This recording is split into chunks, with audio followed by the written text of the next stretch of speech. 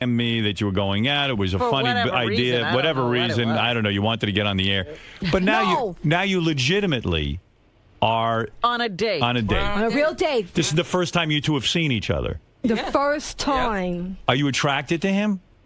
Well, I like Ed. You know, physically, he's a nice-looking guy. I like him, but he just makes me nervous because I feel like he's not real. Not real. Yeah, because sincere. Is this a bit or is it? Is it a bit Howard, or is he really into me? This time it's not a bit. You want to know something? I agree with her. Him. I have trouble reading you sometimes, Ed. Why is he saying it's not a bit this time? It's not because I'm trying to get close to that microphone. I'm trying. Why does he get the microphone? You have one. Oh, I got one. Yeah. Howard, this time I'm trying to fuck her. Okay. That's legitimate. That's an honest guy. You want to fuck her and leave her, or do you want to fuck her and have a relationship? Yeah, we can relationship. No, you want a relationship with me, or do you just want a quick fuck? Show me your ass. You've seen my ass, all right? Stop playing this. He's seen your ass naked? No, not naked. Right. He was eyeing me up and down in the terminal. You got a good figure. I keep in shape, Howard, and trust me, look, I'm not the bragging up, and he's been worried about my age. I am up there. I'm not going to lie. I'm 49 years old, you look terrific. and I think I look pretty damn good for my Howard, age. Okay? She does. Howard, at the end, you never write the Sibian. No plastic surgeries because I can't afford that shit. So I think for my age. Do you ever put on do you ever put on like a sexy dress and heels and all that?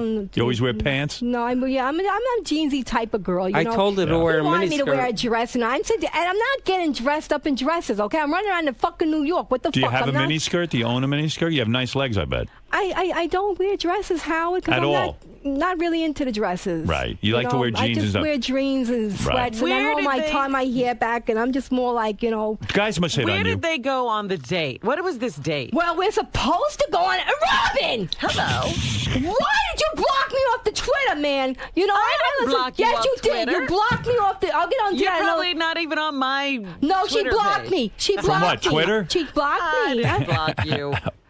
She wouldn't even know how to block you. She blocked me from Twitter. She wouldn't even And know another how. thing, Howard, I respond to you on Twitter, and you don't even fucking respond back. I don't even read it. I've never read a comment from you. Could you follow me? There are thousands of... Howard, follow me. I don't want to read what you write. I don't... We'll see. Maybe I will.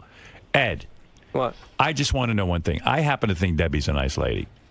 Are you going to go on a date with her? Yeah. And I don't believe you're a nice guy. Finish the date today. Finish the date, Howard. Are you gonna? Are you really? Don't fuck her over. I know you might get in her pants and fuck her, and then if you leave her, she's gonna be devastated. How did he get here, by the way? Howard, you don't even want to know what he were... put me through. I have not gotten any sleep tonight. He told me he was going to meet me at 12 o'clock. He was going to spend the night, and then he tell me I'm waiting up at 12 o'clock for him, all right? Right. He made it to Penn Station, but he never made it to my house. He told me he fell asleep. Right. So I fell asleep, and the cop came and hit me with his baton or his blackjack. And then he's making it feel like if I didn't get to the city, he was going to leave the terminal and he wasn't going to meet me at Penn Station. I got to be honest with you. The thing I don't get about this is you seem kind of desperate for him. You're hot. You don't need he's him. Constantly putting Howard, what the fuck are you talking about? I'm hot too. No, but I can get any woman I want. You should really hook me up and find me a guy who really wants to be with me, okay? Yeah, but what I'm saying is, why are you staying awake waiting for him? He should be burning to get into your apartment. Are you kidding me? Yeah. I can get any fucking woman I want. No, what I'm saying is, she's worth. Where are they, Ed? Where are they? I get them. I get them all the time. Yeah, that's why you had to call me back again, right? Because do you like me though? Do you want to go out with me on the real side, or what? Yeah, because look, we got the looks out of the way you said you like me and stuff, but do you want to go out on a date again? Do you? Are we going to finish the date today? Are you going to take me out on a real date? Where do you want to go? I don't know. I want to go on a date. I want to have somewhere. We're kind of tired, but this is another scam. No, this is not a scam. No, Robin, it is. No. You better watch yourself. No, Robin, it ain't. This is not a scam. I don't really care what it is. I'll listen to her all day. Did Ed pay for his own bus or train ticket? I heard you on the news. You told Shuli you're going to take her to McDonald's because you don't have a lot of money. We don't have a lot of money. Right, and that's fine. And you said, hey, I'm fine with that. I like McDonald's. Yeah. I like junk, the hamburger joints, restaurants. I'm not like Are you gonna leave here? Because I'm running out of time. I just want to know. Are you gonna leave here and take her out on a date? Yeah, where do you want to go? I go anywhere we want to go that's free and cheap. We don't care, you know. We go to McDonald's, we could just take a little walk. But you can't act like an asshole. Or in something. McDonald's, like you have to have Well, manners? I have mood swings. You can't act like an asshole. I can't At McDonald's, you can't act like an asshole. Well, maybe that's right. I've never heard a line like that. Yeah. I'm not gonna lie. I have very bad mood swings, so I do tend to flip out a little bit on a real side. So I am at McDonald's, you're going to treat him nicely and not yell at him. Yeah, I won't yell at you, Ed, but I just want you to be sincere with me. Right, and Ed, drop all the bullshit and stop with let me see your ass and let me see you. You got to be a gentleman. How do you get a date talking like that? Yeah, right. Yeah, because if anything happens with me and Ed, I don't want to be Let's give a hug. I don't want to be. No, wait. If anything happens with us, like we do kiss or we have whatever. Have you ever kissed him? No. No. Let's do it. We had a hug. I hugged him because I was so happy to see him when I caught him in the terminal. Let's kiss for Howard. You want to try kissing him? You want to kiss Ed? Not on TV. No. Don't film. Where's the film? Cut the camera. No. Where's the I film? can't. It's too embarrassing. All right, give me a hug then. No hug. Give him a hug. Give him a hug.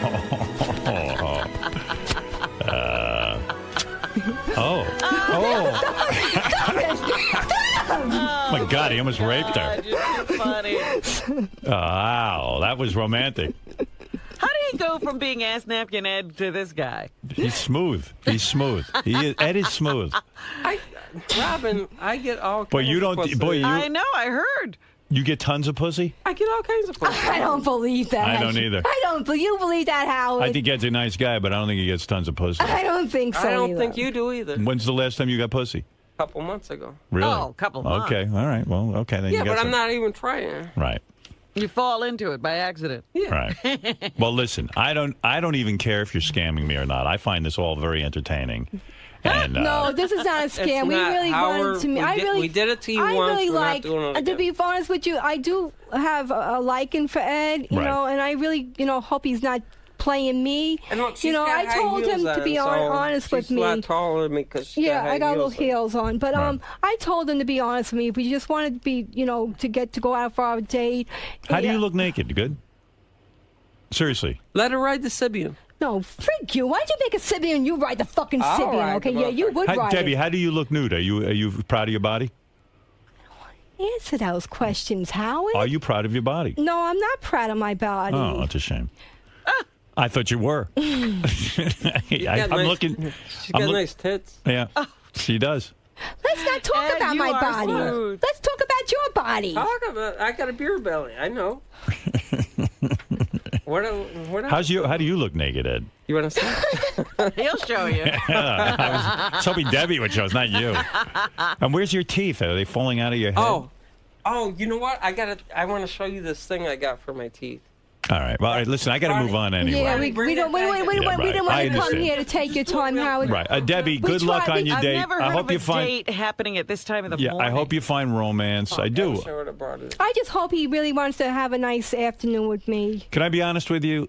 I don't Do think you think we would make a good little couple? No. No? Because I don't think feel Ed's Ed on the up and up about You don't think I'm it gonna, is? I'm going to be honest with you. I think Ed wants to fuck you and then That's it, right? get out and of tell town. everybody. And That's believe what he me, wants on to some do. level that would be humorous because, then you would be screaming and yelling at him and it would be great radio. Oh, forget it. If Yeah. he plays me, it's going to be murder, right? But I think Ed might break your heart. Gary, bring my bag in. I just want to show them those teeth. No, real it's quick. okay. No, We don't come wanna- on. They look like No, we Gary- don't wanna hold them up. Howard, they All right. look like Gary's teeth. They sell them on the computer. Ed, be nice to Debbie, the pet lady. All right. All right. Thank you, Howard. See how it goes. If and you, Robin, thank you. It's a pleasure Hey, to see you good again. to see you, Debbie. Howard, Yes. can you give me any contest money or no? See, look at him. Contest He doesn't even money. have money to I take came her all on this a date. motherfucking way. But Nobody I didn't asked tell you to. We're going to go to McDonald's. Don't worry about it. Give us money for the date or something.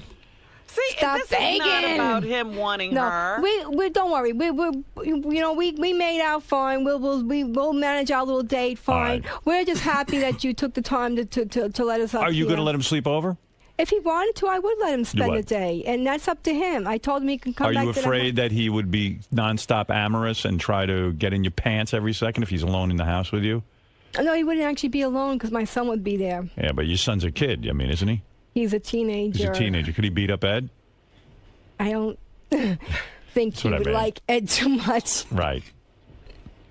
being there, though. He actually got really pissed off at me last night when I told him Ed was going to be coming over, and then he was fighting with me. So thank God that Ed didn't actually pop in. But I mean, would Ed stay in your bed?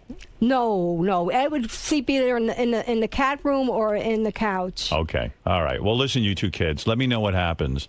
Listen, Debbie's very volatile. She's a sweetheart. She is sweet.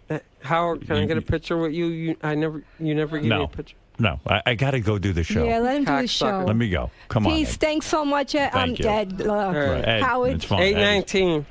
819, my That's friend. some Thank code you, of guys. his. All right, Ed. I forget what it means. All right, yeah. Ed's one of those guys. He's like, go get my teeth. Let's take a picture. Yeah, he Give me could money. come in with his teeth. No, there's a guy who's, I believe, is perfectly physically able to work, right? Yes, but I don't know. Do you want him working for you? No, but All right. we got high-level things going on here. He's able to work, But nobody wants to work with him. He's a strange guy. How old is Debbie? Do you know? She's 49. 49. I was saying to Will, I know this is crazy. I think she's good looking. I mean, for a 49-year-old woman, she's in really good shape. She Yeah, looks she looks good. good. That's right. When you're crazy, It doesn't crack. a lot of people don't eat when they're crazy. Crazy doesn't crack. But the other thing, we were trying to figure out, she's like, oh, it would have been weird for my son if Ed came over. Where do you think that falls on the level of weird shit in that house? Very, very slow, very low. All right, thank you. Debbie, come over here. Thanks, Come here, you two lovebirds. Come talk to me for a second. What's up? Ed, are you really going to treat this seriously and take Howard's advice and treat her like the lady that she deserves to be treated as? I hope he is. Hey, morning. Mr. Kane, Yes, indeed. you've changed since you bowed out of the race. Well, it's been hard, you know. I really had a long time to sit and discuss what it was I wanted to do. And I know exactly what I want to do, but it will not be what I do not want to do because that is entirely my doing. Now, you clearly haven't lost your great way of explaining things, so. Thank you. I appreciate your comment, though your comment does not need appreciation. However, if it did, I would have appreciated it. Mr. Kane, you're nothing short of articulate. Well, I am. Are you looking forward to today's meeting with Howard? Absolutely. You know, Howard Stern understands me, and I will have a chance to present myself and my case to the entire American public, because they will understand that I know that they know that we both know what needs to be known. And we now know that. Yes. Do you want to bring Herman Cain in right now, sit him down? Do you want to talk to him for a minute, or do you feel comfortable? We gave him the lines. I should have told him, No, I would sit him down Okay. right now. And Maybe you just want to make him feel, Yeah. He's also Billy Crystal. Should you need Billy Crystal? by the way, I think we should sit him on the couch. You know what I was thinking? Should probably sit him down on the couch. Let him do it. And then after his segment, I think we should be done, maybe. Unless I say to you. Well, if it goes well, my feeling was if it went really well, I'd almost take him out and maybe bring him back later.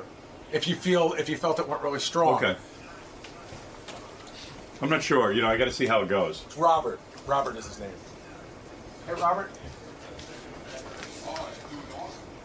This is Hey, Robert. How you doing, man? Morning, nice to see you. Good to see you. It's not fun. You know what? When someone drops out of a campaign race and you put a lot of money and heart and soul into it, you know what? It's not fun. You know. You know. We're going to give you these, but I'm going to adjust Thanks, I'm going to adjust your microphone. Yeah, I like it loud. Well, right here is your. Thanks. You can go as loud as you want. I do it till my ears bleed. Is that good? Yeah. So hey, Robert, we wrote a bunch of lines to help you sort of, but you use them. Yeah. We thought these were funny. It's right here. Your mic is right here. That's my mic here, yeah? Yeah. Can I throw you? I'll help you adjust when you get back. Thanks, So man. we thought these were funny. You can, Sure. have fun with them. Did you want to start in around Robin or foreign policy or just extra? We can go with. I'll interview you about Rob, and I'll ask you about foreign policy. You just go whatever you are. And then also you can just bring stuff up. Yeah, I'll just go with you. I always just watch the conductor. Herman Cain stopping by. You know, this guy, Herman Cain, to me, out of all these Republicans, he's the most fascinating of all time. And I'll tell you why. His story should be made into a movie, for my opinion. He's the greatest because here's a guy. You got to remember, Herman Cain. I mean, nobody knew who he was. This guy's never served in any office. He was a pizza guy. And he decides to run for president. Now, why did he decide to run for president? His life was going too well. His life was going great. He wrote a book. The guy wrote a book. This is the way it really went down. He wrote a book, and he said, you know, how do I promote this thing? Donald Trump was the first one to do this. He wrote his first book, and his PR guy said to him, run for president. And he was like, I don't want to be president. He goes, no, if you run for president, the book will sell. And this book sold a billion copies. It really put Donald on the map. Mm-hmm. And so Herman Cain from the same playbook said, look, nobody gives a fuck about me, but I'll show up at some of these early Republican debates. I know I'm not going to win. I know I'm not going to matter. And nobody knows who I am. And quite frankly, I don't even know what I'm talking about. But it's free publicity. Yeah. You know, it's like when I ran for governor. It was fun. It was a fun stunt. And I got freaked out when I started winning. The polls had me going up over... You had the same reaction, Herman Cain? Oh, yes, no. This is why I know about this. I was up to 23%, and all of a sudden they're demanding to see... Like, they wanted me to open my books. I was like, what? Wait a minute. I'm not going to be the governor. I'm going to resign after 3 days. So Herman Cain decides he's going to promote his book. So he starts going on these Republican debates and this and that. Now, the field of Republicans evidently is so bad. I mean, this Mitt Romney can't get anybody to be for him because he's a moderate. And to win the Republican nomination, you've got to be a lunatic, you know. So all of a sudden, no one likes any of these candidates. And Herman Cain somehow becomes attractive to a lot of these Tea Party guys. I don't know what they wanted to prove, but they wanted to prove that they were for Herman Cain. And all of a sudden now he's like, oh, shit, I'm the front runner. They start looking into this guy. And before you know it, he fucked up his whole scene. He was getting chicks. He had girls. He was harassing people, allegedly.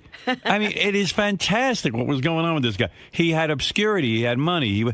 And now his book promotion went completely fucking baba flooey, if you know what I mean. Well, just imagine having to go home. Oh, now he's got to go face his wife.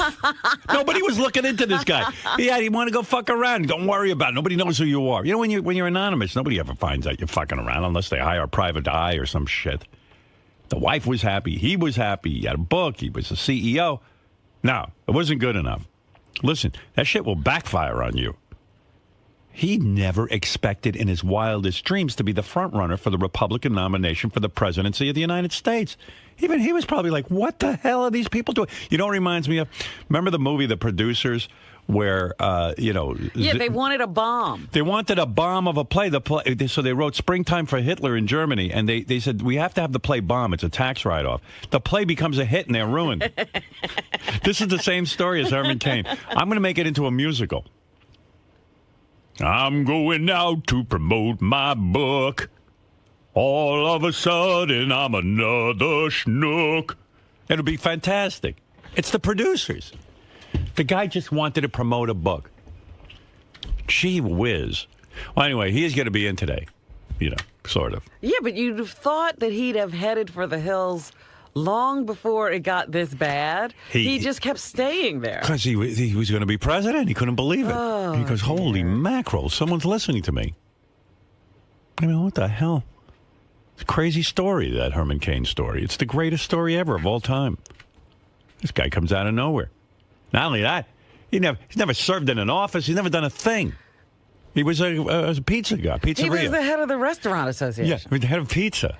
And I told you what he was behind when he was head of the Restaurant Association. Yeah. I couldn't have waited for the general election just because of his background. Right. He was for smoking in restaurants. Yes, he was. That's true. And for being able to drink more and drive. Right. Now that's a stance. Well, there's a guy you could really get behind if you're a bum. So the whole thing went nuts on him, and now he's got to deal with his wife and the distrust, and it's. I don't know if he has kids, but it's going to be a nightmare. Yeah. The public scrutiny is nothing. Hey, so I'm honored today to introduce to you a man who almost was the Republican nominee, Herman Cain. How are you? Thank you so much for having me in today, Howard, and allowing me to present myself and my case to the American people. And may I say, good morning, Ophelia. Don't look over here. I said to Robin this morning. I know you like Robin. We got your message. I love Robin. Yeah, but you say you don't sexually harass. I do not sexually harass her. I have never sexually harassed her in my life. But Howard, I've never made a pizza pie as beautiful as Robin over there. I wish I was one of your toppings.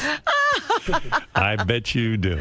I'm feeling a little bit uncomfortable. Yeah, well, listen, you get online, you can go after him. You can contact the National Restaurant Association.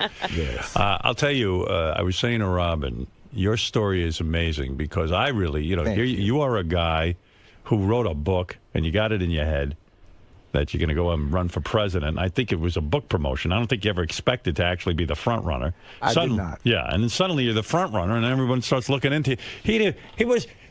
He never in a million years thought he'd be the front runner, and then all of a sudden everybody piled on him, and they exposed all these women and all that. Well, I was surprised myself because, I did not really have any women at all, Howard. I can't believe that people are accusing me of having extramarital affairs. Howard, I didn't do some of the things that I have been accused of. I did some of the things that I have been accused of, but the things that you think I didn't do. Right. The things that I did do, Howard, I was not accused of. All right. Well, there you go. He wasn't accused. What did you do? Well, what happened was I walked into politics, pulled down my pants, and said, "Here is the Black Caucus." Well, you are a fascinating man. You were asked about foreign policy and things like this. And you said it wasn't important to know the names. Yeah, I mean, come on. I mean, that was crazy. No, it's like this. We as Americans, Howard, we have got to address our national debt. Right. We owe so much money to Hungary. Yes. Hungary? Hungary. Is it, what? It's not Hungary? No. Oh. Well, that might explain my drop in the poll. Now, your drop in the poll was because of the women, and the women coming forward, people lost faith in you. Speaking of dropping the poll, I'd like to drop my poll in Ophelia. Ophelia. Let's keep our mind on the issue. You like Robin's middle name, right? I love Ophelia because the word feel is right in it. And I would like to feel ya, Ophelia.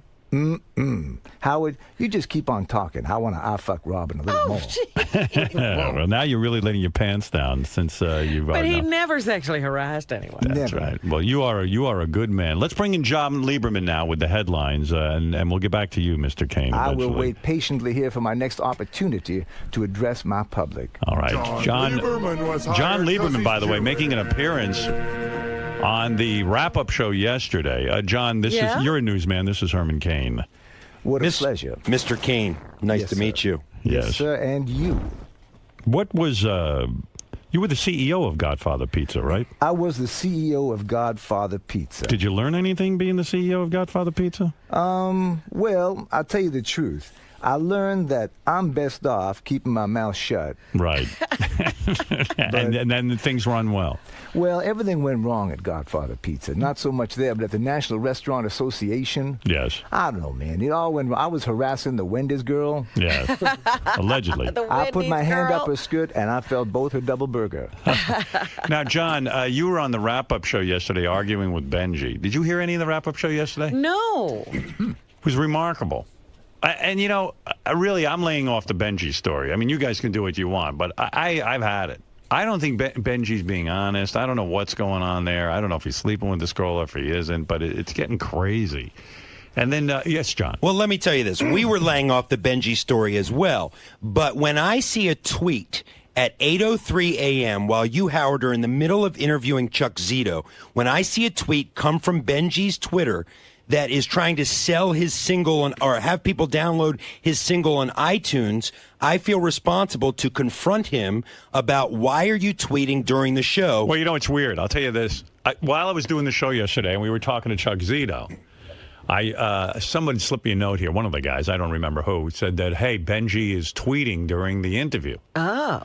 And, it crossed my mind that, gee, Benjy's working for me right now. He shouldn't be tweeting. He should be concentrating on the show. And his money comes from this show, not his music career. Not from the single. The single is not going to generate anything. Yeah, that's not how that happens. No one will buy it.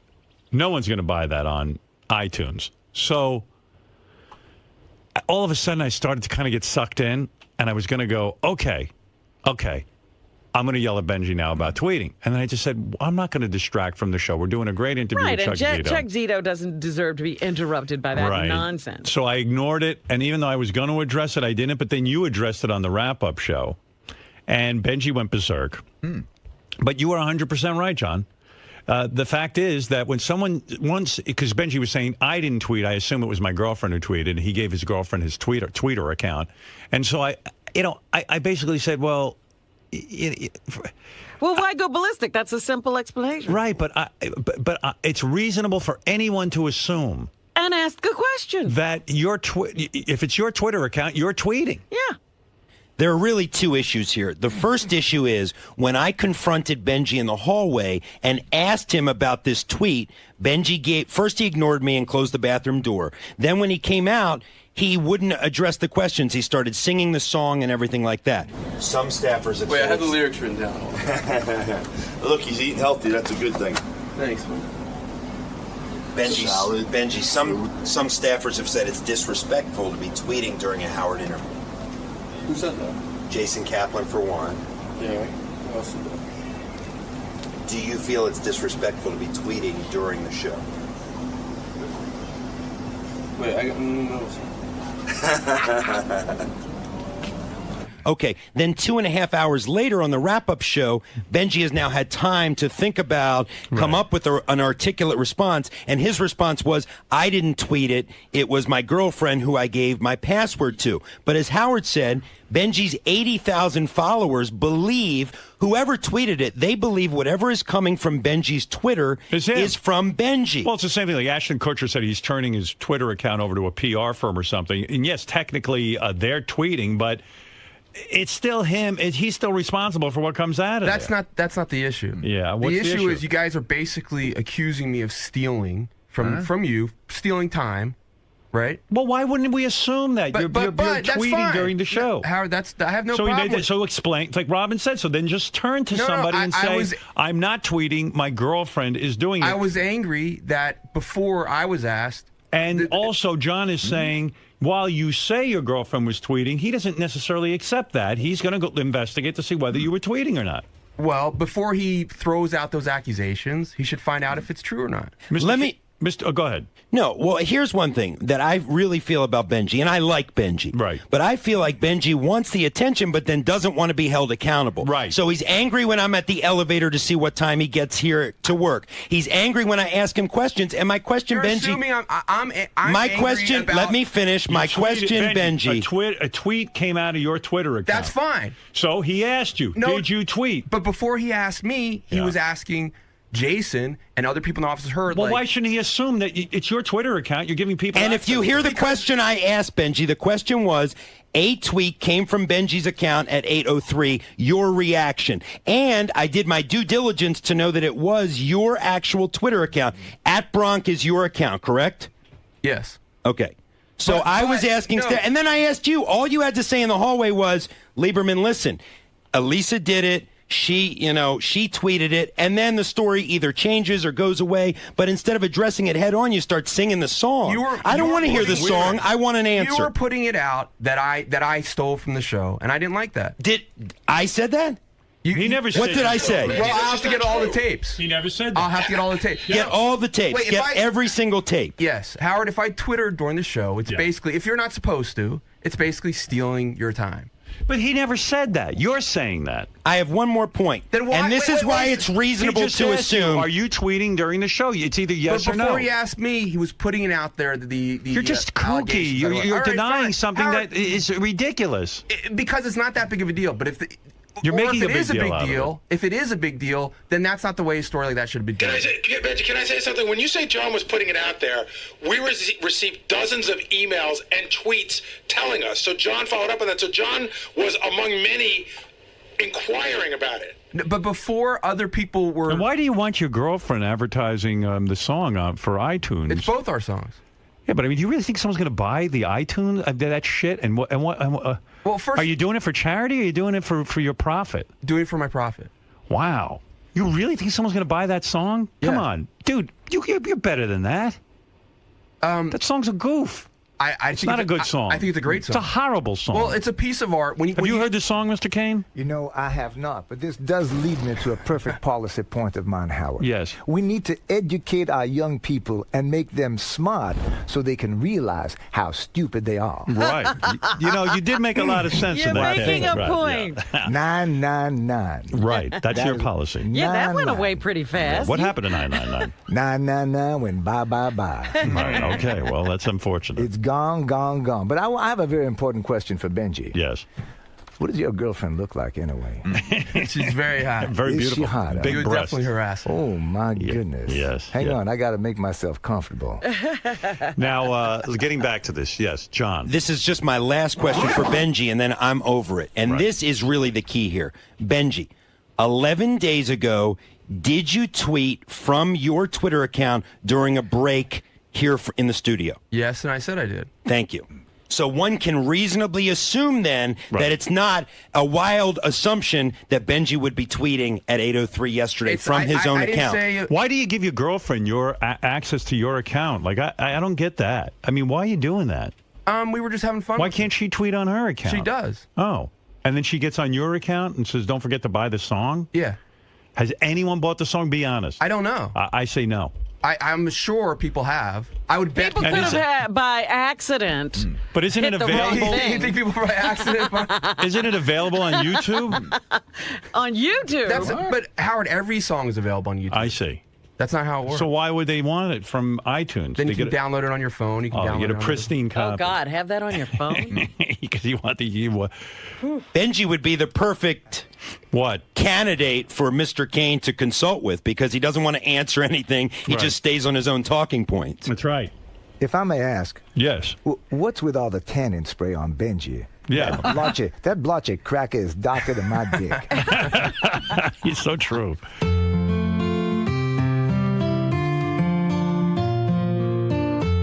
I mean, no offense, the song's horrible, and it's... I think it's a beautiful... I met a girl on J-Date, was looking for another playmate, but this may be my best shirt, my fate.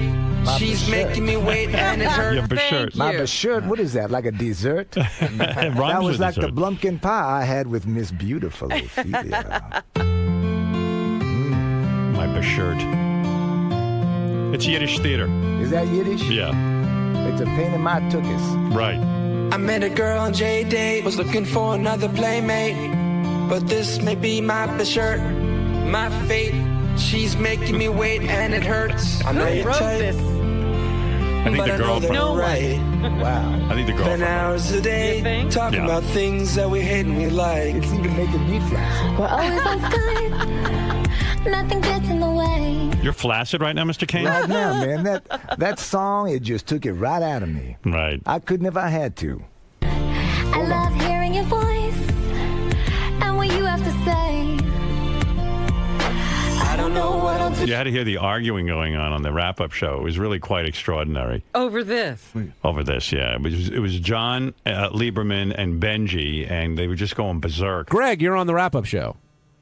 Hey, guys, I love the Chuck Zito interview, but I didn't know if anybody noticed, but Benjy actually sent out a tweet during the Chuck Zito interview promoting his single on iTunes. Wow. Yeah, no, that did come up. The news is already working on that. You probably shouldn't tweet while you're working. Yeah, a bunch of fairies were running around the office yelling at me about that. Who are the fairies? Like everyone that was making a thing about that. First of all, I did not tweet. So who did? I assume Elisa did. She's got access to your account? Yeah. Holy shit! You gave her your password? Yeah. Doesn't she have her own Twitter? Yeah. So why'd she tweet on yours? Because more people are on his. Yeah. So how do we know when something's from you and when something's from Elisa? I don't know. I guess you have to ask me. Benji, you need to take responsibility for it. Let's say it was Elisa. She knows you're on this show. Right. She knows there's an interview going on. First of all, I don't. it's irresponsible for you being in the I don't think. Okay, so you want to address that? Is it irresponsible for me to give someone my password? No. Is it irresponsible for a tweet from Benjy Bronk, as far as I know online, comes out during an interview that's going on in the studio? I don't know. I do not think that's irresponsible. Well, it is because what is it? Are there going to be car wrecks or something? No, but I don't think Howard wants to be distracting from the show while the show is on. Okay, first of all, I don't think she doesn't have Sirius. So, but yeah, she could assume she knows where you are. You know this about Elisa. Nobody out there knows. They think it's coming from you. So then they bring in John Lieberman, and then John goes at it with Benjy. I asked you, was this your tweet? Now you've had 2 hours to think about a good response that this was actually Elisa tweeting it out. Why not initially? I'll tell you why. I'll tell you. Let me fucking answer. Let me fucking answer that question. Let him fucking answer. Because I don't like, and you guys, I like you as a person, as Ashkenazi. Why? How do we know you even like him as a person? It's on my Twitter. As an Ashkenazi, just get to the point. So fuck you, man. Anyway, listen. I don't like this thing with the news when they come and they assume a fact, and before the fact is proven, they start yelling at you about it and saying, people say it's disrespectful that you're doing this. Okay, then let's pull the Howard TV tapes. Yes. And see at that time at 8:03. And before that, you told me Jason said this. But how is it not reasonable to assume that your Twitter, which you and but don't go around saying, don't go around saying, hear me out. Hear me out. You got your chance. We did a story. It was wild in there, but it's enough with Benjy and this girlfriend. I'm telling you. But I did get distracted yesterday because everyone was handing me notes that Benjy was tweeting. So thank you, Benjy. I wasn't. But you are. If your girlfriend's tweeting, it's your tweeting. It's coming from your account. But the problem that you have... All right. But it did cause a disruption. The problem that you guys have with it wasn't that the tweet came out. It was that you thought I was doing it. Anyway, that it was now coming into Howard while he's trying to interview Chuck Zito. Robin. Robin? That is my name. Hi. Anyway, Robin Ophelia, right? Robin, do tweets from your account ever come on during the show? Yes, and they're addressed. Is that a distraction? Yes, and it's not right. It's not? No, it's not she admits when she's wrong. I disagree with you, but if it's a policy, I'll address it. Did you have this problem as a CEO of Godfather Pizza? Yes, I had many problems, and I have to say, I'm sitting right next to Robin, and Robin, you remind me of Obama's famous word change. Because every time I see your beautiful breasts, I have to change my sticky underpants. Wow. My goodness. Do you think this is appropriate? Doesn't matter. He's not running for conversation. I guess he's no longer a candidate. He's no longer a candidate. Yeah. He can say whatever he wants. Now I can say what's on my mind. Right. And let me tell you something. There's a lot of hot chicks on the street. Right. I'm so upset that my wife knows what my shenanigans are now. Right. Yeah, well, you shouldn't have run for president. Now your whole scene's been blown. Everything's out. I had some great foreign policy, though, Howard. You did? The country would have been a lot better had they listened to me. When I was at Godfather Pizza, there were times that I agreed with people, and there were times that I didn't agree, and sometimes I think we need to agree that we don't agree. However, sometimes I think I will not agree that we agree unless we can't agree because I can't agree to agree. Well, you know what? You made a lot of sense. That's about as clear as mud. All right, so anyway, John Lieberman from the Howard 100 News. What do you have for us in the Howard 100 I just want to, and then I'll be done with Benjy, I promise. But, Howard, can you declare that no tweet should come out from the show from staffers' personal accounts? Do you agree with that? During the show. During the show from 6 until 10:30, is that a reasonable rule? I don't think that people should be tweeting when they're supposed to be at work, working. Now, there's a technicality here. Benjy's claiming it's his girlfriend. I don't know if, in fact, it could have been Benjy's girlfriend. Maybe it wasn't. I would say concentrate while you're here. It's only 4 hours. And the rest of the day, tweet all you want. That would be a good rule, I would think. Okay. You know what I mean? I think it would be. Now, he's saying, listen, it was my girlfriend, so who knows? But I don't know what's going on. At this point, I do. Same effect, Howard. Exactly, right. Robin. Exactly. At this point, I believe that it was Benjy's girlfriend from some other background we did. But regardless, the 80,000 followers of Benjy believe that tweet came out, and that's all that matters. And then what happens is I start getting calls and things in the office. Benjy's tweeting during the show, and it becomes a big distraction. Right. So I would prefer not. But what can I tell you? I mean, it's constant with this guy. Oh, come on. Now that this all started, and he's loving the attention. I know, because here's the email. You ready? I don't believe Benjy for 1 minute when he says he and his girlfriend sleep naked and they don't have sex. A normal woman is not going to sleep nude in the bed with a man unless she's going to fuck him. As a woman, I can tell you, when we love a man, we want sex as badly as he does. So why wait? Especially if you two are now, in love. Benjy, she is using you so you can keep her name active on the radio. You know what? I don't believe that exactly, because I don't believe she could really live with herself if she has to sit there and fuck Benjy for radio mentions. I don't know this girl. I don't think she would do that. I don't know her. I don't know what she's capable of. I don't. She seems like a nice girl. Anything. If she's with Benjy only because she wants to get mentioned on the radio, that's horrible. I feel bad for her. She's in love with me. You know that. She's yes. Why is she still holding? I mean, are you guys still waiting on sex, intercourse? I almost rather not talk about that because everyone's saying she gets so much shit about that, and I don't want to talk about that. Well, that's fair enough. It is. If you were having sex with Benjy, would you want people to know? I wouldn't. All right. That's fair. You're a woman. You can relate to that. If you for some reason went out of your mind and started having sex with Benjy, do you really want to discuss? It would have to be on the QT. Right. That's true. That I understand. Over my dead body. Would you? If Benjy gets some of that tookie before me. Would you? If Robin said right now she'd have sex with you, Mr. Kane, you would do it, right? Oh my gosh, yes. Yes. Oh my. I would. But you're married. Wait a minute. You're on the air. You're still married. I don't think he realizes he's on the air. If you thought Godfather's Pizza delivers in 30 minutes or it's free, wait till I get to you. Oh my. With my extra large. You love her. She's your type. She is absolutely. Robin is absolutely so gorgeous. Robin, if you would put your hand inside my lap, I could get you to be the senator of Utah. Robin. Yes. Ophelia. Robin Ophelia, you want to be the senator, don't you? Ophelia. Oh, all the way to Utah. No, could he explain his position on abortion? Yeah, talk real quick, and then I'll let John Lieberman, because John's a newsman. He might be able to ask you a few questions. Well, I would like to, I think in general, Howard, that my campaign was misunderstood. I loved my time on the campaign trail. Yes. I loved meeting the Cubans in Florida. I learned how to say delicious in Cuban. Do you know what the word for delicious in Cuban is, Howard? What is it? Well, believe me, it's delicioso. And you know delicious in Vietnamese? Do you know how you say that? How do you say that? Tong dong.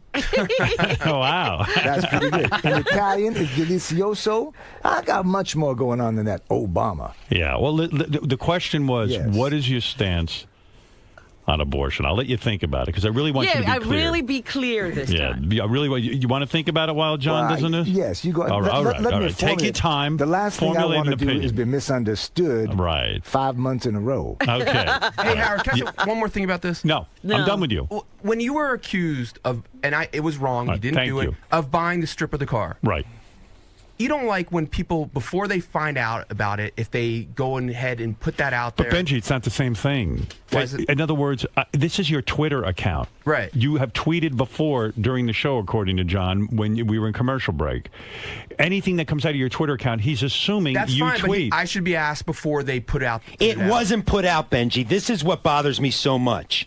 Okay? People build stories all the time in journalism that don't get published or don't get broadcast because the facts change, things change. This story was not broadcast. I didn't say it was broadcast. Right, he was asking. You just said it was put out. Put out to people in the office. I was conducting interviews to find out what the truth was. The first thing was you should have checked with me. I did, Benjy, and you give me the same old bullshit. You sang. The first thing. You sang. Because I'd already heard it being talked about. Benjy, you just accused a man of not asking you first. He asked you, and you do shtick and you sing. He didn't ask me first. He asked you, and you sang. Why did you do that? Who'd you ask first? Benjy, I asked Jason for his reaction to the tweet that came from your account. Listen. You've gotten sucked into the Benjy. All right, I'm done. I'm done with it. Listen I'm done to me, with John.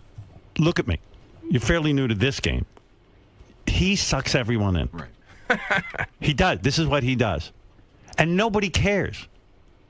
He's got you in his grip right now. I do. He does. I do. He's playing with you. He's playing with you. And now you're beshirt. I'm done with it. Good. That's what I'm saying. Let's move on. I'm trying to help you here. Yeah, and I appreciate You're going to go out of your fucking mind otherwise. You're arguing with a guy who he wants this. I will continue to hold Benjy, in addition to everybody else, accountable. If you wanted to kill a starving man, you know what you do? You don't feed him. You're feeding him. You're feeding the vortex. You're feeding it. You're in the Benjy vortex. And I'm getting dizzy. Mr. Kane, are you ready to discuss abortion? Yes, I do. What is your opinion on abortion? Well, Howard, I want to be 100% clear on this. I want to leave absolutely no stone unturned. Yes. I am 70% against abortion. 70%. And 40% for it. Who are you, Sal? In fact, I would like to say I firmly stand for a woman's right to choose, except in cases involving rape, incest, or pregnancy. I see. So you're for a woman's right to get choose. an abortion. Yes. Unless she's been raped. I think I am for a woman's right to choose unless she chooses not to sleep with me. No, you're for a woman's right to choose unless she is raped. Yes. Or has incest. Or has sex. Or is pregnant. Is pregnant. Right. That would change everything. That's a game changer, Howard. Right. You see why I can't get a straight answer out of Mr. Kane? He says he's for it and against it at the same time. All right, listen, John, let's get back to Howard 100. All right, let's get to a couple headlines quickly. We've wasted too much time. You're not kidding. The whole show's been a waste of time, quite frankly. Right. Yeah. Let's start with a little bit of Sal news. Sal getting assaulted in the coffee room after running his mouth, and we have the exclusive audio and the video at Howard 100 News. It started with Sal running into Jason Ellis. You had Jason on the other day, SiriusXM host, recent guest. Sal cracked some jokes about Jason's tattoos. The next thing you know, Jason lands a solid kick right on Sal's thigh, and this was for real. Wow. We gave Howard TV the videotape. Sal starts writhing in pain. He needs aspirin. The next day, he comes in limping a little bit. The tattoo on your face? Hey, I thought Mike Tyson had bad ink. Holy shit. Love is blind. Yeah, and so is your tattoo artist. What is that, a heart? Yeah. With an A in it? Yeah. What does the A stand for? Andrea. Oh. Who's Andrea? I lied. It actually stands for, Anal. ass kicking. That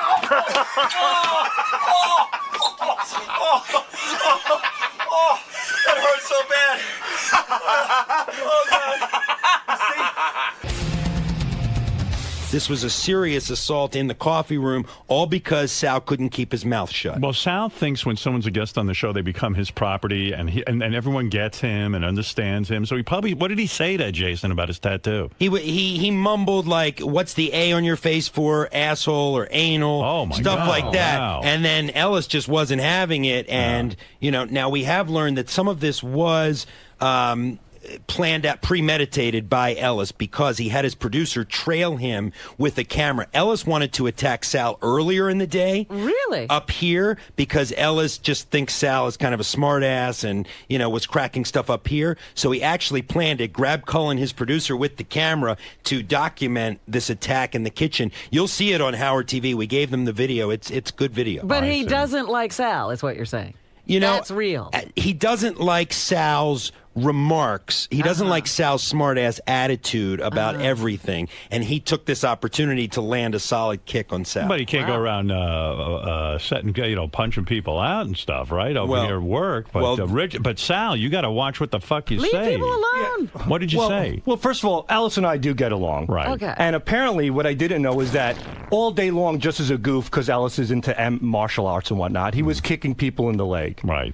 And I fell into his trap because when I saw him, I started making fun of his tattoo on his face. I said, I thought Mike Tyson fucked up his face. Holy shit, look at you. Right. And we were giggling, and then I said, what's the A for, asshole? And then boom, the kick came in. Wow. But why did you say that? You don't even know the guy. No, Alice and I have spoken quite a bit off the air. Come on. No, I was in the lunchroom. Sal, he going up to a guy and calling him an asshole? Well, you have to remember, Howard. What are you, Don Rickles, without the jokes? No. We were just kind of we've done that type of banter before, but I wasn't aware that Ellis. Is it a joke if you go up to a guy and hit him in the head with a hammer? Not if you've spoken to you're before. going up to a guy, hey, what are you, A for asshole?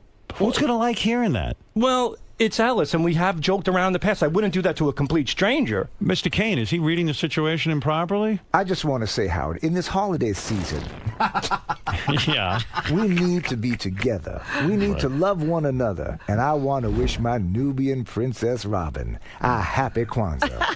Happy Kwanzaa. Yes, and Herman has a special gift for you, baby, neatly wrapped in my pants. Wow, all right. There you go. He doesn't even hear Sal. You are super focused on Robin. I can't help myself. Robin Ophelia.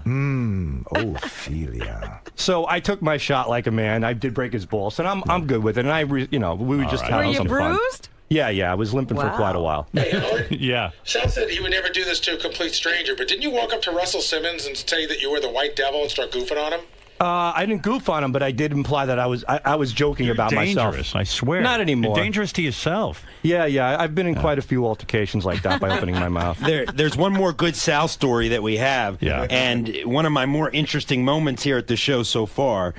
Sal nearly slept through his stop recently on the train, but the guy next to him, a guy named Mitch Cohen, was nice enough to wake him up. Well, Sal gets off the train. He starts banging on the window and pointing to this guy and pointing at the ticket that Sal had left wedged in front of the seat because Sal still had $93 left on a $100 ticket. Oh. So Sal is wildly gesturing, according to Mitch Cohen. Mitch is a fan of Sal's. Mitch goes home, Googles, finds Sal's email address, emails Sal. Long story short, comes up here, delivers the ticket. Sal gives him a tour.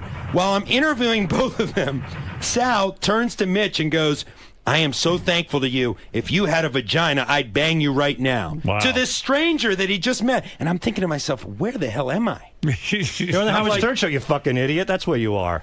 I mean, what type of question is that?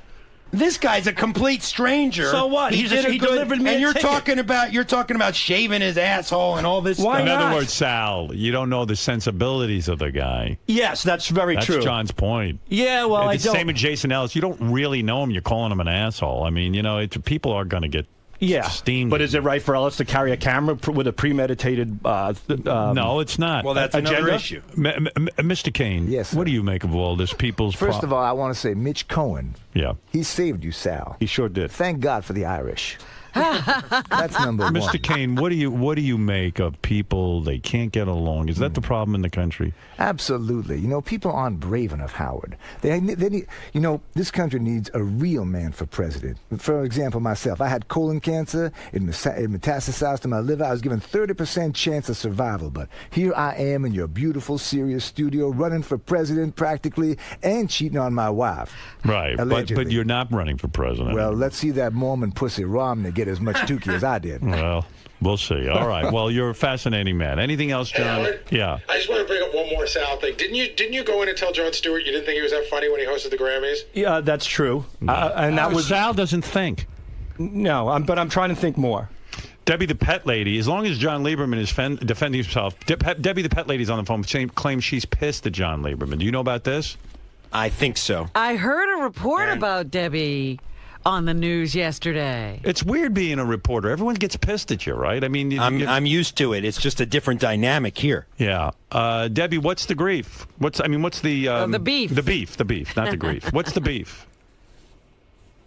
Hello? Debbie? Hello? Yeah. Hi, what's your beef with John? I know, I am. Fucking stupid. That John is a fucking piece of shit, all right? He was supposed to help me go after the fucking Ed Stern, okay? All right, you talking about Ass Napkin Ed? Fucking shit on me. And you knew you weren't supposed to post that shit on me. I told you when he was using that shit against me. What is going on? Debbie, Debbie, how many hours have I spent calming you down over the past 3 days? How many conversations have we had? And you told me yesterday, I'm your saving grace. Did you not tell me I'm your saving grace yesterday? I never told you were my saving grace. You didn't? I have it on tape. Fucking lie, you little fucking lie. Play that shit back then, fuckface, okay? Why is she so upset? Here's why she's upset. Debbie, have a little respect. He's a newsman. I'm sorry for your news, but they're in cahoots, these two. Are you in cahoots with Ass Napkin Ed? Okay? Wait. Who's in cahoots, Debbie? You're in cahoots with that Shelly fuck bitch, too, okay? I believe she's referring to Shuli. I know you're down with that fuckface, and don't play me. You're all trying to cover up, and you won't let me tell the truth. And you want to. What is she talking about, John? Here's what she's. You ruined me. Let me boil it Glad down. You took the job? No, don't mention the shit. And I want it off the news now. What is the cover-up? Let me boil it down. Debbie was very upset that Ass Napkin Ed allegedly was threatening her over the weekend to release some personal information about her. Okay? She said she wanted to get out in front of it so that Ed wouldn't somehow start spinning his own tale. Okay. So she revealed to me some details about her criminal past.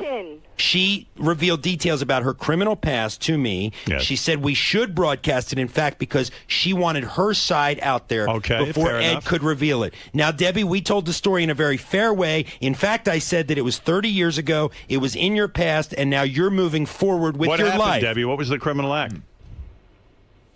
Debbie. What? How? What was it? I didn't know you had a criminal past. What is the past? Doesn't matter, because the whole fucking world knows now. Well, why'd you tell everyone? I didn't tell them. I told the stupid news. Well, that's the news. That's what they do.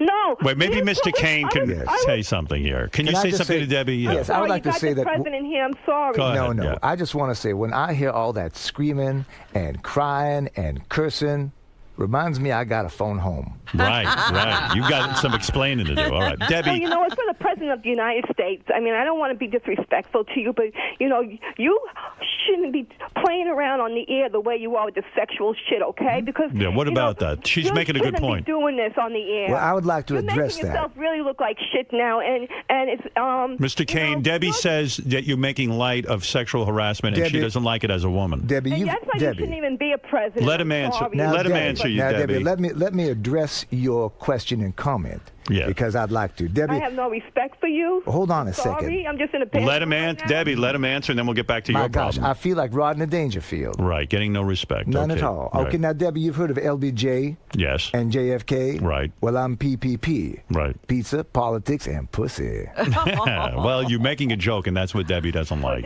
That's what she doesn't want. You're a congressman in the United States, going to be a president. Well, he's not a congressman. He was never a congressman. I was this close, Debbie.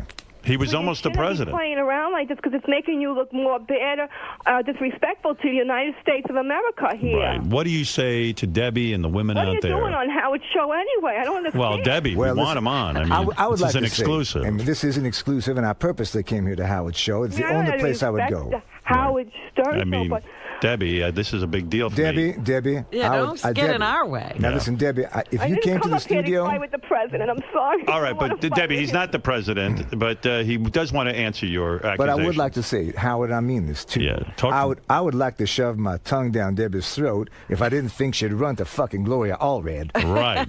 Well, Debbie, look. Oh, he's making me sick. I can't. All right, I'm gonna shut him up and let you get back to John Lieberman. Please, I'm not. John, you say Debbie called you, from what I understand, that she had some sort of criminal thing that she wanted to get off her chest before anybody found out about it. That is correct. So, Debbie, let me ask you this: John, the truth here. Tell the fucking truth, okay? Because I called you up. I had all the proof on Ed, what he was doing to me, how he was making threats and going to get people to hate me off the Stern Party thing and everything else. Debbie, I was protecting you by not releasing secretly recorded conversations. You recorded Ed secretly. I was protecting you by not releasing that. Sounds very nice. I have to record him secretly because you know what? He lies about me. He's been trying to get me off the Stern show. Now he did it. Debbie, you're not going to be off the Stern show. Yes, you are going to take me off. No, I'm not. You don't want to deal with me. I'm a sick fuck now. Everybody thinks I'm a psycho fucking perfect, and they don't Debbie, understand me. Ed doesn't control this show. I do. No, I control it. How do you figure Ass Napkin Ed controls this show? You have no clue what he did to me. Well, without your knowledge, he's doing it, apparently. Messages with Will and everybody. They filled out the machine. I'm sure him and his little buddies there. Debbie, how could Ed get you off the show? And I'm not the sicko. How could Ed get you off the show? Pull. He's got pull. I'm the guy. I'm Howard Stern. I'm telling you, and you never talk to Ed. I never speak to Ed. God, pull with your peoples there, Howard. Not you. Your peoples. They don't. These people don't have any influence on me. Got the pull. So what is the criminal background? Debbie, I heard the report and I thought it was wonderful. Wonderful. Yeah, I was like, wow, she's really changed her life. You never hear a story like that. Well, like I said, yeah, I had problems in my past. I didn't want to. You had problems? Well, it sounds uplifting. You straightened yourself out. I did. I had a bad past. You know, nobody wants. Mr. Kane, isn't that what it's about? Everybody gotta know it's now. Because Oh, my gosh. Mr. Kane, isn't that what it's about? People like Debbie, Americans who can turn it around. Second chances. Absolutely. Howard, I could not agree with you anymore. May I ask you a question, Sure. Howard? Where's the best place to jerk off here at Sirius? I've been doing a lot of pumping off since my wife found out about my shenanigans. All right. But listen, Debbie, I think it's great. I don't know what you did. I didn't hear the report. Thank God you didn't hear the report. Tell me what you did. Put the report away. Put it away. All right, but what did you do? I was in jail, okay? For what? It was a long time ago. It was attempt murder. It was the original charge was attempt. You lost your temper, I guess? Attempt murder, and he dropped it down. I had to take a plea to assault, and he gave me a 2 to 6 sentence. Well, it sounds like you've gotten your anger issues under control. I do. Yeah. It was a long time ago. All right. I haven't had any bad problems since then. I've been a good mom and everything else. I'm not a bad person. I don't want people to fucking twist this shit around. I think you're terrific. I like you. Yeah, Howard, would you fucking hire me after you found out? Wow. Wow. All right, well. Just another day in the Howard 100 newsroom. All right. Thank you, John Lieberman. You've done an excellent job, I guess. It sounds like you're in the trenches. This is a guy. John used to be a legitimate newsman, you know.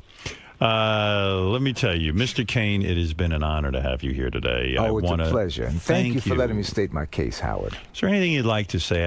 I'm not asking any specific questions. I think that, he had to drop out of the race, suspend his campaign, and I don't really think that he had a chance to say everything that he wants to say. If I may, I'd like to give you a forum now. Is there one statement you can leave us with before you leave today? Absolutely. Right. Howard, my campaign does continue. Howard, I started a website, thecanesolutions.com. There, I list my ideas, proposals, and plans to make this country great again. Yes. And at the top of my list, get Robin topless. T-O-P-L-E-S. Ophelia. Well, yum, yum. Robin, that's got to be pretty heady stuff for you. This guy was almost the Republican nominee. It's pretty amazing, yeah. That's right, yeah. Toke, you say you're a Herman Cain fan, right? Yeah, if I knew that Herman Cain was this funny, I would have backed him the whole way. Right. You're now a fan. Now you're a fan. You know, Mr. Cain. I'm a fan now. You can still donate to my campaign. Toke does make a good point. Today, you're showing yourself to be a fun guy. You're open and honest. Does the campaign, in a way, force you to be something you're not? It does, Howard. It makes me think of things that I don't otherwise think of, so that when I do think of them, they are thoughts, but not necessarily well thought out. Right. And, I think a lot of people can learn from you. And I think Robin should give him some. Could you convince Robin? Can you say something? You'd have to be very persuasive. It's clear you want to go out with her. There are some things. Robin, when I hear you speak, I get a raging hot on. So come on, Robin. Are you ready to raise a little cane? Wow. How's that? I think I'm winning her over, Howard. You are winning her over. Robin, just for me. Do these lines really work? Don't you want to raise a little cane, Robin? Come on. Just for me, Robin. What? Just say, "Oh, Herman, it feels so good." Oh, yeah. You're one of those guys who sometimes I hear you talk about yourself. You call yourself Herman Cain. I mean, you talk in the third person. Yes, I do. Yeah. Because is that effective? Herman Cain believes that Herman Cain's effectiveness is based upon Herman Cain's ability to connect with Herman Cain's public. Right. So in conclusion to this particular statement, I would like to say that Herman Cain is one fine individual who you will look for on the next ticket, because Herman Cain draws people and people love Herman. All right. Well, I don't know what your future is going to be, but wish you the best. I mean, I don't like the shenanigans with the women. Why? Well, because listen, you can't you can't go around harassing people. You understand? Although you're doing a great job of it today with Robin. Is it harassment when I'm offering cash? Wow. No. At that point, isn't it business, Howard?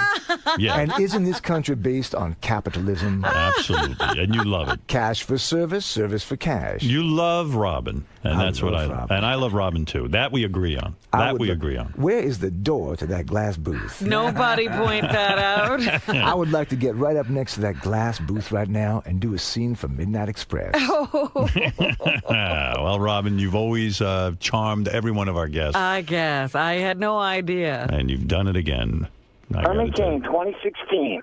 2016. Make your check out now, brother. All right. Thank you, Toke. All right. Mr. Cain, thank you again. I'm sure you're very busy trying to avoid your wife. Yes, I have to hop on a plane as soon as I get out of here because I can tell she's close by. And, you got a lot of explaining to do to your wife. It's going to be a tough one. Yeah. But you know what, Howard? Chicks dig me. They do, evidently. You can talk her down, right? You can say whatever you want. Chicks dig me, and I'm going to tell you why. Because they like my message. It's clear, it's concise, and I'm packing in my pants. Right. It's 999 is your message. 999. I got it, baby. I think it's referring to inches. Yes. Yeah. 9 inches, 9 inches. That's 9 inches long, 9 inches around. Right. And the other one is just a pizza because you get hungry after all that fucking. You understand what I'm saying? Yeah, right. Well, let me tell you something. It's been an honor. Thank you, sir. Thank you for coming in here. I'm getting to know you a lot better. If I do become president, yes, you know who I will ask for vice president. Well, you're only suspended, huh? I only suspended my campaign. Who will be the vice president? First of all, let me tell you who the first lady will be. Yes. Robin Ophelia. The first lady of the United States. Robin Ophelia. And you will be my vice president. One thing I know is Robin always tried to work her name Ophelia into it, and you say it, and you love the name Ophelia. I'm ready to drop it. You don't like it? Creeps you out? It's not only a name, it's a command. Ophelia. Ophelia. Oh, it's getting hot in here. I do declare, these lights, or is it just... By the way, coming up next, Joe Paterno to profess his love to Robin. Yeah. That's right. Yes, and Jim Sandusky for his love for Robin's nephew. Right. Well, you have really charmed everyone. Thank you. It was a pleasure being here. And I do hope I come answered some back tough questions. Yes, absolutely. And you've answered a lot of tough questions. And I hope I put to rest the concept of me beating around the bush and not being well informed. You understand? Right. No, you seem to really be up on the issues. I say bring our boys out. Get those troops out of Greenland. We're not in Greenland. Well, let me tell you something. I know you're joking about that, but you've said a lot of... I hope he's joking. I think you're joking. You've said a lot of very intelligent things. Thank you, especially sir. about Robin. They are from the heart. Right. And I like that you're faithful to Robin, at least. Absolutely. Right. I only wish that when I was in charge of Taco Bell that I could have had Taco Bell. I wanted a chance with Robin's Taco. Well, you work for Bell. I thought it was Godfather. I think you're joking, right? I'm kidding. You know that I'm only kidding. I see. Hardly. What I wouldn't do to you, baby. Of all the pizza pies you made, has there ever been a pizza pie as beautiful as Robin? No, there has never been one as beautiful as Robin. I want to get the toppings of those gorgeous black boobies right on top of that pizza. Right. No beverage necessary. All right. Well, listen, you are a great man to come in here and try to seduce most Robin. people would run and hide with what's been going on with you. Hardly. I thought I was clear with all my policies, and I was absolutely upfront with all my extracurricular marital You were the front runner. The problem is they started looking into you and they ruined you. Who knew? Yeah. I would have thought that they would just say, oh, well, here comes a nice bright man. Make him president. I figured, you had written a book, you got on there, and you said you're running for president. Nobody expected you to even get 1% of the vote. And all of a sudden, you became the front runner, and that fucked you up. You never expected that. I never expected that. Right. I knew I was going to do well. Right. But I didn't think I would win out this early. You know that Mitt Romney, he was nervous, and Gingrich, he was nervous. They were all nervous for me because people liked what I was saying. Right. Educate the youngsters so that they can realize how stupid they are. Right. That's my message, Howard. It's a good message, I'll tell you that. I'm the biggest idiot on the planet, and I believe that. All right, Robin. Well, there's your new boyfriend, Herman Cain. Yes, I'm glad he's very busy. Are you turned on by Mr. Cain at all? Any of the things he said? I mean, sexually? No. No. Be honest. Later on at night, we both know that when you are alone in your bed, you're going to reach for your favorite vegetable and go, oh, Herman. You think she's going to name her carrot Herman? I think, with all due respect to me, Howard, an English cucumber. Right. Did you know that if you looked inside my pants, you would see who dresses me? Banana Republic. Wow. And I would like to have my moment in the sun with my Nubian princess. Okay. Can we get him out of here? Yeah, he just won't stop. All right. Thank you so much, Mr. Kane. Pleasure to see you, and thank you for coming by. And let's take a break. Everyone's heard a lot, and everyone's reeling from this. Let's calm down. And we'll be back right after these words. And thank you to Mr. Herman Cain. I know you're very big. Where are you going now? You have somewhere to be, right? I will be stalking Robin's apartment. Right. You're going over to Robin's apartment right now. Oh, Ophelia. I'll give you a couple of plugs on your website or whatever you want at the end. I just didn't want to break things. That is uncanny, and watching you do it is amazing. Well, it's weird. It took me a while to get used to it. It's weird watching you do it. Yeah. So I kept looking away. I know. Then you got into the rhythm, and it was great. Really. It's from the heart. I'm laughing how many of those lines that Sal wrote that I think weren't even jokes. Right. You know, like Sal wrote this one about, I have to go change my sticky underwear. Like, I'm pretty sure that happened to Sal. Yeah, right. Well, thank you, man. Oh, buddy, thanks for having me. Really good. That was awesome. That was a lot of Thanks, man. Howard. Okay, thanks. All right, then. And so it was. Mr. Kane. Yes, sir. Valid attempt at trying to secure Miss Ophelia Quivers, but... I think that she digs me. I think I have a chance. And you might look at me right now and say, there's no way in the world that she will ever come back to your hotel room. But I know she will. You know why?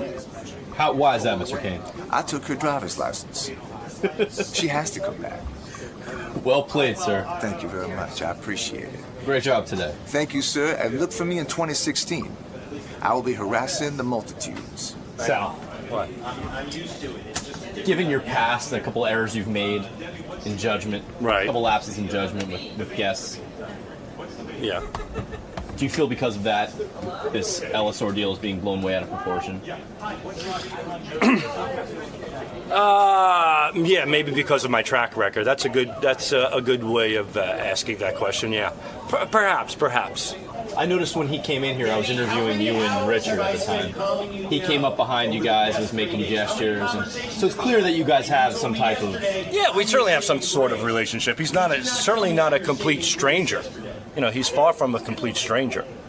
So I was surprised that he kicked me, but then again, like I said, he had a premeditated agenda to do so. He had Cullen with his camera and whatnot. But the funny thing is that I certainly gave him an opportunity to kick me. If I just would have kept my mouth shut and he kicked me, then, you know, he would have come off looking like the idiot. But instead, I come off and I break his balls. He ends up kicking me. It's kind of like it's an even match. I was just like a bear that walked right into the trap. You know, I made it so easy for Jason Ellis. But it's all good. I can handle a kick to the leg. I've been kicked down a lot more than that. I found your commentary. Sorry, your reaction to John Lieberman's commentary pretty interesting. Do you have beef with News? Does News kind of piss you off, the whole premise of Howard 100 News? No, News doesn't piss me off. I think they do a very, very good job. It's their job to, you know, investigate and interrogate. That's what they do. They do it well. And I like John Lieberman a lot. I think he's really, really good at what he does. You know, I mean, here's a man who replaced Steve Langford. So, come on. You can't get bigger and better than that. Steve Langford was great, and he filled his shoes, and John's doing a good job. So... You know, they always have to kind of put a spin on things, and they have to act like they're bewildered by certain things that are said. And then Sal said, if you had a vagina, I'd fuck you. Well, that was my way of saying thank you. What better way to thank somebody by fucking them? Right? The ultimate gift is getting banged by Sal, I'm sure. You see, somebody does something nice for you. What do you want to do? Bang him. Bang him. And what better gift than to be banged by Sal Governale? I think. Well, you know, whether it's Sal Governale, whether it's Greg Carmel, I don't know if you could bang these days with that belly, but anyway, you know, people do like. Don't make me run. I'm full of chocolate. You're gonna get banged.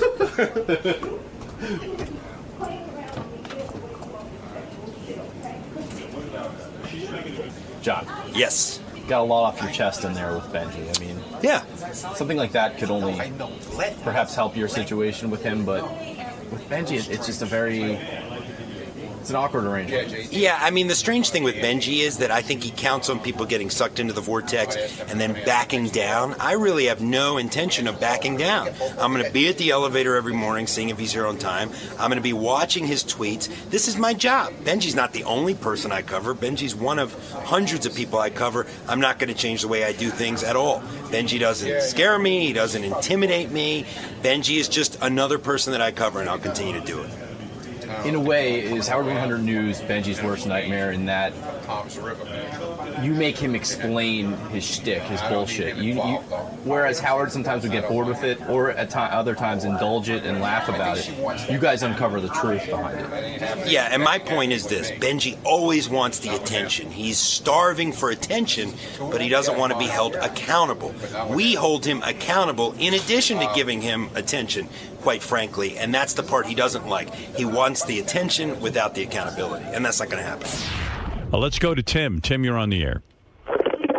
Howard. Tim's from Gilbert, Arizona. Hey, Howard, how you doing? Hey, now. Hey, real quick about all the Benjy stuff. I'd rather see you guys take a sick day than this Benjy business is over the top, and he's not funny. Yeah, well... Yeah, we're going to put a halt to that. Yeah, I've put a moratorium on Benjy and his girlfriend antics. I don't want to hear about it anymore. It's just too much of it. And hey, also... It'd be interesting. It would be interesting if, he told you what was really going on. Yeah, but all the shtick and the lying, and either way, she's going to dump him if she's successful. She's going to dump him if she's not. Right. Howard. I don't know that that's going to happen. Howard, what am I lying about? Like when I ask you if you guys are romantic, and you're like, we are. No, I'm talking about intercourse and stuff. I said we hadn't yet. Right. I don't believe you. I don't. I think that's a lie. It's really not? I really want to get away from talking about, because this is someone I really do love and I have a real relationship with. Right. So that's what I'm saying. I don't. Had I had sex with her yet? No. Okay. So you haven't had sex with her? No. We've done it again. We're talking. Yeah. I'm done with this. Stop it, Robin. It's like, go Robin's away, fault. Ben. You're mad at me for I'm not mad at you. Honestly. So I'm saying I don't care. Like, it doesn't feel but you organic. asked me about it, and it just feels like one big shtick. It's not authentic. Yeah, it doesn't feel like it's anything real going on. What doesn't? I mean, I don't know. I don't think I'm getting to the real story, and that's what I'm about. When I talk to people, I get reality. This is someone we were friends. Right. I was totally chasing her. Right. And then she got You're letting him do it to you. Right, I don't care. Okay. Thank you, Robin. But don't say I'm lying. Don't care. Right. Okay, you're not lying. You just. I don't know. I don't know what's going on. If we stop talking about it, nobody will say you're lying. Right. You're not lying. It's just hard to believe a guy who's got beard dye is telling the truth. And a fake earring. He's talking to me. We're not talking to you. No, but it's like you're saying. So, Robin, you're saying I'm lying. What's going on with you? I'm claiming that I didn't sleep with someone. You seen anybody? No, I'm not. No? Okay. Tell Fred. He wants to hear it. No, I don't, actually. Right. I'm not. You guys are bringing it up, not me. A while ago, right? Oh, it was? Because we know the level of animosity you have towards John right now, or your feelings towards John. She loves the bad boy. He's doing too much. No, I think we actually have a real friendly relationship. He alluded to that. I didn't, I didn't like what he did. We have a disagreement about that. We have an honest disagreement about it. You guys could say, like, oh, I'm making a big deal about something that's not a big deal, but it's being made into a big deal that I did something wrong. And what I didn't do anything wrong. So I could understand him thinking it was me, but before it was all put out there, I should have been checked with. Or should have been checked with more, or should have been very, very clear that it wasn't sure that I was. You didn't know if I was tweeting in the studio. So had he posed the question as Benjy, I noticed that a new tweet came from your account this morning. Was it you? Would that have been the proper way to start the line of questioning? It should have been, to me first. It was like that time that there was like a misunderstanding that Sal skipped out on a credit card bill. The news did, and it should have been verified first that he did that before it was reported that he did that, or before people were asked about Sal doing that. But what if his only true way of verifying it was to ask you? But no, before he asked me, he asked other people in the office. Okay, I see. Yeah. Why didn't you say that in the studio? I thought it was clear, but maybe it wasn't clear. That is much too healthy. You need to have Godfather's pizza. Normally I would. What's the bracha on that again? Hamotzi lechem in hearts. No, that would be Borei Pri Ha'adama. Oh, okay. But I don't want to be obtrusive. Around here at the Howard Stern Show, under the bus means when somebody goes behind your back, rats you out to somebody else, and then that information gets on the show. When somebody gets thrown under the bus on this show, the damage can last forever. There's feuds that have been going on the show for years. It's like taking your pal who you're hanging out with. Hey, how you doing? Oh, there's a big fucking bus coming. You're right under it. Didn't see it coming. And that's what it is. It's the element of surprise in a scummy way, but funny way. Working at Stern, it's definitely like swimming with sharks. I mean, everyone is looking for the chance to nail you. Jason Kaplan and I were talking, and Jason led on to me that he believed that Scott DePace was using the robotic camera to spy on Howard's call screen. Scott DePace went to the news and was starting to complain about Steve Brandano not letting him know when callers are up, certain callers that they want to put pictures up, like Bobo or Marianne from Brooklyn. To which I commented to the news, I'm shocked Scott needs Steve because he's always using his camera to look at the phone screen. A Howard 100 News investigation is raising questions about Howard TV director Scott DePace's use of the robotic camera that's perched behind you, Howard. Scott admits sometimes using the camera to focus on Howard's screen that shows the list of callers waiting on the phone. This controversy started because Scott was mad that Steve Brandano didn't give him a heads up when certain people called so that he could have a good story that you just did. You just did a fine piece of reporting. Thank you. That practice is no longer allowed. Howard. That is for my eyes only, not for Scott DePace. I don't want to share who is on the phone, or I don't want to make my screeners uncomfortable with what they write on the screen. There is no reading of my screen anymore. So Scott DePace was using his cameras to figure out what I was doing nothing wrong. First of all, I can always... Do we understand each other? Yes, Howard, but allow me to tell you something. I can easily go back in Will's office and see the same thing. It's not like I'm spying. Don't spy on me. Scott was looking at my monitor where the phone calls come in to judge whether or not Will was stacking the deck against him and things like that. I can't have that go on. I can't have somebody pressuring someone about their job. No one is to look at the computer screen where I have notes about callers. It's for my eyes only. This is such a... This is such a crap story in the first place. What does he think he needs to learn? One of the things that we as a crew have done in the past, which is simply take one of the cameras and look at Howard's call screener, just so we can see what callers are going to come on, and I can get the pictures prepared to use in my caller boxes for the viewers. This story is a hard-hitting, factual case. You admitted it, Scott, on the phone yesterday. I told you trained if the we had robotic done it. camera on Howard's call screen. Those are the facts. I didn't read anything into the facts. The facts are that you trained the robotic camera on Howard's call screen occasionally, in part to see who's calling in about you. How can you dispute that? How is that? What about that is not factual? What is, first of all, I didn't hear what half of what about you said that because is I not was running down there. But I explained to you 10 times that if we had done it maybe 10 or 20 times, maybe once I looked. He's using the tools that we give him for the show so he could spy on the show, and that's just not a cool thing. I spoke to the guys who work the phones, and I said, okay, so tell me, guys, how many times would you say Scott has called you because he's seen a call on the screen about him, right, and he's complained about it? And they said 10 to 15 times. That is a bunch of bullshit. I would guarantee us. What a maniac. He was like Herman Munster. He's like, no. He's got real evidence. Here's a guy who's been made fun of 1,000 times and been called an ape and gorilla and a beaver, and now he's going to make fun of me. Whatever. I would prefer that you not train your I don't train anything. Usually it's Phelan doing it on his own. He started to bring my name into it, saying that, it's mostly me that looks at the monitors, not him. And I guess he was looking for some heat off of him. 9 times out of 10, when I see something on the screen, it's not because I asked to see it. It's because Phelan had done it and I happened to see it. Do you feel as if he threw you under the bus? Yes and no. He got my name out there, which is nice. Anybody that follows me on Twitter, that's Bri Phelan, 121212. But I don't get offended or upset like he does. So, there's a way to play it. And if you don't say anything, then nothing becomes of it. When you start throwing your hands up in the air and start banging the studio around like a 5-year-old, then you're going to get called on it. I was interviewing Brian Phelan. Yeah, what did he say? I know what you were interviewing about. Me supposedly throwing him under the bus. I didn't throw him under the bus. I just stated a fact. Okay. Yeah. End of story, right? It's your ass. You're getting run over.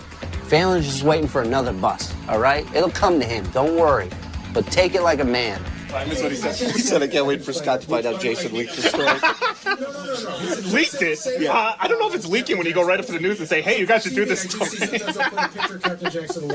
Jason doing that, that's a home run. That's why Jason's a good guy. He comes to me with stuff that I know is going to work on the air. I just reported on something I noticed, and Howard told him to not look at the screen anymore. So clearly Howard thinks he doesn't need to look at the screen, and that's good enough for me. You said there's that guy Vinny's on the phone. Right. He's saying something mad about me. You know within 30 seconds when it's up, so you scan it and you complain when people say bad stuff about you. So what? Where's the give lie me an example. What do I say? I just gave you an example. So I say, don't. Hey, Will, please don't put that guy up. You say lower the phone call. It's fucking ridiculous. Well, you're gonna call me a liar. You call me a liar. You are lying. Okay. You're totally lying. I'm not never lying. Done that. I was so mad at Jason, I decided to take what little things that I had on him and turn that into a news story. I was in the coffee room, and the intern said they're getting 2 cups back. Are these Benjy's again? Because no, I already got Benjy's. These are for Jason. Are they sure they're for Jason? Little, I don't know, but that's why you need to verify and then tell Howard. Because that's Howard anything. Oh, come on. I'll throw my people under the bus. You throw me under the bus? Here's the story. Okay. I've witnessed more than one occasion Jason having interns go back and get coffee for him. That's true. I've seen it. They go to college, and here they are being interns, and that fat lazy ass can't go get his own fucking coffee. So DePace claims that Kaplan uses interns to get coffee. And the fact of the matter is, Kaplan does use interns to get himself coffee, along with other members that are actually in the studio. Guys, who knows how to get coffee? You? 2 large black coffees. Hey, when you make them, how many little cups do you use? 1. All right, use 2 per cup, okay? Yep. Thank you. No problem.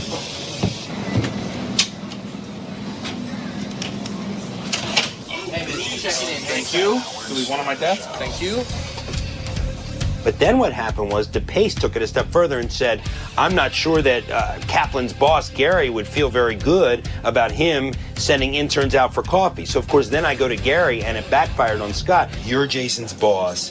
What are your thoughts on Jason having interns bring coffee? Well, my first thought is what goes on in my office is none of Scott's business, so he shouldn't comment on it. And I know that they send interns out to get them breakfast every morning. So, he should figure out how to direct the show instead of figure out what Jason's up to. This is part of this escalating war between Jason and Scott DePace. Scott was also claiming that Jason is misusing his power by sending interns to get coffee for him. When that story came up on the air, Howard backed it up 100%. Jason is very busy during the show. Yeah, he records everything that happens. And I have him doing 20 different jobs, and if he needs a cup of coffee, I'm okay with that. Wow, I'm shocked. Why are you shocked?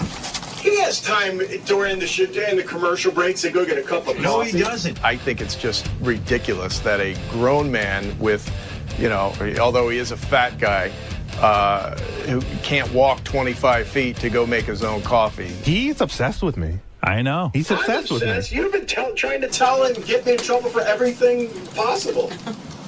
You're obsessed with me, Scott. Tit for tat, then Jason, fat fuck piece of shit, then tried to get me in trouble for working on my Video Caddy website at work. Well, Scott, you were right. I send the interns to get coffee in the morning. For Fred, Benjy, for myself, sometimes for other people here, sometimes for the guests. It's part of their job. If we want to go down this road, I can certainly start reporting some of the things that Scott has people do. Why don't you ask Scott DePace about how many hours at work he spends working on the Video Caddy website? Jason Kaplan went on the record to suggest that, Howard, you should get a piece of the company because the work was done on your time and your dime. Scott, is that true? Howard, we've talked about this in the past, and if it happened once or twice, that was it. And we've already talked about it, so this is an old story. I have not worked on the website in a year. When someone pisses me off, I don't generally talk to them for, it takes me a few days at least. In the case of someone like Jason Kaplan, who's thrown me under many times, at this point, I still don't want to talk to him, and it's been a couple years now. If you want to come back and say something else at me, I'll come back with something else. My back pocket is huge, like everything on me. And I got lots of stuff in my back pocket on everybody. Everybody. I find myself, for the most part, to be the one throwing people under the bus, although I don't like to do it that often, but you know, when I have a tidbit, I'll pass it along to Howard. I went to dinner with Ronnie almost 2 weeks to the day after the party with Ganji and Richie Wilson. Right. And we were talking about the party. Right. And he was like, well, I said, you know, we put a clip reel together. We pulled a bunch of clips. He said, what'd you pull? I said, Howard's speech, Robin's speech, JD's poem that he read, you know, from your speech, and your speech. And he said, what the hell are you talking about? I said, don't bust my balls. Stop it. I didn't make a speech. And he was dead serious. Do you not remember you made a speech at the party? I was there. I remember doing the thing with JD. That's what I remember. Wow. Whatever I said up there, that's what I said. All right. I knew I gave a speech. Did I remember every word of it? No. This is a man who took me from a limo seat. I've sat in a limo in a broken down limo car. And this man took me. This was a social, non-work event at a restaurant in his fucking town that he invites me to. And then he throws me under the fucking bus like an asshole. He doesn't know he made a speech? He wasn't goofing on us, and he thought we were goofing on him. There's your speech. You don't remember? Are you excited to hear your speech on the show Monday? Dude, you're never safe. You're never safe. There's no such thing as safe. It's like constant. It's a constant TV and radio show. Constant. On Howard's computer, one-way instant message system that we get to send Howard notes on. And a lot of those notes are, hey, prank phone call on GP1 in purple. And so what we'll do with this is Richard and Sal come back and tell us, hey, this specific prank call is on this page in this color. So Richard and Sal put up a bit. They let me know the bit was up there. I put up a note for Howard. We did go out on the street and ask people about Gaddafi, and there were several women who actually were upset that he was gone. I mean, I can't imagine. It was wild, right? Let me see. I'll play it for you. A lot of times when Howard's talking about something, we'll put a bit up. And if he doesn't get to it soon enough, we take it down because a lot of the pages are congested. You put up a sign, GP1 in white. There's nothing in white. Is this Scott's problem? Is this Scott's message? I don't fucking know whose problem it is. I don't know. It gets me annoyed. Howard calls for the bit. I'm not looking at my computer screen. Gary yells out for the bit. I yell where the bit is. It's in GP1 in yellow, whatever. And the bit is gone. So everybody's confused. Mass confusion. Who put the fucking note up? Give me a fucking answer. Richard put the note up. All right, so where is it? Column 2, GP1 in white. GP1 in white is Ronnie Munn inside the actor's studio. GP1 in white. Is Ronnie Munn so we don't know what that means. I don't know. I didn't come in here. Let me get Richard. Hold on. I need to know who put a note up. I need an answer. Richard. All right, so someone's got to answer the fucking question. Gary was really pissed. It's kind of like at the zoo when you taunt the apes and they go crazy and get really angry and start throwing their feces at you. If Gary hadn't already taken his morning shit, I think he would have shit in his hand and threw it at me and Sal. I'm screaming and yelling, nobody's answering. In other words, you put a note up and then nobody knows what it means. You're telling Howard Gaddafi bit and it's Ronnie bit. So it's, I don't understand. Here, come here, look. Right here, Ronnie Munn inside the actor's studio. Yeah. So what does that have to do with the Gaddafi bit? We had a Gaddafi bit up before and he didn't go to us, so we took it down and put this. I know, but now, why? I don't understand. If you put stuff up, leave it up. Let me be the final decision on it. I would have taken the bull. Maybe I would have taken it down, but I'm taking shit for something I didn't have control over. I'm the one who's going to get yelled at. Howard, what the fuck is going on? The answer is, I don't know, and nobody can answer me. What do you want? Before you know it, I look like an idiot. Rich looks like an idiot. Gary doesn't want to look like an idiot. He runs into the studio and he makes Howard aware of what just went down. I want to explain to you, by the way, what went on before, because I lost my voice because I was screaming. Richard and Sal put up a note that had these Gaddafi things, right? Then they were up for like 45 minutes. I guess you didn't go to them. So then they were up for 5 minutes. Well, whatever it was, for some reason, you didn't go to them. So Richard and Sal put something else up and they took them down. And I go, why did you take it down? You never take anything down. Listen, we got to have a fucking meeting. I talked to him about it. The second they put something up, I can't respond to it. It's in my head that it's there. So they said, if they put something up during, they have to leave it. I said that to them. And I said, why did you take it down? And Richard goes, we were out of colors. I said, fucking, there's a million colors. Oh, come on. So I talked to them about it, but I wanted you to understand what happened. It just makes me sound like a fucking idiot. I mean, they've never taken anything down before. I don't know what the rush was. The page wasn't even full. There was nothing on the page. And then I go there and it's not there. Here's the difference. I want to know what happened Howard wants to know what happened. Somebody says something in the office they don't want people to know and somebody repeats it back. That's throwing a person under the bus. There's a huge difference. Once I know it's up there, I'll get to it. I might take a half hour to get to it. I might take an hour. I might take 2 hours to get to it. What is the rush to take it down? So once you put it up there, leave it there, and then take it down after the show if I don't get to it. When we screw up, it hurts. It hurts big time. Just to keep this from happening again, when we put a song or anything up for Howard to play during the show, we don't take it back down until after the show. The great thing about having TV cameras here at all times is it no longer is a matter of hearsay. There's actual video evidence that somebody did something stupid. So Gary and Howard were talking about how Gary botched the vacation schedule and he miscounted. I'm in a phone conversation the other day. I go, Gary, okay, if we work this week and we work that week, blah, blah, blah, blah, blah. He goes, Wolf, okay, now you have to be quiet.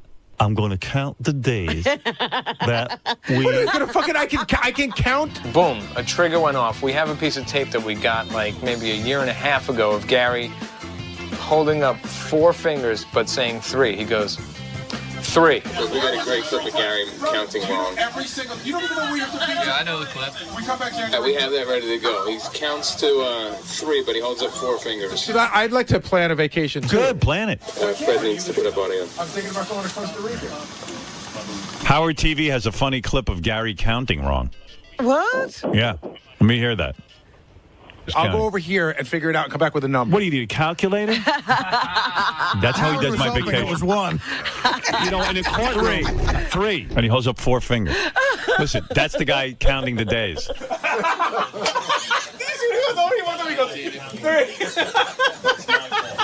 Do I like doing this stuff? No, but is it part of my job? Yes. And Gary would have done the same thing to me, I'm sure. That's why we're here today. Did you see 4? He says 3 and he holds up 4 fingers. That schedule went... I want you to know, that schedule went through... Robin, 3. I don't really remember it that much, and it doesn't seem to bother me that much. When someone says you have 3 vacation days and holds up 4, it means they're confused. So, I don't know. It's all fun. It's all a good time. I think in the history of the show, there's been 2 people who have relished the job of throwing people under the bus. For many years, it was Stuttering John, and more recently, I would say it's Jason. Jason Kaplan. Jason Kaplan. Jason Kaplan. Jason Kaplan. Jason Kaplan. Jason's the guy. Jason takes so much pride in it. Like, he enjoys it. It takes one to know one, and that motherfucker knows buses. He's great at it. He has a great memory despite all of his use of marijuana. He loves to throw people under the bus, and he does it to kiss Howard's ass. You got to watch what you say to him or about him or... fuck's what you say about him. He knows he's a fucking prick. This is an entertainment show. This is like, it's like Survivor almost. Like, who cares? This is what we're here for. This is the best of the wrap-up show. A recap and behind-the-scenes look with John High and Gary Dell'Abate. The best of the wrap-up show begins now. On Monday's wrap-up show, Donald Sutherland, the actor, came in to promote the Hunger Games. Ganji and him got into it. Ganji was really annoying, but yeah, it was Ganji. Let people think it's Ganji. Ganji was real annoying. Why don't you watch, see what you think about it.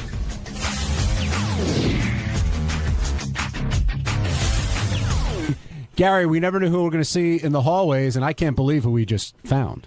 Well, the great actor Donald Sutherland is here, but I have to tell you, I'm sitting here doing a commercial. Howard is not here? He's not here. Tell him to go fuck himself. I was freaking out because I'm reading from a commercial, and aside from all of your other attributes, you're one of the great voiceover guys of all time. Oh, thank you. I was just saying to Mark that it's my favorite thing in the world to do. I feel like I'm being in a studio like a musician, you know? It's also fairly easy if you're good at it, and very lucrative, isn't it? I don't find it easy. No. I mean, I spend an hour doing a 60-second commercial, which drives people nuts, but I love it. Well, you're great at it. You're great at it. And you told Howard to fuck off. Are you a Howard fan, or are you familiar? What's your experience with Howard? I think if you're not a Howard fan, you don't tell him to fuck off. Fair enough. And in having you up here today, today on the show, a gentleman came in with an app for his iPhone and measured how ugly people were, and a lot of people are very upset by this. Oh, shit, man. Ronnie, in particular, over there across from you, upset, John. scored a 0. Hey, can I tell you a story? 0.0. A quick story.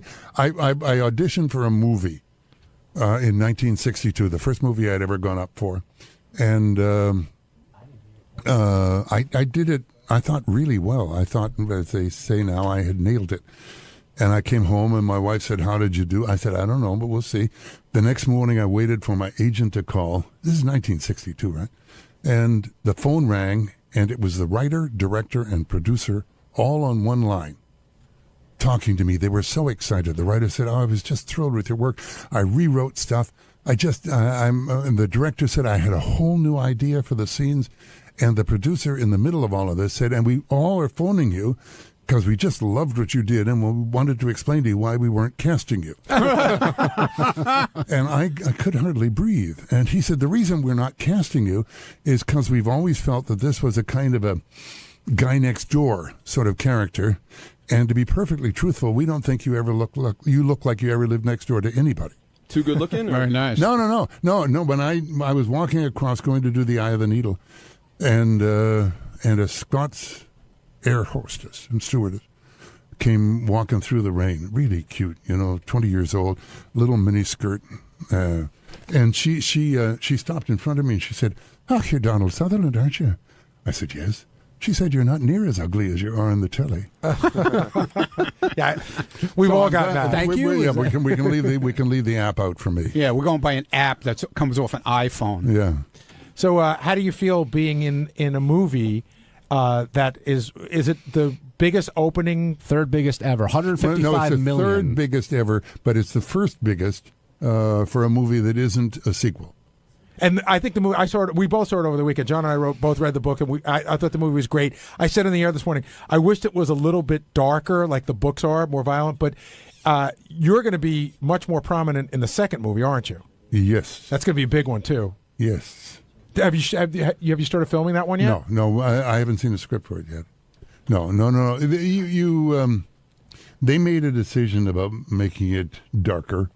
You can do that in a book, but to do it graphically, one, it would not get to a lot of people because the rating would be different, and they felt that politically and socially, it was really important that this film get to young people as well as adults. I mean, it's an adult movie. I mean, people say, "Oh, there's a kids." It's not a kids movie. It's an adult movie.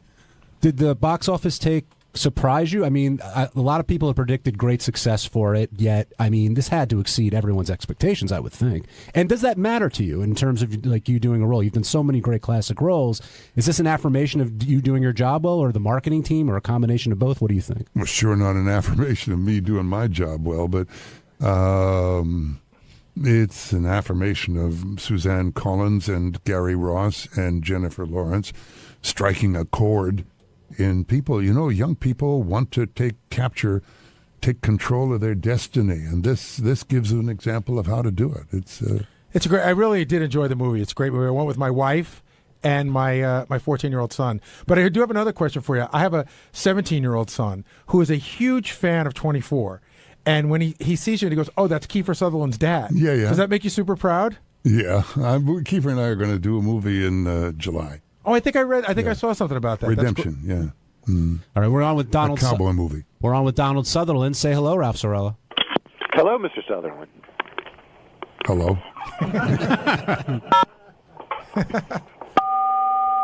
That means Ralph's excited. He's leaning on the buttons. Contain yourself, Ralph. No, we lost Ralph. Oh, well. What a shame. But that was inappropriate. What, you mad at Ralph? No. Ralph, that's what you say over the side of a sailboat, isn't it? And with Hunger Games, you play the president, and he clearly isn't the nicest guy in the world. Oh, no. He's a very nice man who's doing a very difficult job. And with your other, how does it compare to the other roles? Wait, you could counter with that. I was going to say, it sounds like some other presidents we've had. Yeah, exactly. No. I mean, it's the job. And he recognizes when you have to kill somebody and when you don't, you know? He definitely plays by his rules, no doubt about it. But in all the roles that you've done, what's the one that you're like? What do you get the most? Hey, I remember you in, or you were so Kelly's great in? Heroes. And is that the one you're the most proud of? That was a great movie. It was a lovely movie. I had a wonderful time. Did you see? I loved JFK. I loved that. I just had a little piece to do in it, but it took me 3 months of work every day to prepare for it. And then just to go and sit and do that for Oliver. We did it in one morning. I don't know whether you saw the movie. It's a character based on Fletcher Prouty. And I loved it. Hey, I was just looking you up on Wikipedia. You have a son named Angus. I do. Yeah. His name was Redford. Yeah. I have a son named Rossif, a son named Rogue, after Nick Rogue. After Will, who works here, has a brother named Angus. I don't care. I was in the middle of telling you no, you don't have to apologize for that. When my wife took our son Rossif to school, she had the baby Redford in her arms, and the teacher in Los Angeles, when she said, "What is the name of that baby?" my wife, who was French, said, "Redford," and the teacher said, "You can't name him Redford." So he ended up being named Angus. You buckled to the pressure of some teacher? I buckled to the pressure of so my wait, wife. his first 5 years he was a Redford? No, first year, and then for 2 years he was Bonbon. And Bonbon, like a sweet. Okay. And then he was named after my cousin who died going in on the landing day in V-Day. I'm sorry. No, it's all right. I mean, but what you should really be sorry about is I named him after that cousin, and when my sister was dying, she said she had something very important to tell us, and Francine and I were standing there.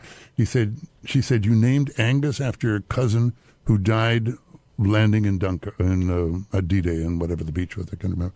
And I said, "Yes." She said, "That wasn't Angus, that was Lou. Angus died of a brain tumor." I thought you were going to say she was going to ask him to change his name to her name. No. Angus died of a brain tumor, so that's... oh, I'm sorry. No. Wait, the V-Day Angus or your almost son Angus? Everybody is dead. Wait, who died? Angus died. Your son or the V-Day guy? Oh, please. No, I don't know. Well, how did he die of V-Day? No. Mr. Sutherland, you're in the Benji vortex right now. I do have a question for you. I'm not. Another movie that You're all caught up now. Yeah. Another movie that I would think that you get a lot of recognition for. You just ruined my underwear. What is that? Another movie that I think you get a lot of recognition for as being one of the most memorable, and there's a book out now about it, is Animal House. Is that one of the ones that people remember you for quite a bit? Is that a dumb question? No, it's not a dumb question. It's a complicated question. Because one, I had been doing pictures walking on for John Landis ever since Kelly's Heroes, because he had been a gopher there when MASH came out, and it was a complicated story. And he called me when I was doing Invasion of the Body Snatchers and said, "Can you come up to Eugene for the Sunday and we'll shoot this one scene?" One day shoot. Oh, yeah. I said, "Okay." And he said, "Universal wants to give you 2% of the profits." I said, "Universal, the studio? No. No. They have to pay me my daily rate." Is it cool to say what was your daily rate back then? Oh, please. No, it's not cool. Jesus. Let's talk about Angus. But I mean, underwear. Even when you did it with the one day shoot, or when you spoke to Landis, did Landis say, I got to tell you, I'm working on this movie. I think it's going to be huge. Or, Can I tell you something? When I saw it, I thought it was terrible. Even the finished product? Yeah. I sat with Hannah Weinstein. The two of us went, "What are they laughing at?" Oh, my God. And more than that, he had promised. I just showed my ass for the rushes. It was only supposed to be for the rushes. Right. I made him promise it wouldn't be in the film, and he promised my wife, and my wife has never spoken to him since. And he said, "Oh, absolutely, it will not be in the film," because that has to do with John Schuck and MASH doing for the Russians, saying the word fuck. Right. And then it ended up because of Robert Downey Sr. and him using it, and we were able to use it. My favorite John Landis walk-on is The Clumsy Waiter in Kentucky Fried Movie. That is a funny movie. John in Jersey, you're on with the great Donald Sutherland. Donald, I just want to say that I'm a great admirer of all your work, and I just want to say thank you for everything. And Invasion of the Body Snatchers still stays with me. I'm not going to go into anything crazy or nothing, but people seen silly things and everything like that. But I just want to say MASH was incredible, and Gary just said Animal House just blew me away. And I just want to say thank you for all your work, and I'm a great admirer of all your work. I can't begin to tell you how much I admire you, John. Thank you. Allison in Connecticut, you're on the wrap-up show. Hello, Allison. Hi. Oh, my goodness. Mr. Sutherland, what an What do you honor want? to speak with you. Huh? I was wondering if you would do your famous line from Animal House for me. Food fight. No. Oh.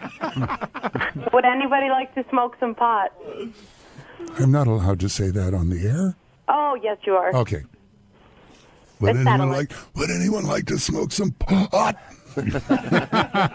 Is it weird for you when people want you to do their favorite moments from movies, but everybody's favorite What's moment really weird is is I different? couldn't remember it. Are you still there? No, she's gone. If I bring in a chalkboard, will The you only line I remember is woof woof. That's it. All right, Ted, we got to wrap up. Donald Sutherland, thank you so much for stopping by. Everybody go see The Hunger Games. I've seen it twice already. It's a fantastic film. He's excellent in it. And any other projects coming up or anything else you'd like to promote? No, just go see The Hunger Games. It's really important for you. It really is. Are you on It's Twitter? an important picture. What? Are you on Twitter? No. You should. You should I'm get on. 76 years old. Get on it. I'm lucky to have a computer. Hey, it's Gary Dell'Abate, Baba Booey. On Tuesday's wrap-up show, we talked about the infamous app that tells you whether you're good looking or not. John Lieberman's still smarting over it. Ronnie thinks it's a big conspiracy. And we discussed whether Benji hijacked the interview when acting legend Donald Sutherland was on. Here's how it went.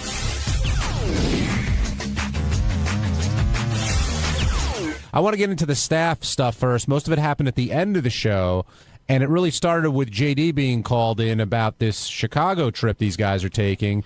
And then Ronnie came in, and then Ronnie had to deal with Sal and the Zero. And Gary, you're expert at dealing with Sal when it comes to holding stuff over your head, him going behind your back, doing this and that. How do you think Ronnie handled it, particularly when he said he had the eyes in the back of his head as Sal was holding a sign right behind him and he didn't see it? Well, Ronnie handled it better than me than when he saw what was going on. First of all, Sal was holding a zero, and I joked around when I came out, it looked like 00 because his hand was shaking like you wouldn't believe. Yeah, his shakes, I think, have gotten worse. Yeah, they've gotten really bad. But it's one of those fucked up things where Ronnie's like, listen, I'm well aware of what's going on behind me while Sal's holding. Sal had to have the zero up there for at least a minute. Yeah. And it seemed like an hour. Sal had enough time where everyone in the office gathered around to look at a monitor for no matter where they sit just to see what was going on in there. But I know Ronnie loves to go along with the joke and be a part of the joke, and he's a great sport. But anytime you say nothing's really bothering you and you end up yelling and screaming and talking about it for a very long time, clearly the zero is bothering him. Absolutely, and again, it's a ridiculousness. He couldn't possibly be a zero. Like, if he's a zero, what is the Elephant Man? Seriously. Like a two? Well, you know what's crazy? What I found out yesterday? Someone said, like, during one of the breaks, they rounded up to a zero, but which is like, it's like you can't get below a zero, but which is crazy. I don't know if because they don't want you to feel bad. Like, that's like, they don't want anyone to have a negative number. Yeah, so it's like the we'll at wind least give you a zero. Like, don't worry about it. But it's meaningless. I quite honestly, as tough as Ronnie's taking it, I think the person we really ought to be talking about is Lieberman. Oh my God! And Ronnie and Lieberman were in the hallway for quite a bit of time. But Shuley interviewed me for the news, and he made a very good point. Lieberman broke the rookie rule. Yeah. He let us all know it bothers him a lot. You can never show fear, pain, anything. I mean, no emotion shown on the show ever. Absolutely not. And then he's also tried to embrace it and laugh it off, but then saying he doesn't take stills well. It's like, come on, John. It's historically known I don't still photograph well. Historically known. And you guys are getting a glimpse of, like, we're in the newsroom there. I mean, the fact they don't have a camera in that newsroom, they are missing nuttiness 24 hours a day. He's back there yesterday. I mean, it was almost as if he was channeling Lisa G. He was blurting things out on his own without being talked to. He was out of his mind. He couldn't believe it. Yeah, clearly it's under his skin, and that they're going to play that news intro every time he walks in. I love the echo too with the 18 and ugly going back and forth. It's frustrating. You're trying to focus, and it's impossible. Gary had the best thing yesterday. Gary walks into the newsroom to say hi, and and Lieberman sitting in the back. Gary goes, "Hey, ugly, what's going on?" Now, with JD out on the road with these guys for the block party, Howard made a comment about how JD sounded a lot more confident today when he came in. I do think that 52 score did help his self-esteem, and he was kind of, flying off of that. But how long will it last? I think it's already back down, because when Ronnie came in to talk about setting him up in Chicago, JD all of a sudden was flustered again. And I wonder if JD feels pressure from it. If Ronnie's mentoring will continue with him. What do you? If you had to speculate, what do you think is going to happen? I think JD will be back to being JD in no time at all. Again, Shuli and I were talking. When it comes to JD and women, I can't. One of two things is going on. I can't figure out what it is. Either JD is lazy, or he's arrogant. Because we were saying he would like the hottest whore in the world to come to him and not charge him. He's always been accused of having very high standards. But also not only having high standards, but really wanting to put in the minimum amount of work. Meaning, they should see I'm JD, and I shouldn't have to schmooze. I shouldn't have to go with the uncomfortableness of getting them back to my room. I should just be able to fuck them. I think he's more scared of being rejected. No, I get that. But you realize that you have to put some amount of work in. Yeah, but I think it's the rejection that really, really, really gets to him more than anything. Can you be arrogant when you're inept socially? When you have no desire to go out, when you have no desire to talk to people because you have no confidence in yourself, can you be arrogant? Yeah, I don't think he's arrogant, although I've seen plenty of people who aren't good looking and aren't socially there think that they deserve, they deserve all these great things. DJ in Philly, you're on the wrap-up show. I'm just calling to talk about the Benjy vortex. Uh-huh. I don't know. I pride myself in trying to be a positive person. I'm kind of mortified that I'm calling you with a negative comment, but I just don't understand how Benjy really thinks people are going to believe that he did not know that he was embarrassing himself and the show and Howard with the Donald Sutherland. Oh, I didn't. I thought it was a good moment. I believe you, but asking it's like if his kid's dead is a perfectly normal question. I thought it was, if you listen to he was on for about 5 minutes. And I had like 15% of it. I thought it was with a better 15%, but I clearly could be wrong. So yeah, I thought, not to get too into it, but I thought when you did get the story yesterday, it wasn't that you didn't understand. I thought you were going for a bit, and that's okay because you do that a lot. Yeah. And a lot of times, I thought you were going for a bit with him. I thought you really fully did understand the story. No, I didn't at the moment, and when I said the Will's brother thing, I was just trying to be. Right. I was trying to be funny. When he said the story, I got a little lost in it, but I thought it was good, but it's cool. What's your name again? And one of the things that Gary and I like about Benjy being in here is that sometimes Benjy will take you down a path, and sometimes it hits and sometimes it misses. But that makes him. I think that makes him interesting on this show. You can't see everything. So, sometimes, and not to be a dick, I'll put my hand up to Benjy, meaning we probably shouldn't go there now. And it's a thing. Like, does that piss you off when I do that? I'll be honest. I didn't know. I thought you were just checking out your fingernails. I just found out. No, but sometimes sometimes I'll put my hand up to Benjy because Benjy wants to talk. And of course I don't. I don't like that, but I totally understand it. You guys are, this is your steering the ship kind of thing. Sometimes I'll do that, and I need to do that to myself. John does a great job of it. Like, someone will be sitting there digging a hole, usually JD, and I have to remember not to talk. To just let JD talk, and that's why I put up my hands. And by the way, everyone in here has mastered that with Sal, and I appreciate that. You just let Sal do his thing, and even though I'm saying this on the air, he'll still do it, so It's not really an issue. We now have John Lieberman sitting here with us, who's taking a bunch of ball busting. But frankly, John, I think you're bringing it upon yourself here a little bit. Have you been able to reflect on what being an 18 really means? Yeah, well, first of all, I've learned a lot in the past 24 hours. I would say I am a very excitable guy. Like, I just get excited easily, as Shuli can attest to in the newsroom when certain things happen. And so I'm not good at masking. So, yeah, when you get an 18, it did piss me off in the beginning. And it sort of stuck with me knowing that. And then the song today, knowing that is now how I'm labeled, which is exactly, and that was the mistake I made yesterday, was saying this is how I'm going to be labeled. And now I am labeled as that. 18 and still ugly. Yeah. Do you sit there and dream that you hear John Lieberman has a big penis? Now, do you think that everyone on the show treats you equally, or do you think there are other people who don't like you?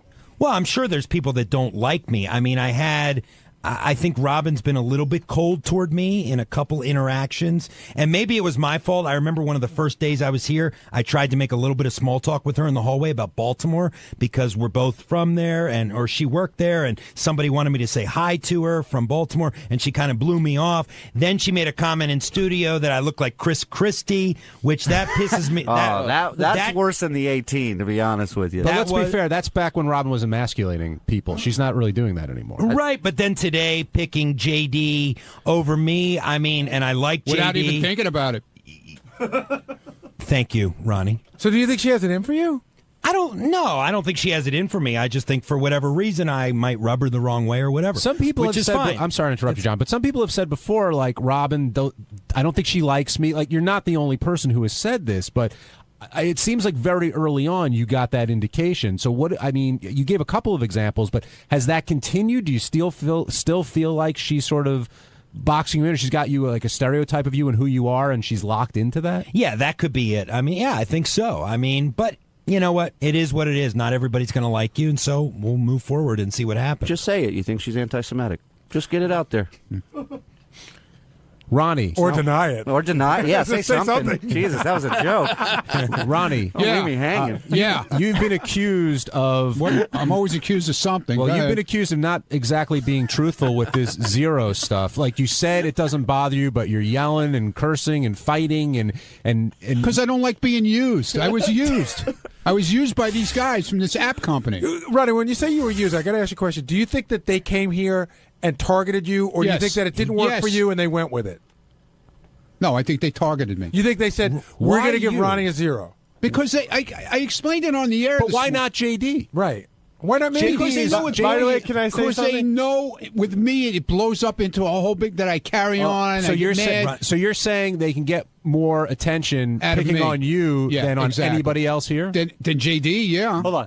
Can I say something? No one had even brought up bringing Ronnie in until I ran in. Oh, that's so not true, dude. Yes, it is. You knew sooner or later they were going to get to me, and I was the last one. I was you weren't the last one. No, I was the last like Richard and Sal and John Hine out in the bullpen? I was the last one to be brought in studio. Lieberman came in. The lead in our news story today is that Ronnie truly believes A, that it was choreographed just for him, and B, that he has more impact than anyone else on the staff. I didn't say I had more impact. That's what you said. You did, Ronnie. Because it blows up into a whole thing. Ronnie, is there anybody else, in your opinion, that could get as much impact as you in as a situation far as like blowing this? up like that? Yes. No. Are we talking Twitter, or are we talking just overall? No, on air. You mean getting like they felt you would be the most Gary, to get the most from the show upset to the wrap-up show. It went all morning was all about zero, But Ronnie, and then went to the wrap-up show. If JD was a zero, if John Lieberman was zero, quite honestly, if I was a zero, don't you? No, hold on. The same thing would have happened. It would have gone on all day. Wait, Ronnie, you're saying no one else. They were saying the same thing. You're saying if Gary got a zero, that wouldn't have the same impact than you getting a zero. Probably Gary, yeah. Wait, it's even bigger than that. Ronnie's saying no one else could have it to Gary because Gary's the producer of the show. But in a way, they're not going to zero Howard. What about Benjy? Because Benjy he lets everything ride off him. Ronnie, you're saying no one else could have more impact, but you don't have the most impact? Maybe I'm crazy because I'm crazy. I'm crazy and I'm ugly. I told you that on the show. I'm crazy and I'm ugly. Gary, did you calculate bringing in Ronnie last? Was that the plan all along? I didn't calculate bringing in anybody. Howard said when we went in there, it was such a loose segment. Howard said, "I'll just call people in as I feel like it." Yeah, this Teddy part wasn't on the Leffer, script. Okay, be my guest. On Wednesday's wrap-up show, Mike Ganji stopped by, which is always a thrill. And we talked to him about Miss Howard TV of the Year and how he's going to make his move eventually. And then, since Ganji was here, it led into discussion about the Ugly Meter app. And Ronnie and John both tried to defend themselves, Lieberman that is, on their numbers. And Ganji didn't believe that Lieberman was truly thinking he was an 18. And Ronnie also noted how feminine he looked and how all the other guys looked here. So it was a fun wrap-up show.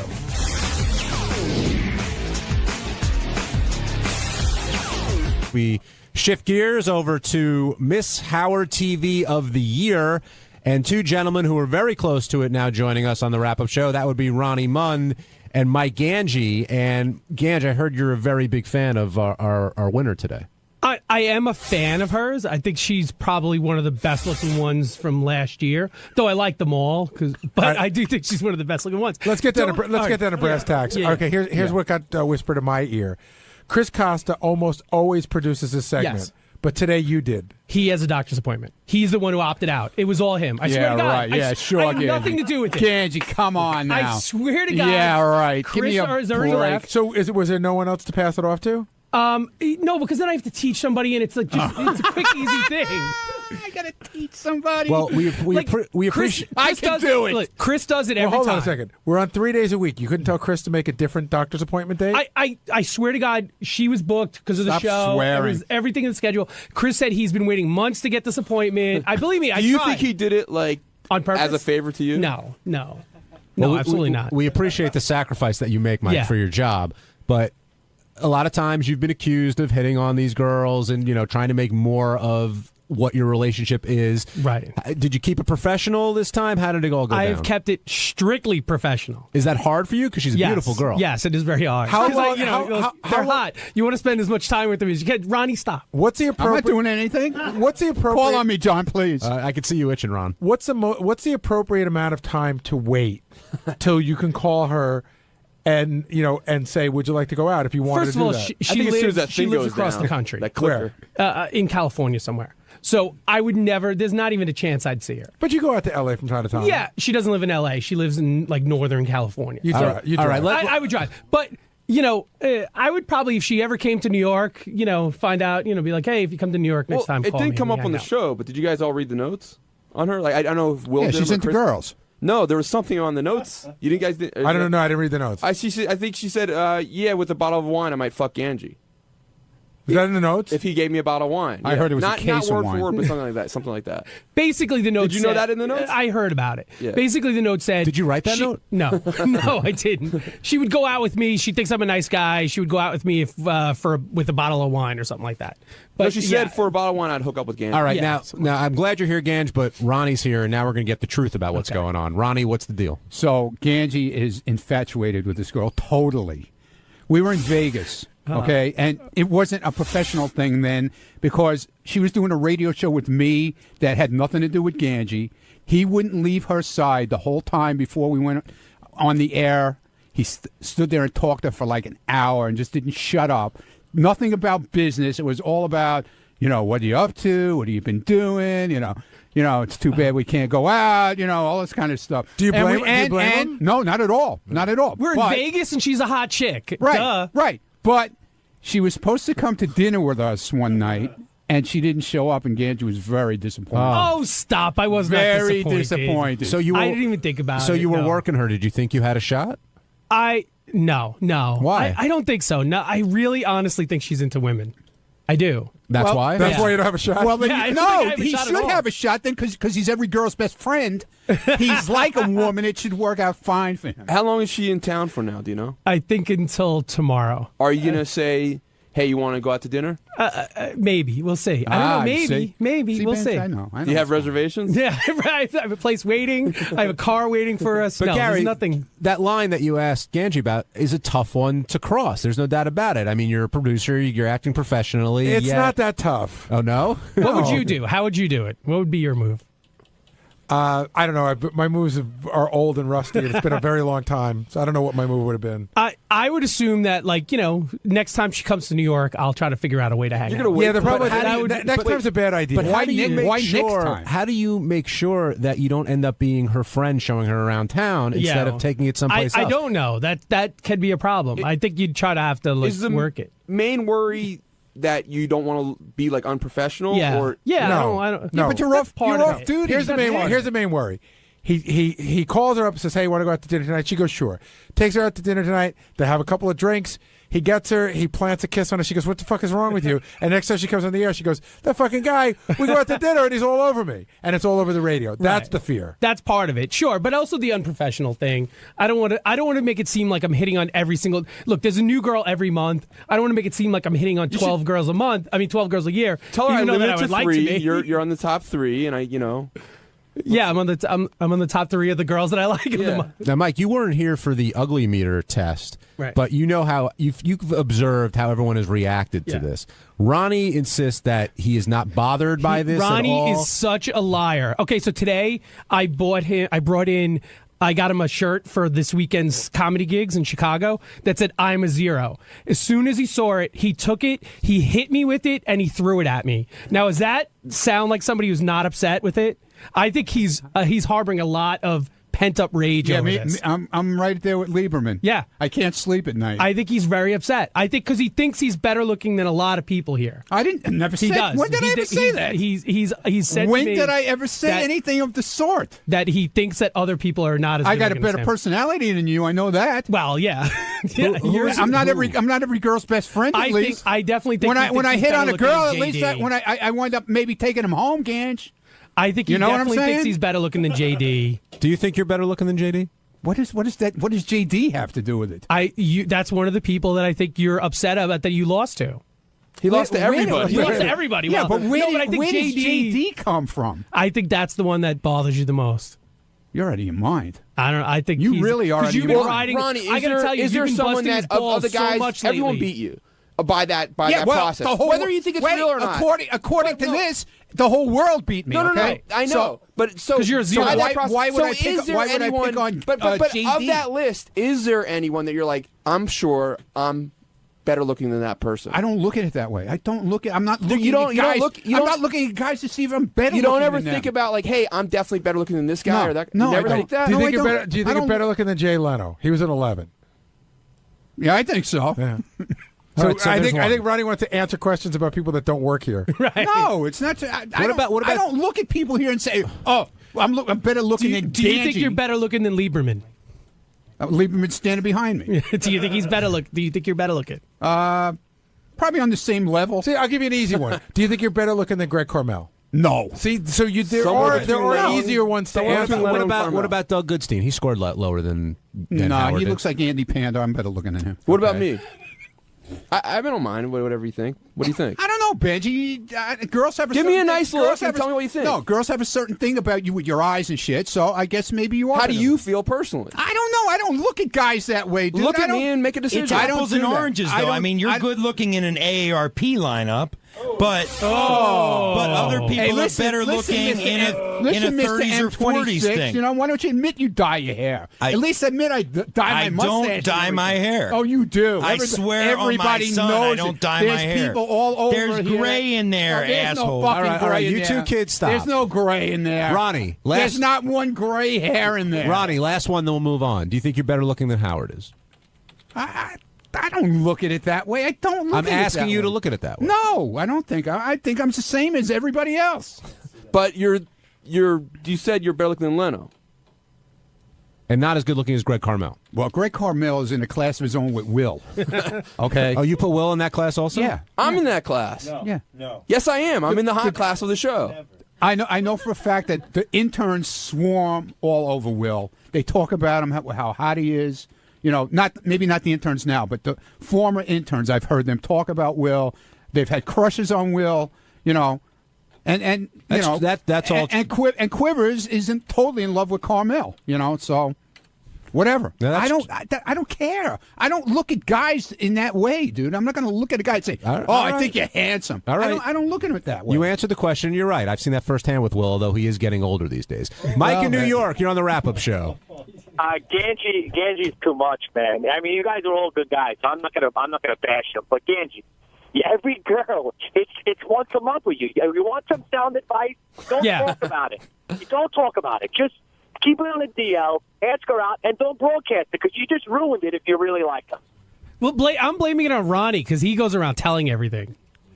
Where do we? Oh, yeah. Ronnie's a lot older than you guys. You guys shouldn't be. It's funny that you even put in a poll. He's a lot older. When he was younger, you should pose a question when he was everyone else's age. You know, you guys bash Ronnie. Oh, you think you're better looking?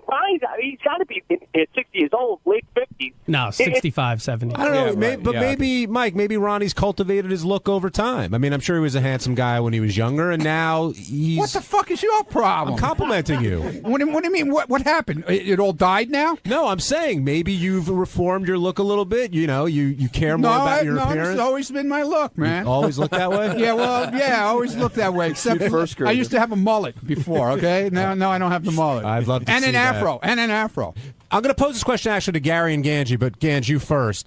When something like this comes up, and yes, Ronnie got a 0 and John got an 18 and other people got scores that they didn't like and get your balls busted and Howard's goofing on you, a part of you hates it, but there's got to be a part of you that sort of likes the spotlight being on you. How do you deal with that? And Gary, you too. You know what? I only dislike certain parts of it. Yes, it's a great show. It's part of the entertainment of the show. I get it. And I get that, everybody has to get their balls busted at one point. It's when, you claim you don't like it and you're really kind of against it like John is with this 18. I think John's totally either he's really pissed at this 18 or he's totally playing it up in order to get more attention. I don't think he's playing it up. I don't think so either. I used to like the attention when I first got on the show. You could say anything you wanted, but I was thrilled Howard was talking about me on the radio. It was fun. But then as you get older and more mature and you become in charge of stuff, it's sort of, there's nothing worse than taking an emasculating ass kicking and walking back into the office and the interns have their eyes averted because it was so fucking embarrassing. John, I'll tell you the truth, Ganji, and Shuli, I think, will back me up in the newsroom. What I like about my job is I like to be able to go in studio, light the match, and then just step back and watch everything. I really don't like to be the center of attention and all that. You didn't run fast enough when you lit the match on this one. Yeah, exactly. Like You've been running in every time that your name comes up with this 18. You've been running in there. But I've been letting him. Gary, no. To be fair, Gary has told me to go in. I don't hover around and say, Gary, can I go in? Can I go in? Here's what happened today. Don't pull that microphone out of my face. Here's what happened today. It was really funny. Howard started talking about John Lieberman. He was waiting outside my office as he does every morning because he's doing news, and John started talking to nobody. That's great. Moving his arms and everything. And I said you should go in because it was very real. He wasn't acting mad. He was mad. And I just want to say the stuff you're hearing on the air is just the stuff you're hearing on the air. There's a whole. John is back there screaming about this since it happened. I mean, he's not happy about it. John, has it who made would be you happy? You got an 18. Has it made you question yourself at all? Like, hey, maybe I'm not as good looking as I thought I was. Question myself? I mean, yeah, I'm sure a little bit. I mean, we're all insecure in a little way. Well, John, I am sure Robin choosing JD over you again has to have you questioning. Well, she went with youth. John, you're very feminine and admitted, I don't even know what does that mean? Ronnie, I thought you didn't judge guys that way. I mean, you're wearing a purple tie. You wear purple shirts I'm not even going there. You wear purple shirts all the time. Yeah, but just what are on you talking about feminine? On you, it just looks really odd. Yeah, you do. You look really odd today, dude. Yeah. Sorry. On you, it doesn't come across. Are you kidding me? No. Are you kidding me? You look like you should be on a Bravo show. It's been all the talk around the office this morning, John. Ladies and gentlemen, welcome to the playground in 5th grade. This is like romper room for grown-ups. John, what were you going to say, though? Yeah, please do. Well, now I got sidetracked. I was just going to say, I mean, am I questioning my looks? I'm not questioning my looks, but look, it hit a button with me. I'm not putting it on. I'm just telling you, I'm not putting it on. I'm an excitable guy, for better or for worse, and I don't have a good poker face, so... You don't have a good face at all. Jennifer, just so you know, you're not going to sleep again tonight. Now he's a little feminine today. Has your girlfriend tried to, convince you otherwise? Like, hey, you're not. Those guys are crazy. Yeah, I mean, she says all the app's bullshit and all that. She's been very good. Did you try? Did you download? I can't even believe and we're then she still goes in the talking. bathroom and cries. John, did you download? Ronnie,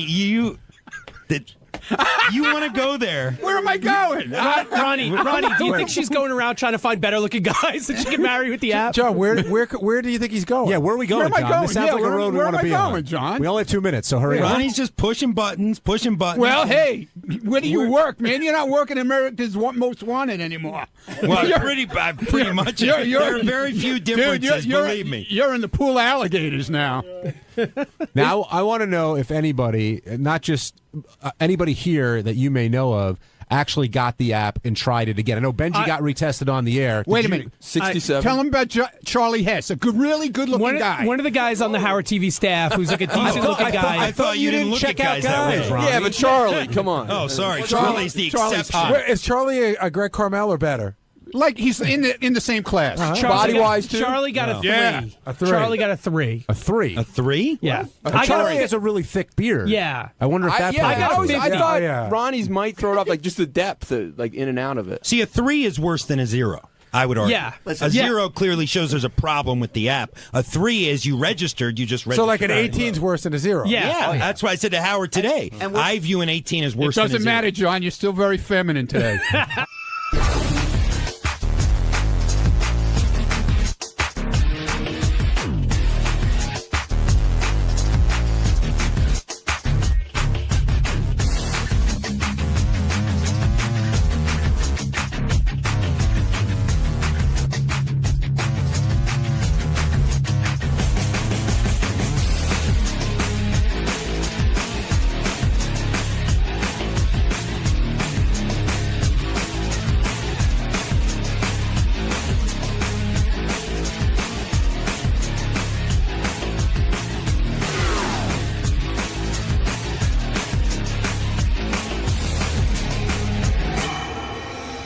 Their Chinese food was very good, actually. I didn't see Chinese food. I didn't see Chinese food.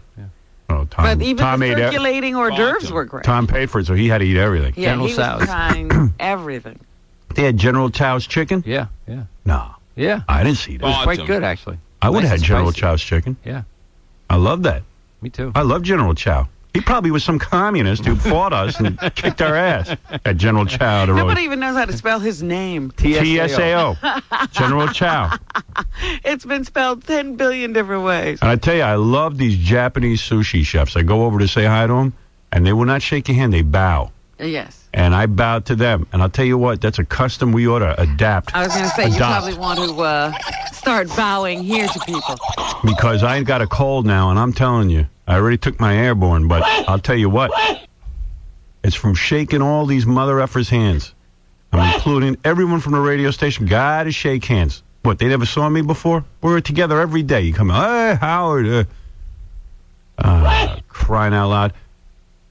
For some of the salespeople, it was the first time they met you. Yeah, well, you know what? I don't need to shake anybody's hand because that's how you get sick. I swear to God, I'm reading more articles about this. Well, why don't you start bowing? I should just bowed. Yeah. I said, no, I bow. I'm Japanese. You know, you feel like a douche going to somebody. And then, like, now I'm going, I have a cold. I can't shake hands. I did that at Ross Zapin's birthday party. Everybody who walked in, I go, this was Saturday night. I went to a birthday party. I go, I can't shake your hand. I got a cold. Meanwhile, 27,000 people I'm telling this to. Right. But me, it doesn't matter. I got a cold now. I know I got one coming.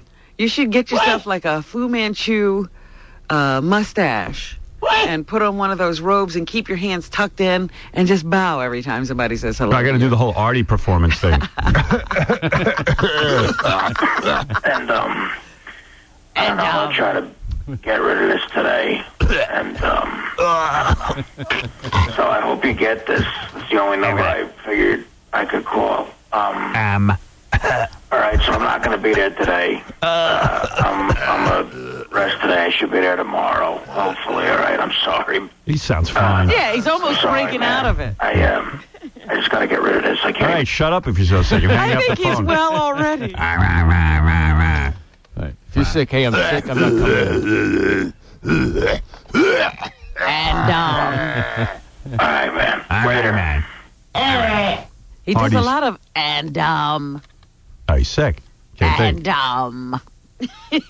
Which one do you think is better? That one? Robin's calling for sick?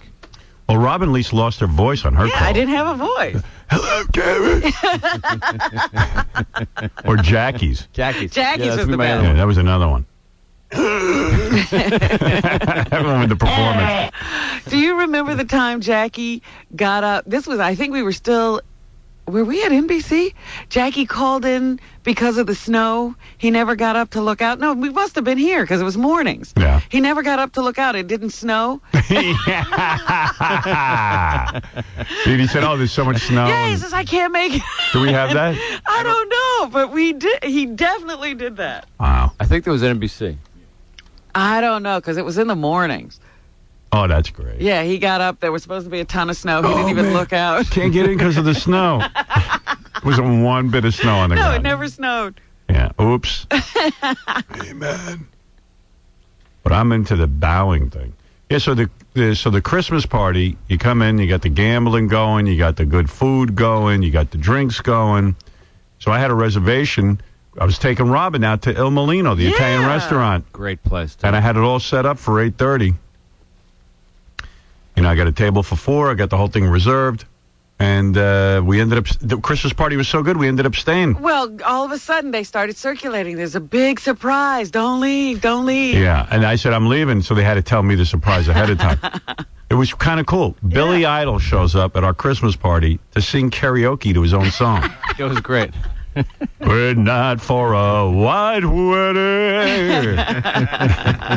It's funny, he did 2 songs, and he ripped his shirt off. Yeah, he really got into it. And the funniest thing I saw at the Christmas party is, as soon as Billy Idol's shirt came off, Benjy took his shirt off. Benjy took all of his clothes off. I saw him Was he putting back naked? on his pants. Yeah. It was funny. That was the funniest thing I ever saw. I got to admit, man, that was funny. Thank you. That was a good move. Because you go, hey, look at Benji, he's undressed. Did you see Benji lift him up? No. Benji picked Billy Idol up to have his picture taken with him. Oh, no. And did the perfect curled lip Billy Idol thing. Really? Yeah. I didn't see that. Yep. Yeah, Benji, the life of the party. Life of the party. You got the picture? I don't know. I think Isaac may have taken it. Isaac. Well, we'll get that up on the website. Yeah. You 2 guys with your shirts off. He's really light, actually. Yeah. He's Benji said something funny to me. We're sitting there at the party, and he comes over and he goes, you know, every time I try to like go over and, you know, talk to Tom, I think he'll always have that image of me naked sitting on the couch, pleasuring myself in the studio. And I go, yeah, that might stick with him. He goes, yeah. He goes, I don't think he's ever going to take me seriously. It's a hard one to shake. It is a hard one to shake, I have to admit. I go, yeah, man, it is hard to talk to you, dude. It was a good time at the Christmas party. Yeah, it was fun to see everybody. Yeah, it was nice. Billy Idol performing. Billy Idol's a nice guy. Yeah, I was talking to him because he was a real dick when I met him at NBC years ago. 100 years ago. He was on my show when I did afternoons at NBC, and a guy came in, and he was at the height of his fame. Somebody convinced him to come on my dumb show. Well, this was at the very beginning. He was just coming over from England, but they knew he was going to be big because those songs were testing so well. Yeah, and he came in to do my show, and he was like, hey, mate. And He I could hardly wake up for the show, remember? couldn't He was wake up, pretty much dead. hated me, couldn't answer a question. He was like, oh, you want, mate. And sometimes he just wouldn't even answer me. You got a cigarette? Yeah, got a cigarette. You got a cigarette? It's intelligent. So It was great. Yeah. Then all of a sudden, this new Billy Idol comes in. Yeah, he's fun. He's fun, nice guy, hanging out, bussing tables. That's my man. Taking pictures with everybody on the way Everyone. out. Anybody want a picture taken? He waited. Yeah. I couldn't believe he ripped his shirt off to sing the second song. That was great. It was great. He's like, hey, this karaoke's all right. Yeah, I think he was bumming out at first, and then he got up and he got into it. He saw us carrying out. See Robin go down on the floor. The mosh pit started. Robin fell down on the Yeah, floor. I heard you say that. She tried to be a wise ass and push people into the mosh pit. And guess what happened? See, it got me. Freaking karma bit her on the ass. Came back and got me right away. Would you go flat down on your ass? No, I just slid, and boom, on my butt. I wish I'd seen that. That must have been wild. Isn't that embarrassing? I hopped right up and hid behind Mr. X. Did he see you go down? No, thank goodness his back was turned. Yeah, so let me get out of here. I brought my girlfriend. You weren't supposed to, but I did anyway. I didn't care. You brought your boyfriend. I know. Oh, because I was just going to stop into the party and then hit over to Il Molino. Now, that Il Molino, I love that restaurant. I got to tell you, but I tried to call to cancel the reservation. We didn't get through till 11:30 at night. Are you kidding? Oh, no. No wonder you were saying, they'll never let me in again. Yeah, no, but I said to them, I feel really bad. And actually, we didn't get through till the next morning because Laura kept calling. Wow. And I said, I feel really bad. I had a reservation and we were trying to cancel, but it was busy. The guy goes, don't worry about it. Happens all the time. We have one phone line. It's busy all night. Oh, is that what it and is? people can't cancel. He goes, it's our fault. Yeah. So I was like, okay, don't be mad at me because I want to be able to get back in there. That's why it's such a hard place to get a reservation. Right, all these places. I know. Invest in a couple of phone lines. I even said to them, I said, I didn't know my dumb friggin' Christmas party was going to be so good. Couldn't leave. Was having a good time. Everyone said the big surprise. We were all prepared for it to suck. Yeah. I ate the food, too. It was good. Yeah, I had some of the hors d'oeuvres. They were great. All right, Tom. Nice job. All right, you knocked yourself out. Mike Pierre booking Billy Idol was great. I said, I got nothing to criticize. Too bad. Would have been a much funnier show, ragging on Tom. I couldn't find one thing wrong. I know. It was perfectly set up. There were plenty of people around to help. And then Lisa got up, the saleswoman, and sang her karaoke. She's so good at it. Of course. Sal cursed her out on the second song. Why? I don't know. Sal, in the middle of her second song, Sal jumps up and says, would you shut the F up? Yeah. That was funny. I heard that. It's like someone just said, enough already with your karaoke. Because she would have given a whole concert. Oh, I reminded Sal that 3 months ago he was a listener. Right, and he wouldn't have been at the party. Yes, and don't get too carried away. All right. Anyway, that was our Friday night. Casino. I got in big trouble the next day. Why? With my wife. Because you didn't bring her. Yeah. Did you end up going over to Scores? Yes. That's why he didn't have Penelope. Yeah. But that's why he didn't have any of the wives. A lot of Who went people over to said- Scores? Everyone? Oh, it was packed. Hello, Tiffany. It was packed. You got a lap dance? No. You liar. I swear I didn't. You went to Scores? You didn't Why get a do you lap go dance? to Scores? You know, lap dance. You know what? I couldn't. It was real smoky. Was Lonnie there when you went? Yeah. And he didn't take care of you with a lap Oh, dance? Lonnie was like, Tom, whatever you want. The place is yours. Look at that. And Where you don't, did you go? East side or west side? East. when Lonnie says that to you, that's a very special statement. I know. And I when very Lonnie much says the appreciate it. place is yours, whatever you want, you take him up on it. So I kept giving to the gave a whole bunch of people lap dances. You gave You lap gave dance. lap dances. So what, were you Not drunk? me. You got naked? Women came over to me Sal, saying, you are "Hey, Lonnie," sexy. I said, "No, you know what? Go do him. Go do her. Go do." Why can't you get a lap dance? Is it against this thing, last the time I was pact there, you I made with did. God? No, last time I was there, I definitely did. I had a couple, but this time it was. It was the end of a long Mrs. day. God. No, had nothing to do with God or anything. I was going to say, Tom was giving lap dances. Tom, this is God. You better not get a lap dance. Your ass is grass. Lap God, dances. I hear you, but it had nothing to do with it. Lap dance. Mortal sins. Proud of you that you don't touch yourself anymore, but you better calm down with these lap dances. I'll give you cancer again so fast you won't know what hit you. Well, that's one of the reasons I left. I couldn't take the smoke. Really? Yeah. Somehow I never smell the smoke when I'm in there. They smoke in Scores? Yeah, I guess there's one area. Yeah, there's one special Oh, yeah? room where you can smoke. Yeah. Oh. It's an outdoor room with ventilation or something. There were a couple of really cute dancers too. Hey, what's wrong with you? Get a nice You lap should have dance. seen JD. What'd he do? Oh, JD was the king of the lap dance. Really? Oh yeah. JD. Who woke him up? JD's a weirdo. I mean, for a million reasons, but He's a nice kid. nice kid. But like Beth gets email from him all the time and all this. Oh, yeah? And she goes up to JD. She goes, JD, how you doing? He's like, oh, hello. and then like he is that kid in Napoleon Dynamite. He goes, hello, oh, hi. And then Can't make eye contact. and he's like, she goes, JD, come on. Oh, dear. I got to tell you, though, I've been told by many people here that when JD walks through the doors of Scores, he becomes a different person. He looked like the same person to me, just enjoying a lap dance. Beth said to me, like, you're so unfriendly, and like you know her. Yo, I try to talk to her, but there's like a million people that come up to her whenever. But she was talking. I saw her She walk was up. I talking to saw you. it. She walked up to. She goes, JD, how you doing? No, we talked, but like You have no rap.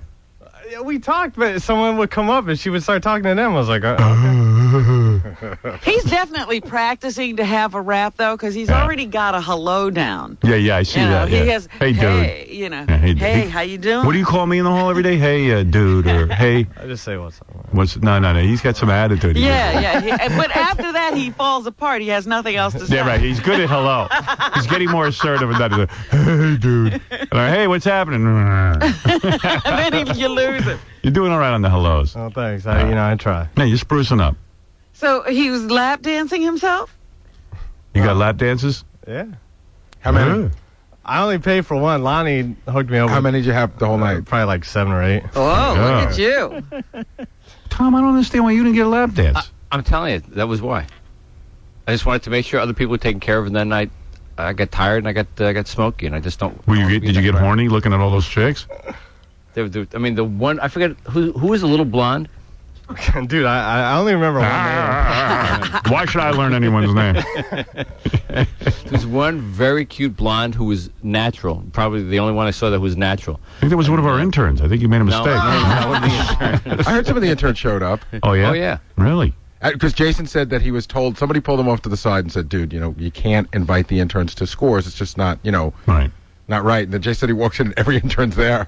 You know what was great? There's one. Is that a saleswoman who has the account for those neat pictures? Yes. Yeah, oh, okay. Jennifer. Yeah. She's real hot. She's cute, really yeah. cute, yeah. So, like, I know a bunch of dudes, I ain't going to mention any names, all wanted into her pants. Oh, really? Yeah, and everyone was hitting on her. And I'm watching this all go down, and Jason was, like, just working her the whole friggin' night. Jason? They even sang karaoke together. And yeah. And I'm watching this whole thing, and Beth says, I was talking to her. I go, yeah, she's in, like, a deep relationship with her boyfriend, and she's not interested in Jason. Jason put in the whole night. Oh, my goodness. Like, rapping on her, working her. But, boy, she's hot. She's very cute. Yeah, she's cute. Dude, that chick is so into her boyfriend. You wasted an entire night. Well, no. He's going to tell you right now. That's his friend. No. I wasted the whole night with her. But no, I'm not wasted. I had a great time. It was a great, awesome time. Hey, you look like a big dummy. If he was trying to get into her pants, he shouldn't have danced. This cat knows how to work, though. He was busy. Oh, yeah. By the way, you were the laughing stock on the dance floor. Everyone was commenting on your dancing. In a negative way? Yeah, everyone comes up to me and goes, you got to watch Jason dance. You were the dude. You were the guy. You were at the office party, the weirdo who dances funny and doesn't know it. I couldn't help it, man. I was drunk and having a good time. Go for it, man. You were working that chick pretty good. Yeah, we hung out all night. Ended up dropping her off at the train station around 3 o'clock in the morning. You. But, the whole night Ronnie just kept coming up to me all drunk. He's like, you ain't going anywhere. Did you try to kiss her goodnight? Yeah, It's a yes. Oh, man. And what'd she tell you? She has a boyfriend, right? she has a boyfriend, and I'm seeing somebody, Right. so, But we hung out, and it was fun. Yeah, you're seeing somebody, I'm seeing somebody. You know what I'm saying, baby. I did at some point, like around 2 o'clock in the morning, though. I did get a little too drunk and desperate, and I started going to this weird rap about how, things aren't really working out between me and my girlfriend. Meanwhile, everything's fine, right? Oh, everything's great. I hung out with her all weekend after. You tried your rap. That was horrible. Yeah. I just threw it out there. Yeah. Hey, you tried though. Yeah. She's too hot, man. She's too hot. She's too hot for you. She's beautiful. Yeah, she's beautiful. I've noticed her since she first started working there. I was glad she got that picture account, because that don't mean she's gonna be here for a while, right, Tom? Yeah. Oh, She's one of the. Yeah, we're all rooting for her. She's one of Go the get chicks. her some business. She's one of the chicks that sort of flew under the radar. Like, she got here and I didn't immediately notice her, and then of course Jason pointed her out to me. And right. You should see what she was wearing at the DFP. She's really hot. That's the problem with these Christmas parties. They encourage inter-office dating, Well, and then this that is leads what to you more said, problems. yeah. Absolutely. And then Tom makes it worse by no wives or girlfriends. Or your girlfriend was there, you wouldn't be talking to that chick all night. Oh, are you kidding me? Right. Well, then, hello, how you doing? That's one of the reasons why, though. Oh, come on. Oh, you want inter-office shenanigans? No, I don't. No. We don't but need inter-office shenanigans here. People are looser. People are definitely looser without their wives there. Yeah. But I get such a big chill on Saturday morning. Oh, yeah. Well, yeah, come on. And I brought my girlfriend, which is wrong to do when everyone else isn't, but it was fine. It was fine. Everyone's happy to look at Beth, believe me. And Mr. X was there. Mr. X is the life of the party. Mr. X is fun. He's funny. So I told you he's a funny guy. What? We going to dinner? Oh, he didn't. In my drunken haze, I think I agreed to dinner with Tom. Did you say you'd go to dinner? And I agreed with you. Oh, gee. Yeah, but that's now I'm sober. I'll get us out of it. Don't worry. No, we'll do it. Okay. Yeah. It was fun. I'm glad everybody had a good time. It was a good party. Yeah, it was a good party with some funny shenanigans going on there.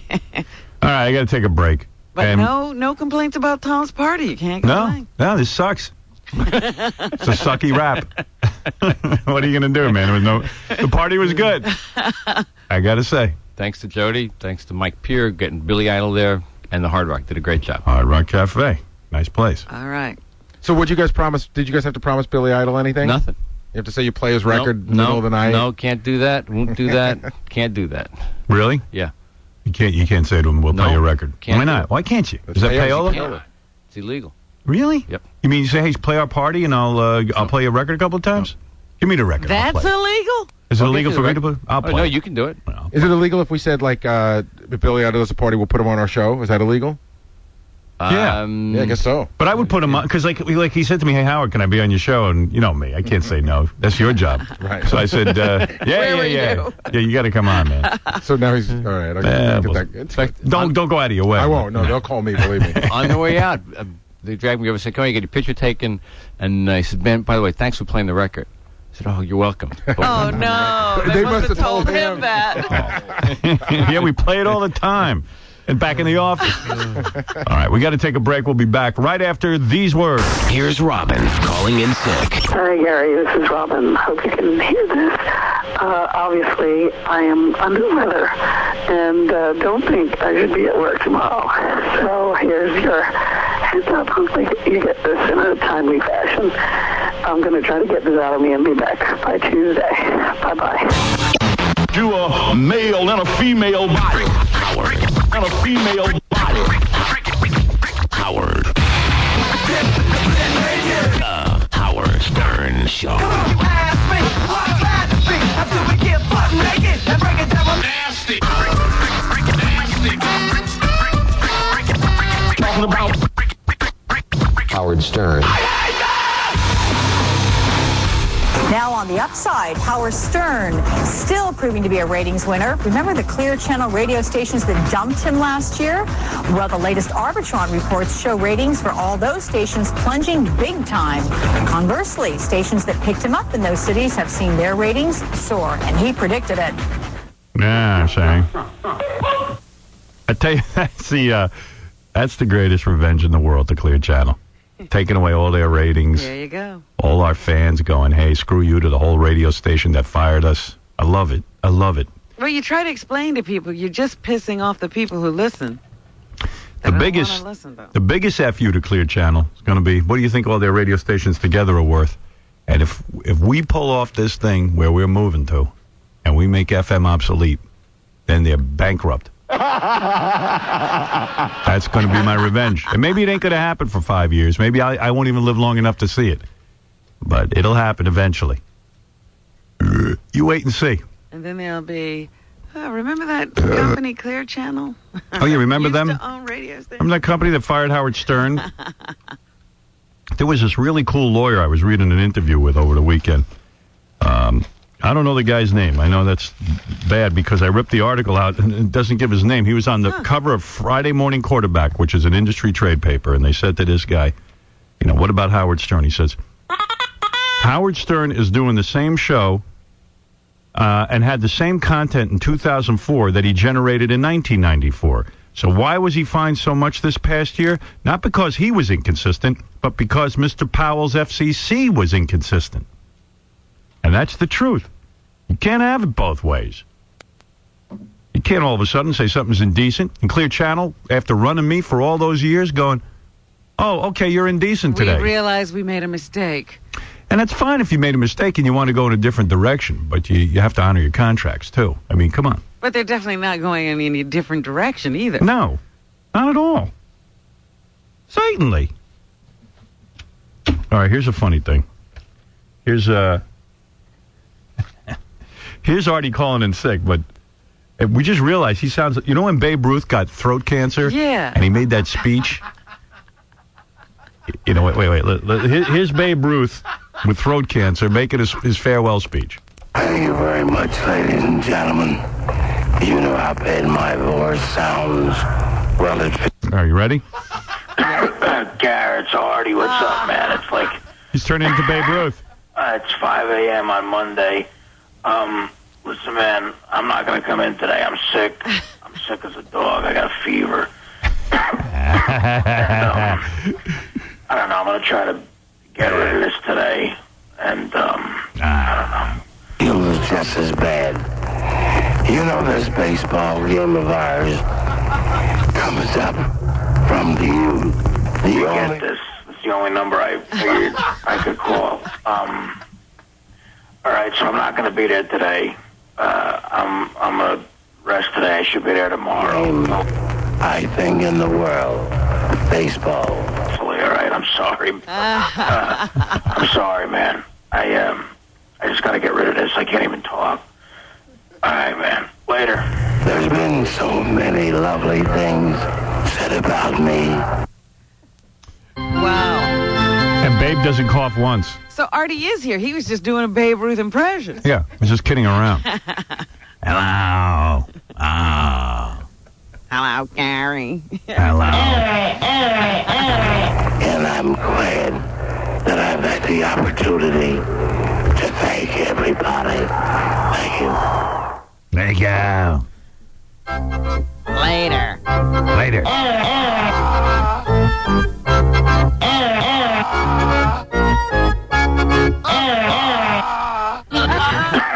Garrett's Artie, what's up, man? It's like... We got to lift that cough, and every time Artie says something, we got to... It's 5 a.m. on Monday. Thank you very much. Listen, man. Ladies and gentlemen. Who's talking? Is that Artie? Artie or Babe? Artie or Babe. That's nice. So where was I? Let's see. Oh, so we talked about the Christmas party. Yeah. This is a good piece of tape going around here. This is Michael Jackson made a statement. This is unbelievable, this guy. He says, I was reading the paper, I couldn't believe it. Michael Jackson says, he's thinking now, because of this horrible court case and horrible accusations made against him, he's starting to think that maybe he's going to never have any kids sleep over at his Neverland. You're kidding. Listen to this. He goes, Michael Jackson says the child molestation charges against him are disgusting and false. And he hinted he may stop hosting kiddie sleepovers at Neverland Ranch to protect himself from future allegations. He's going to punish all of us by stopping those. Yeah, so parents, keep your kids at home. Michael doesn't want them anymore. Can't believe he's thinking about it. No, it hasn't even come to a hard and fast decision on it. Well, he's going to see how this whole thing turns out. Yeah, well, if he's in prison, I guess he won't be. Anyway, let me see. I haven't even heard this, but I'm sure it's good. In the last few weeks, a large amount of ugly, malicious information has been released into... Friggin' grown man sounds like a woman. That ain't going to look good in court anyway. Yeah, when he gets up to... don't let him testify. That'll sour the jury completely. Remember all those years he couldn't even speak? Now all of a sudden he speaks perfectly? Yeah, remember he used to go to the award shows and he'd have to bend down to the microphone. Go, Thank you. Hello. To the media about me. Apparently, this information was leaked through transcripts in a grand jury proceeding, where neither my lawyers nor I ever appeared. The information is disgusting and false. I love when he gets mad. It's disgusting. It's racist. Years ago, I allowed a family to visit and spend some time at Neverland. Neverland is my home. I allowed this family into my home because they told me their son was ill with cancer and needed my help. Through the years, I have helped give him a donation. Thousands of children who are ill or in distress. These events have caused a nightmare for my family, my children, and me. I never intend to place myself in so vulnerable a position ever again. I love my community, and I have great faith in our justice system. Please keep an open mind and let me have my day in court. I deserve a fair trial like every other American citizen. I will be acquitted and vindicated when the truth is told. Thank you. That's it. I'm taking to the streets to defend him. I think that's highly disgusting. Yeah, his whole family, I guess, was out in force because I saw his mother and father on 48 Hours Investigates on Friday. That's cool. Saying these charges were ridiculous. Yeah, I hope my mom would defend me if I was molesting kids. Hey, Mom, give me a hand over here. Huh? I got my hands full with these kids. No. But they also had that Debbie Rowe, who's the mother of two of the kids. Yeah. And now all of a sudden she wants the kids back. Even LaToya's going around. That's because he stopped paying her, I think. LaToya's going around. She's defending Michael. I know. She used to come in here and bash Michael and say she saw him with lots of young boys, but she claims, what's his name, put her up to it? Jack. The husband. Yeah. Yeah. Who knows, man? You know what? Hey, I am one of those Americans that is reserving judgment. So am I. I am. I'm waiting to hear the evidence. I feel bad if the dude's being falsely accused. It's just All very strange. But it's just bad if you have kids sleeping over in your bed. It's a tough thing to sell a jury. Well, when you think about everything was fine for him until he gave that interview to that guy from England and held hands with the boy on camera and said the most loving thing you can do is share your bed. Yeah, that kind of did him in. Gave people ideas, maybe get some money out of this situation. That was the wrong thing to do. Montel Williams' ex-wife is in trouble for coming on this show. What? Says here in the Inquirer. Montel wants ex-wife held in contempt. What? He's filed a suit claiming she violated the divorce decree by talking to Howard Stern. Talk show host Montel Williams apparently doesn't believe in freedom of the airways for everyone. He's asked the court to hold his wife in contempt for blasting him on the Howard Stern show. But she's saying, hey, screw you. I'm going to talk to anyone I want. Oh, good for her. Yeah, so there's a whole article about that. Standing up for her rights. Yeah. Yeah. You know, she called me, I think it was like Thursday. Yeah. She wants to come back on again. Good. Get her on. I want to hear it. But Montel's got to come on and duke it out with her. We've been close to getting him twice, and he just didn't want to do it. Montel keeps pussying out. What's the matter with him? Get in here. Why'd I rip this out of the paper? Oh, this is what I'm doing. Tell me if there's anything wrong with this. Google, all right? You know, Google, the search engine? Search engine, sure. You go on there now, you can download free software. I saw this on 60 Minutes, too. It's called Google Desktop. You know about this? I heard them talking about it. I don't know exactly what it does. All right, let me explain to you what it does as far as I understand. You download this onto your computer. Yeah. And what it does in a couple of hours is it organizes all your files. And it gives you your own Google search within your own files. Within your own files. So like even in your email, let's say you put, I want to search, I want everything from Howard. Uh-huh. Bam, it'll find it. But it'll even go through your hard drive, find all your pictures of Howard, find pictures of your mother. So it'll catalog everything under the Howard? Right. If you name it Howard, it'll find everything Howard, or if you name everything Mom. Uh-huh. And you can do your own Google search. What's up? Supposedly, when this came out a couple weeks ago, supposedly other people can do that with your computer also. Yeah, well, I'll tell you who's working on that. Microsoft, AOL, and Ask Jeeves are expected to have their own desktop search tools available shortly. No, I'm saying other people, like I could get into your computer then. Well, yeah, it says caution. This is from, I get this magazine I subscribe to, Bottom Line. You know Bottom Line? Yeah. It's really good. It's like a Reader's Digest kind of thing. For the news. Right. Here's the caution. Don't, whatever this means here. Uncheck include secure pages in the desktop preferences menu to keep your online banking information from being copied and stored in the Google Desktop Index. Uh-oh. Also, use a password to keep your computer secure. So, there you go. Yeah, they know. Otherwise, everybody will get in. You know, I'll come to think of it, I ain't going to put this on then. Not until I know it's safe. Right. Jeff Schick will tell me what's safe. That's my man right there. He tells me everything. Because you also didn't want to have to password. Now you're going to have to password. Yeah, oh, please. Jeff goes, you're not doing that. You need a firewall. I go, what? Firewall? What, are you kidding me? What, is this apartment not safe? Yeah. Then, because that's my whole thing. I got all kind of devices. I walk around with that Trio. I love that. Got my email on there, everything. But I'm tied up with all kinds of devices now. Now I'm totally hooked in Yeah. between my computers and my devices. And I know I should organize my computer and put like little folders and put things in them, but I just can't do it. Sometimes I just get tired trying to organize everything. Sometimes I think if I delete everything, it wouldn't make a difference. Oh, you haven't gone in there looking for it, have you? No. How's that whole organization thing going? You keeping up with your I'm doing good. your homework? Yeah. I took a bunch of courses with Franklin Covey. They helped me out with a whole bunch of things. I like it. And I got the organizer. All right, because you told me you have to take out a half hour every day to I do. keep everything neat and tidy. The new Howard Stern, a half hour every night. I sit down. I plan my week. I plan my month. I plan everything. I'm better with my kids because I know all their dates and everything. I'm telling look you. at you. I'm on top of it. I know a lot of stuff now. All you have to do is check your book. Yeah. I'm way into it. I'm like a girl with my book. Hey, I got a cool letter. Listen to this. All right. Who's We got to do this. What? See, I know there's a reason we can't do it. Like my agent will say, you're not doing this. But I would love to do this. Howard, my name is blah, blah, blah. I'm the marketing director of blank, blank, blank.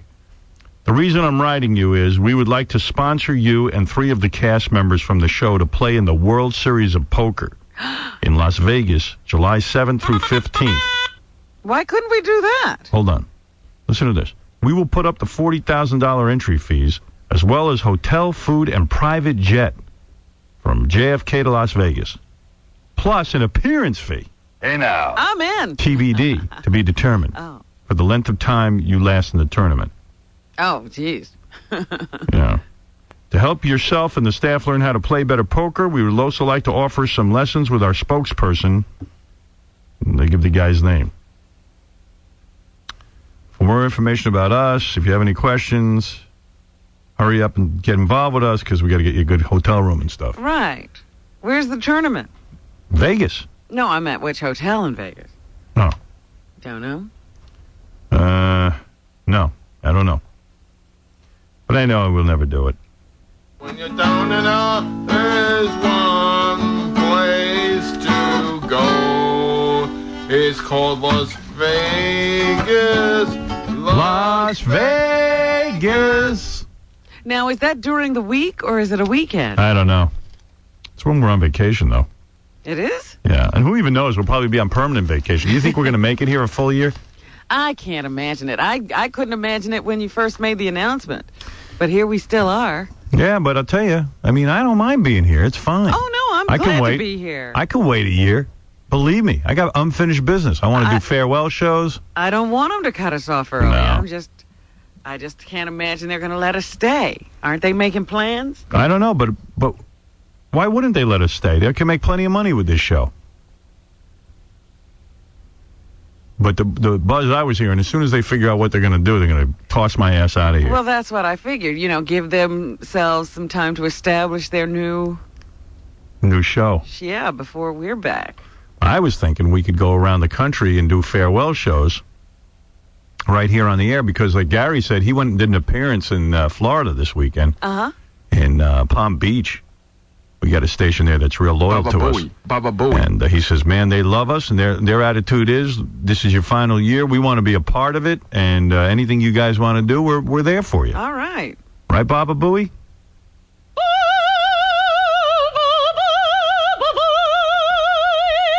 What'd they say to you?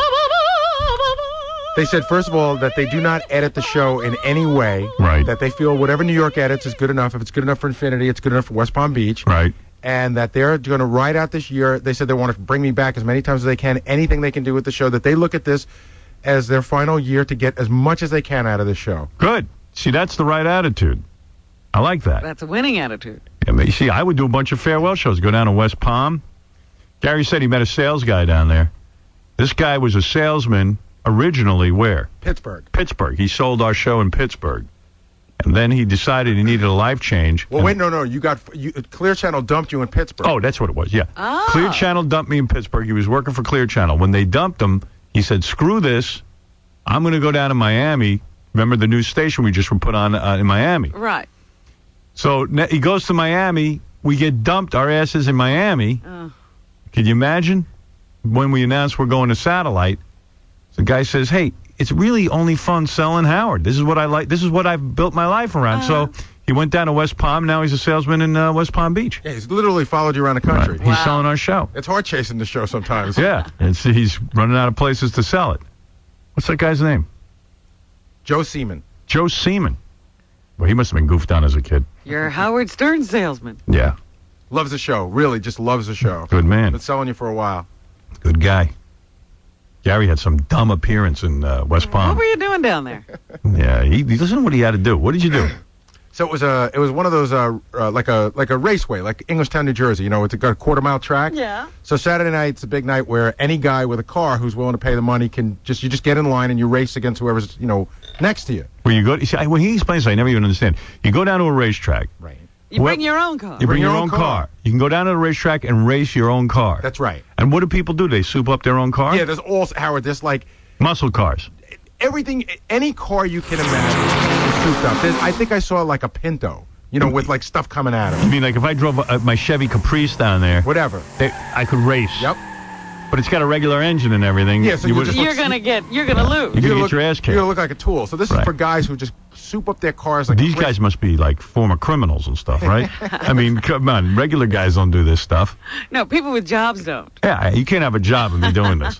You can't have a family and be doing this. Yeah, I mean, I saw a car that was like one of these tiny little cars. I don't know if it looked like what's that? The Mini? That like a Mini Cooper or something. Like stuff coming out of the sides and everything. And these guys build them, right? Yeah, but mostly it's just like regular cars. But like it's they're sort of older cars, like 70s, the old 60s, GTOs 70s, and stuff. What is like everybody? That. Is everyone like a skinhead down there? And No. It's more hickish than skinheadish. A lot of tattoos, a lot of like cat diesel hats and a couple missing teeth here and there, that sort of thing.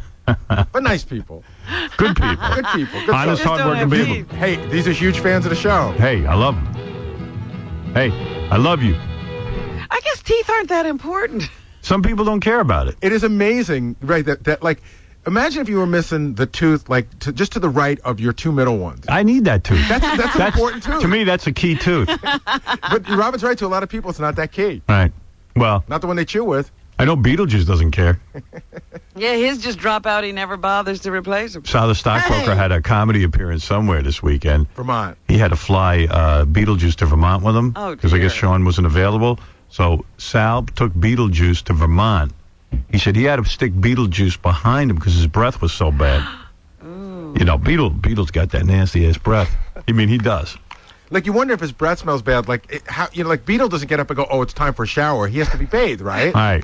Like, how often? It's almost like having a pet. Right. His breath smelled like fish and dog manure. What a combination. So what did you do? You stuck him in the seat behind you? I had to sit next to him, and there was a row of single seats and a row of doubles. So I had to sit in a double with him, and I said, you know what? I can't do it because I was going to gag. I was going to throw up. So this couple comes in. I go, would you mind taking these seats? And Beetle didn't even want to get up. I go, no, Beetle, this is where you're sitting. So I switched with two people so he could sit behind me. Right. I'm sitting there, and all of a sudden, that breath starts wafting through my cushion. And there's that like air, a skunk. He's like got his but he's got to have certain defenses. He's a tiny guy, and that breath will keep people away. And that air blower above your head. Yeah. I had to beam it like a rocket over the back of my head onto his face, so the breath would go behind him, and I still smelt it. So, coincidentally, Vermont, WZIN, they totally, same story. They totally love you. They totally support you in Burlington. They said whatever Howard wants, we're with him 100%. How did the people feel who you stuck Beetlejuice next to? Like, were they pissed? Yeah, the whole plane should have been a You know, the saddest thing was there was this little, beautiful, cute girl, and she sits down next to Beetle, points, and just starts laughing hysterically. Me? What happens when he goes on stage? Do people dig him? They go crazy. Oh. This lady came on stage. She took off her top. Wow. She dropped her bottoms. Wow. And it's like a porno show. Beetlejuice. Did he do her right on the stage? Yes. Let's put it this way. Let's take the girl out of the picture. Beetlejuice ate blue cheese. I don't even know what that means, but I'm glad I don't. And let's put the girl back into the picture with that whole scenario. Combine the girl plus blue cheese equals Beetlejuice doing something. All right, I don't know what that means, but I know you And probably. nobody should. I'm just trying to spell it out. So. Save that story for. You understand what he's saying? I do. Yeah. I do. You know, because one of the comedians, Bob Levy, has a thing in his act with blue cheese and a woman at the end. He calls a woman on stage. Oh. So I guess this time Beetle just took care of that business. Okay. And I couldn't believe what I was seeing. No wonder his breath smells. If you said to Beetlejuice, eat out of that dog bowl, would he do it? Yeah. But does he know what's right? I don't know wrong? what he knows. I've tried to figure out what he knows. We do a question and answer with Beetlejuice on stage. So what'd you ask him? We're in Vermont, and somebody asked from the audience. You know, Bob Levy's the host. It's like the Pinocchio. Bob Levy's like with Beetlejuice, like that guy with Pinocchio. Yeah. It's just like borderline illegal. Yeah. We cart him out. You hear circus music. You know, it's the freak. Everybody's raising their arms. You got to hear this. These guys. So they had Beetlejuice for the weekend. Yeah. They go to this fast food joint. They give Beetlejuice Monopoly money, and they send him in to buy hamburgers. I sent him to buy a sandwich with a pink $10 bill. And you know what he tells Beetlejuice, Howard? He tells Beetlejuice, don't worry, we're in another country, but your money's still good. Did he do it? Yeah, so I had him buy the Happy Meal, which is funny, and the guy's looking at him, and I'm behind Beetle making believe I'm just a customer. I go, hey, you know. And the guy's looking, and Beetle goes, what's the matter, mother effer? My money ain't good here? My money ain't good? Your money ain't good. Absolutely not. Did they take the money or not? Yeah, so he took the money, and then I paid the guy afterwards, you know, which was fun. But it was so funny because Beetlejuice sits down, and he's still angry over the whole thing. Like, he's really offended by it. So he's eating a ham and Swiss sandwich. They don't like me because I'm black. They won't take my money here. He thinks he's Italian. He does? Yeah. And he makes pizza. He totally explains how he makes pizza. No sauce, no cheese in pizza, though. Right. So he So when he gave him the Monopoly money, you should have had a tape recorder on that. I know. That's a good one. It was a last-minute thing I thought of, so. That's Sal's just great. trying stuff out till, you know, he could do it with cameras. Right. So he's sitting down. I go, Beetle, how's the ham and cheese? Oh, the roast beef's all right. So explain this to me. So you go down there with your car. Right. And then you show up, and whoever's sitting next to you, you race. Howard, it's a line as far as you can see. There's two lanes on the track. And do guys get angry? Like, I'm going to kick your ass? No. They're just, you know, they're all, you know what it is? They're all revving up their cars, and then here's the big part of the night that I can tell this is what excites these guys. This is the Fast and the Furious. Exactly. Yeah, That's exactly yeah. what it is. But this is the part. When you get onto the track, right, there's a part of the track when you finally got on, like you're 20 feet away from the start line. There's a part that they wet down on purpose. Right. That's the part where you step on the brake and you put your foot down on the gas. Right. And that's where you spin your That's wheels, right. and the cars wiggle around, and smoke comes out. That's when you start. Yeah, well, no, that's just to get your rubber warm, right? So that when you get to the track, you're really gripping it. But really, it's a bunch of guys in their car that they drive to work every day. Wow. So to me and Metal Mick, one of the other guys on the station, Metal Mick. So wait a second. These guys who come down there, they go down there regardless of whether you're there or not. Oh yeah, right. Yeah. So why are you there? Why are you there? Well, because they advertise. They got more people down there. They believe did. it or not. A lot of people showed up to race their cars with Baba Booey. And some people showed up a lot of people showed up without their cars Right. To come what? to say hello to me. I'd go watch that though. I'd go watch a bunch of maniacs go race each other in their How cars. many hours do you think Well, that takes? And Robin, that's exactly why they have that beer tent right there. I see. They had the beer tent. Even I was pounding it. Are you allowed to drink and then race on a racetrack, or do the same laws apply? I don't know if they test you before you get on the track, but I know the guys watching. You know, you get a bunch of beers and you watch. Right. And there were a lot of people down there that didn't have cars that were like, "Did you see the GTO with the 403?" And blah blah blah. And I'm like, and I just nod because I don't know. anything Yeah, about man. cars. You have to act like you're into it. Yeah, I go, yeah, man. That's some that was car. cool. Yeah. I built cars for the Cub Scouts. And does this lead anywhere, or is this a total waste of time? It doesn't lead in. Like I even said to the woman, I go, so if you win, you go to the back of the line again, and then just the winners go. She goes, no, just whoever wants to go goes. Oh. So whoever you get up against, Is there a prize for the winner? No. And it turns out like I raced. Is there some dude there who's like the king of the track? I didn't see that guy. There must be a whole thing But going I'll tell you on what they did. They you race and they have the lights. You know, it starts at yellow, then green, quick, and then you go. Right. Did you race? I did. I raced the Buzz van against Metal Mick. What is a Buzz van? Well, it's the name of the station is the Buzz. So Metal Mick's in one Buzz van, and I'm in another Buzz van. Who won? I did. You beat Metal Mick? But I mean, Howard, He probably led him. Is Metal Mick a pussy? They told me right Is off. Metal Mick like one of those guys you're expecting to see some real tough dude walk out, Metal Mick, and then you turn out like some dweeb? No, Metal Mick's more like an 80s metalhead. Oh. You know, the 80s haircut. He's like a metal guy. Yeah. He's into into the metal bands. But when you're done, Yeah, because I was always shocked when I meet these guys like Human Newman. I think he must be like the Z100 guy, and then I see him, he's a little fat guy. What was that fat? What was the guy who was fat? Wasn't that Was that Elvis Duran? Yeah, I think Elvis Duran. You hear Elvis Duran. Cubby. Cubby. You hear Cubby. Right, Cubby. I was like, hey, Cubby's coming here from Z100. And you see he's got 500 friggin' pounds. Yeah, it's more like Chubby. You forgot the H in this freaking name. But Howard, yeah, you dropped the H on that, Chubby. when you're done with your race and you got to go back around, you stop by this booth and they give you this ticket, and the ticket gives you the whole thing. How fast you got off the light, right? What your top speed was, how long it took you to do the whole thing. And it was funny because when I went through, the guy hands me the ticket. He goes, "Great light, man." Really? So I don't even know what that means. What was your top speed? It wasn't even that. It wasn't even about. I think 70 miles was top speed, but it turns out that 19 seconds. Oh, you could have run faster. Exactly.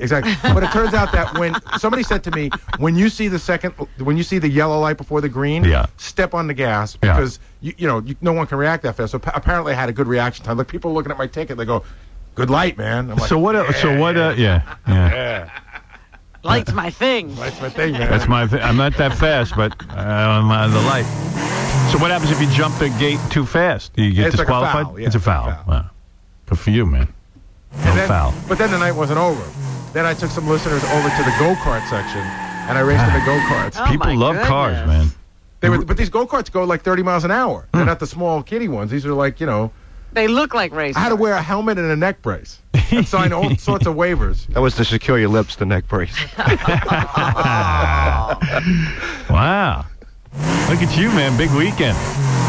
Yeah. You got to hang out with your mom and dad. Yeah, they came. Nice. My parents came. Did your mom start greeting all the fans?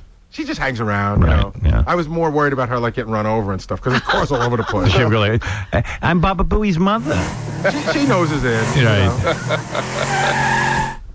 Let me see what Craig Gass wants. He was at the appearance with Beetlejuice. Yeah, Craig. Hey, man, I was there at I performed at the show with Beetlejuice and Sal. And, when Beetlejuice first gets on stage, everyone finds it really interesting. They find him fascinating, and it is funny to listen to him answer questions. But when that girl came up and took off her clothes and Beetlejuice ate blue cheese, it turned the audience's stomach. It had, the excitement of, a public rape. It was right. Howard, I have that on video. I'll post it on your website if you want. Yeah, I want to see that. Yeah. Yeah, it's disturbing. And his breath, that is true about his breath. You ever been next to a guy whose breath you can smell when he's not even effing talking? That's funny. Yeah, all right, Craig. pretty bad. Thanks, All right, man, I'll see you. All right, later. Craig Gass, everyone. I've never had the experience of Beetlejuice's breath, thank goodness. All right, we got to take a break. We'll be back right after these words. Christopher? Yes. Hi, it's Brian Williams again. I was just curious to know what you've learned and where you've been in Paris since we last spoke about 12 hours ago. Yes, well, actually, the paparazzi that were in pursuit of the car in which the princess and the others were fatally wounded have been apprehended and are being held in custody in an undisclosed location here in Paris. And I understood it was a charge that was strong enough to allow French police to hold them for a few days if they need to, correct? That's correct. The speed of the car was reported to be well over 90 miles an hour, and it is now being reported that Princess Di instructed the driver to drive at this high rate of speed so that she may get to a video store before closing to rent private parts from Howard Stern. Who is reporting that? Newsweek magazine, sources of yours? Yes, all the news reports are reporting that. She was trying to get to a video store to rent private parts before closing. She was watching. Interesting. Here in the States, the initial reports said they were driving at a high rate of speed, both because they were en route to Doty's apartment and because of being chased by the paparazzi. Just to back up a second, point of clarification, anyone who might have misunderstood, we just fell victim during a period of great sadness, the loss of a princess, apparently a devotee of a shock radio jock here in the United States has chosen to pick this time period to make a prank phone call as to be identified as a Newsweek bureau chief in Paris, with whom we'd spoken to 12 hours earlier. Our apologies for passing along false information. On Friday, FCC Chairman Michael Powell announced that he plans to step down from his job 2 years before his term ends. Oh, that's a shame. That's a mother shame. The Howard Stern Show. Now on the upside, Howard Stern still proving to be a ratings winner. Remember the Clear Channel radio stations that dumped him last year? Well, the latest Arbitron reports show ratings for all those stations plunging big time. Conversely, stations that picked him up in those cities have seen their ratings soar, and he predicted it. August is Get your sex up. For my Howard. Get your sex up. I'm a retard who's hot for Howard Stern. Oh, I'm getting set up. Get your sex up. For my Howard. She's a retard. I let him to make love till I heard. Howard Stern is my sweetie. I really love him so. Robin is so lucky. She won lucky Negro. I want Howard to love me. I love him more than my cat.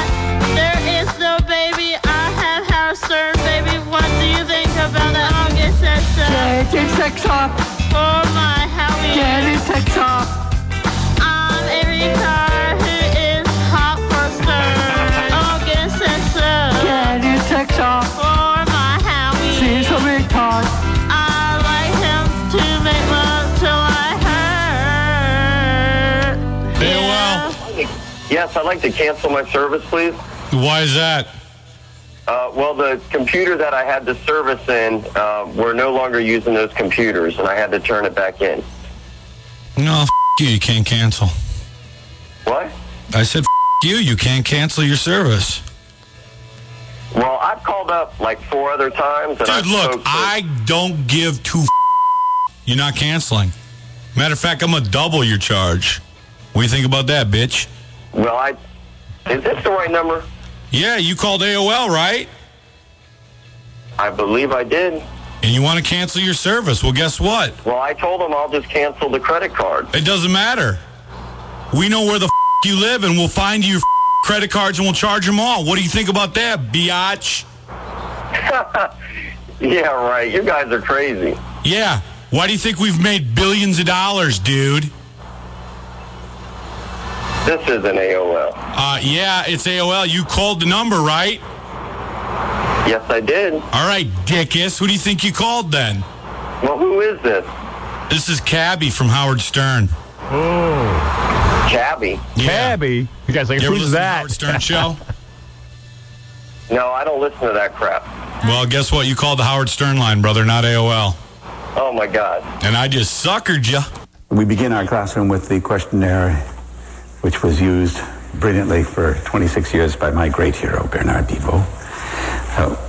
What is your favorite word, Kiefer? Latin, gravitas. What is your least favorite word? Nigger. Ooh. I love that show. Oh, I don't like that one either. Nigger. What is your most favorite word, Kiefer Sutherland? Latin gravitas.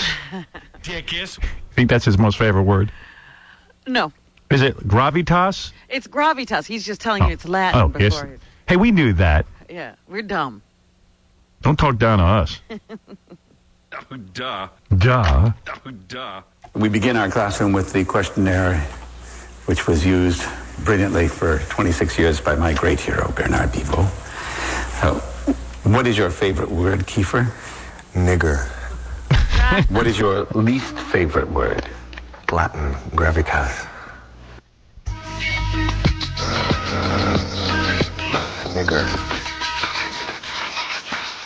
Nigger. Kiefer Sutherland mix. Using his interview. Nigger.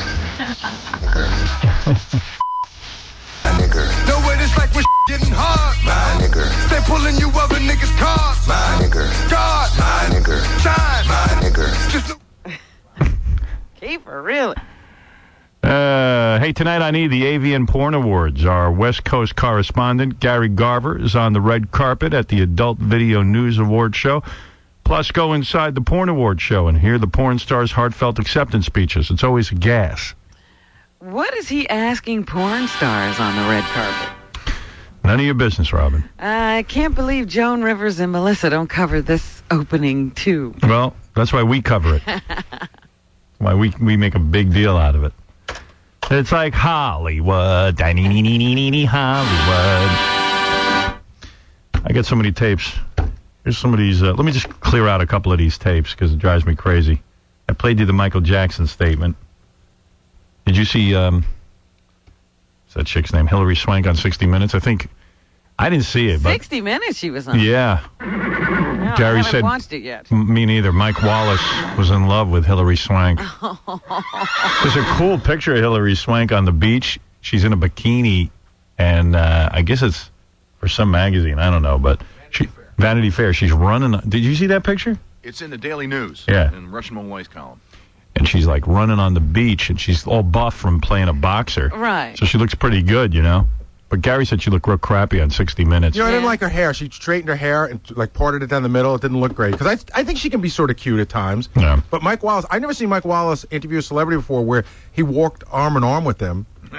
Yeah, he was way into her. Wow. Gary said it's everything I'd hate in a celebrity interview. she had all of the points, man. Like? Well, she, whenever somebody plays a part, they have to become that person. So now Hillary Swank is, for all intents and purposes, a boxer. Right. So now she has to go through the thing that happened during the movie that nobody in the movie knew about, that she had to hide, that was an injury that she had. Then she talks about, how she almost saved somebody's life, how she had a dream. I mean, just you have to hear it. It's all BS. I'll tell you what it was one big commercial for $1 Million Baby. Right. Swank bulked up by 19 pounds. That was the easy part. Learning to box like a pro was something else. The job of teaching her fell to Hector Roca, who's trained dozens of professional boxers. He says Swank was one of his best students ever. She wanna do she tried so hard to do it. So she cried. I said, why you cry? Because I can do it. I said, you can do it. I would be afraid that I wasn't gonna make it and be able to be believable, and it's so important to me. And there were times when I'd get emotional. I was frustrated. Her efforts impressed all the pros at Gleason's. I love being back here. I can't even take it. But she kept a secret from these boxers and from the filmmakers who hired her. You got a staph infection that could have been fatal? I was about halfway through my training when I got a blister the size of my palm on the ball of my foot. Within 48 hours, the blister was infected. Staph bacteria spread through her veins. I couldn't believe the pain. I was able to leap tall buildings at a single bound. Unbelievable. And I looked down and there were streaks going up my foot. So I went to the doctor's that second, and he looked at me and he said, this is really serious, and if you would have waited 2 more hours, you would have been in the hospital for 3 weeks. And if it gets to your heart, that's it. Did Clint know anything about this? I didn't tell Clint. He still to this day doesn't know. The producers don't know. No one knows. Oh, my God. She kept it to herself. You didn't tell Clint? No. Last time we checked, Clint was half dead. You don't tell Clint anything. She's going to explain, though. What do you mean you have a staph infection?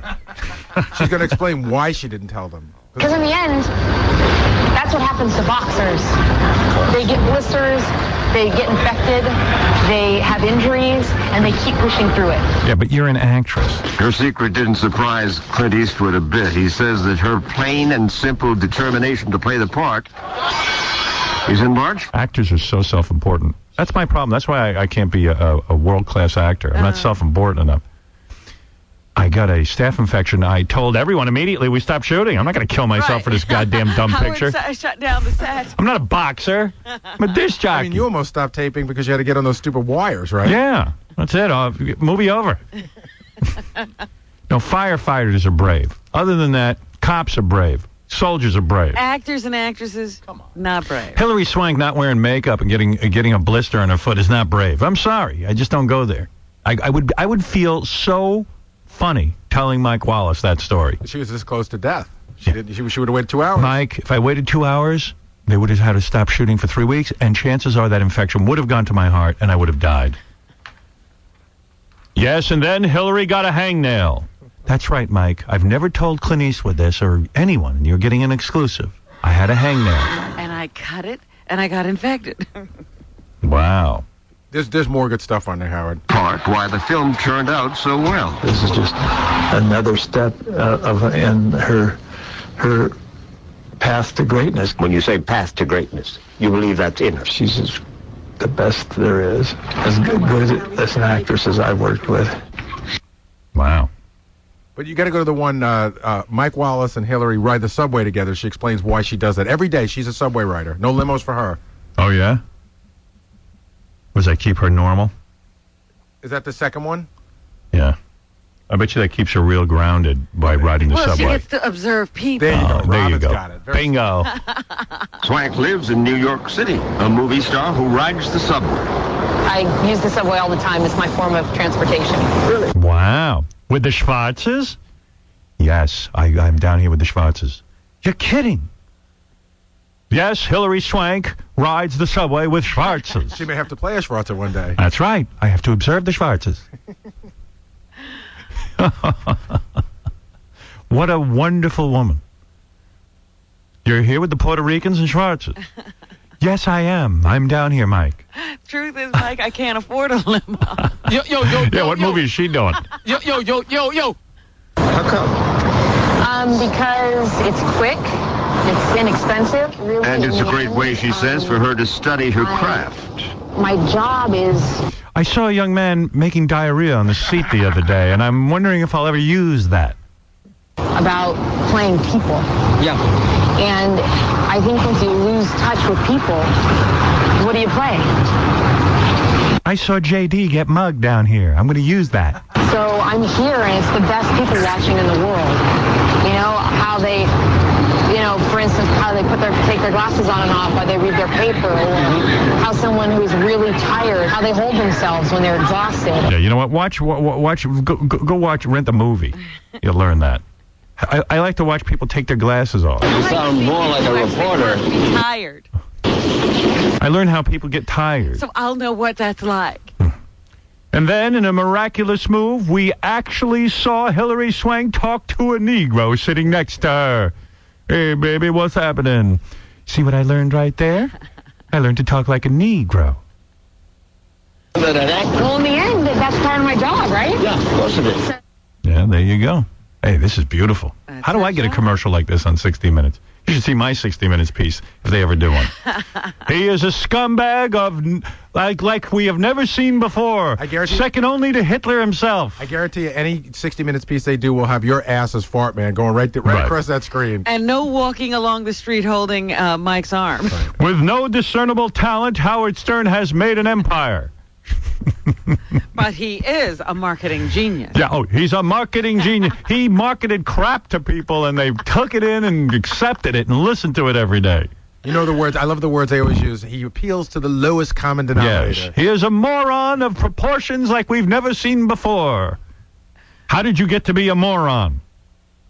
Well, Mike, my father berated me for a good 20 years before I left the house, and then pretty much I studied morons on the subway. We're not ordinary people. We're morons.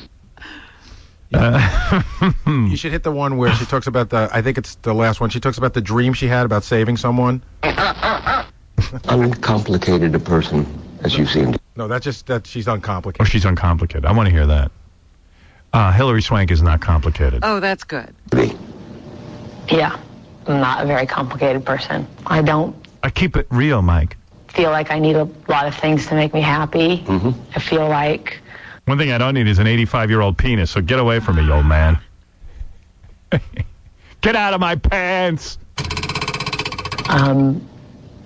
part of that is my upbringing, just that I'm sure not that it is. needing a lot of things around you, and Cool. it's the truth. It's really true. What you see is what you get. Yeah. Yeah. Yeah. Yeah. Yeah. I want to see that movie, though. Yeah, it's a supposed good to be movie. great. It's a good movie. By the So- way, the upbringing thing, that's earlier in the piece where they show where she grew up in a trailer park. Yeah, wah. And of Get course, in line. And in the movie, she goes to a trailer park. She lives in a trailer park, so she was drawing from her real life experience. Okay. Well, see, there you go. She There you was go. studying the whole time she was growing up. But play the one where she. That's what I was doing pretty much my whole life, studying. You got to play the one. She had a dream about saving someone's life. This is another one of Okay, I got great that. self-serving stories. I was dreaming a lot that I was going to have to save someone's life. Ooh. And I thought, well, I'm not going to ignore this dream anymore. And I thought, maybe I'm really Jesus. Yeah, maybe I will have to save someone. Howard, if you had a dream every night that you had to save someone, would you ignore it? I'd take Ambien and wash it away. That's what I was thinking you'd do, and not have that dream. I had a dream. I don't even remember my dream. Most of my dreams involve me orgasming. I got certified in CPR.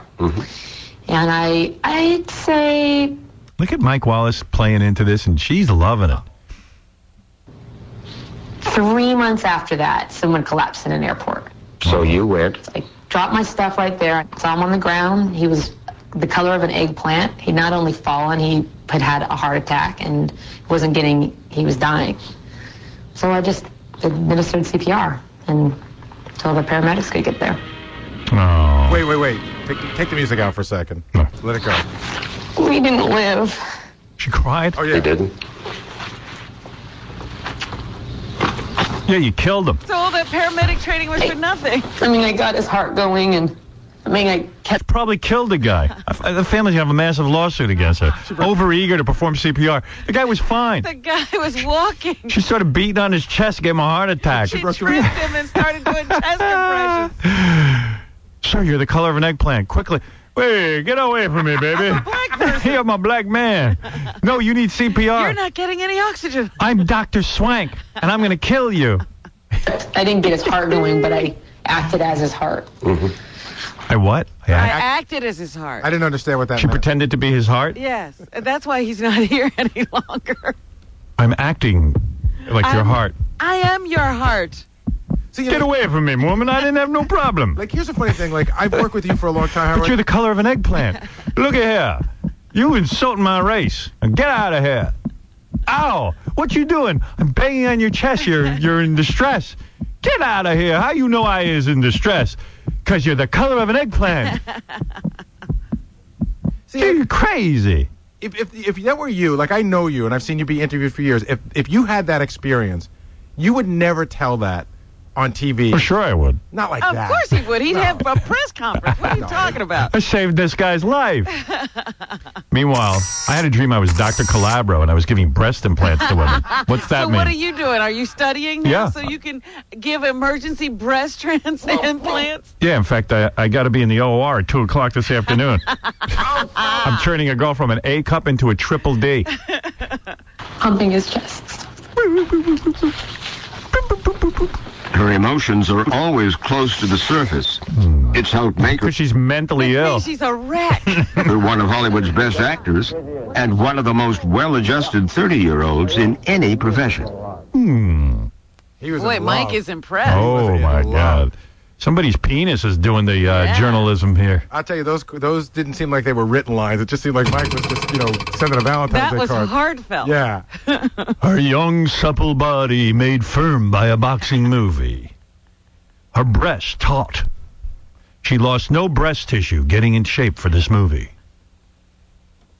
Ow. You truly believe she has greatness in her. Yeah. One of the greats. I tell you, Mike, I passed a flat-chested woman in the airport and I performed an emergency breast implantation. She didn't even know she needed them. Hillary, show me how you did strip my shirt off and perform CPR on me and show me how you do it. Oh, yeah. Breathe life into me. Act as my heart. Act like my... What does she mean she acted like the dude's heart? I envisioned his heart and I saved his life. Didn't John Travolta, when he played an angel, he went around trying to save people? Right. Yeah. Wasn't he doing that on the set? Yeah, he said he had healing hands. His healing hands. Dummy. Shame on him. Healing hands. Come here, I have healing hands. I'm an actor. At least she's trying CPR. Yeah. She had a dream at CPR. And the guy died. It's funny, everybody ignores their dreams. Yeah, and so should she. That's what that teaches you. Yeah, because she's not any good at it, obviously. Right. Anybody else could have saved him. She knocked the doctor down giving that guy CPR. The guy could have saved a life. She got in the way. Yeah. I guess that's it. I like that she's not complicated. Let me see the intro. What is it, glowing? This is the kind of press I never get. Yeah, meanwhile, she's, taking CPR classes and saving people. In the eccentric, egocentric world of Hollywood, Hilary Swank is a distinctly unusual movie star. A surprise Oscar winner 5 years ago for her haunting performance in Boys Don't Cry, nominated for a second Oscar this past week for her riveting portrayal of a neophyte female boxer in Clint Eastwood's $1 Million Baby. She is unlike any other movie star I've known. Oh. Beautiful, but somehow short on glamour. Unaffected, down to earth. Just the kind I like to bang. She's intelligent, articulate, yet she's a high school dropout. Sophisticated, worldly, but she grew... Worldly. She's articulate and a high school dropout. In a girly way. Grew up in a trailer park. We found her fascinating. We. Yeah, that's me. Beautiful yet butterface.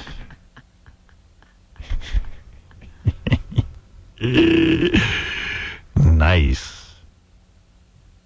Well, there you have it. You know, you don't have to watch 60 Minutes. Hilary Swank. I took care of it for you. Who knew? Hey, the other great story they did last night was on that guy from the Ukraine, the president of the Ukraine, Howard. I feel so bad for that dude. I know. I want to see what happened to him.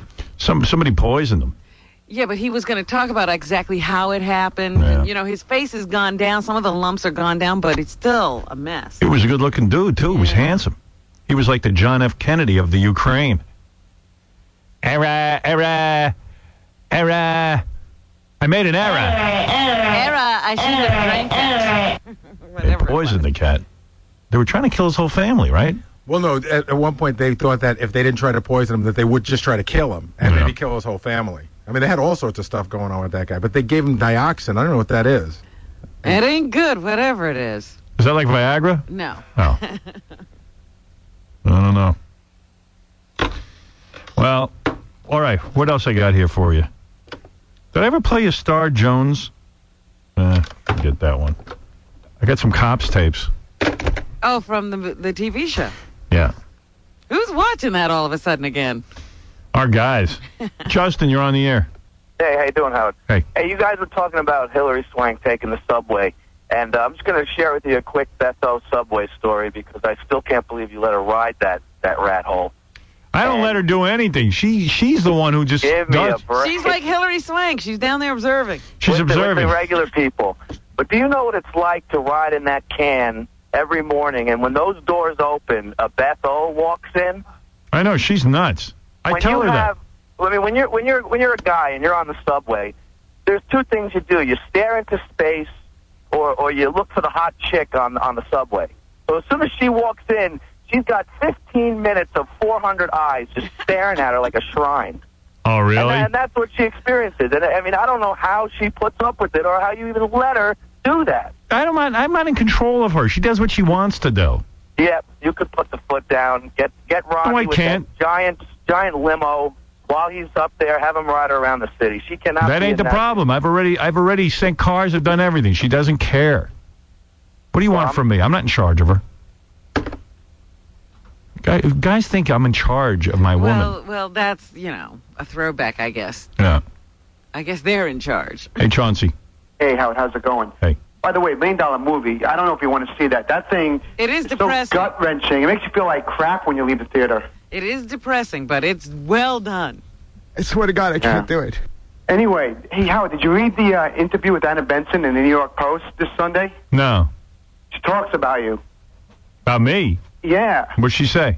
Well, here's the thing that I want to ask you. The reporter asked her if she can get you to throw out the first ball at the Met game this year. Yeah. And she says, I can call him on his cell phone. Can Anna Benson call you on your cell phone? I don't see how. She doesn't have my number. She makes it sound like she does. She doesn't have my number. She wants it, she can have it, but I don't have. I never gave it to her. She wants people to think it. She wants people to think we're tight. Yeah. Well, you bought it. Yeah, well, why wouldn't you? She said she can call you on your cell phone, so you think she can call you on your cell phone. Well, she can. She doesn't have my number.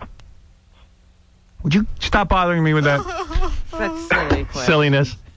Hey, by the way, Howard, if you're renting a movie, here's a great movie to rent. Quills. Have you heard about it? You've seen that, haven't you? Nope. Oh, my God. I don't know. Did I? That's the Jeffrey Rush one where he's playing the Marquis de Sade. Oh, that was great. Yeah. Oh, wasn't that great at the end when he takes? Why don't they just name that movie Jeffrey Rush movie where he plays Marquis de Sade? I don't know the name Quills. Explain what Quills. Yeah, I saw that movie. I'll tell you what I watched last night. I watched Collateral with Tom Cruise and Jamie Foxx. And I'll tell you what, Jamie Foxx is nominated as Best Supporting Actor. Number one, he's the whole movie. I don't see how he can be the supporting actor. Because Tom Cruise is in it, so you're supporting anything he does. All right, because he's more in the movie than Tom Cruise is. Number two, Jamie Foxx is a real good actor. I mean, I didn't see Ray, but he's real good in Collateral. He plays that really well. He's just good. Did you ever see Any Given Sunday? No, never saw that. Great in that. Yeah, great in that, Yeah, he's a really good actor, And Ray is wonderful. You would really love that movie. And I always thought he was funny on In Living Color. I always thought he was real funny on that. He played a woman. That was real funny. That crazy bitch he played. Wanda, was it? Yeah, with cross eyes. Somebody. I forget what her name Yeah, that was good. But anyway, he's real good in that movie. And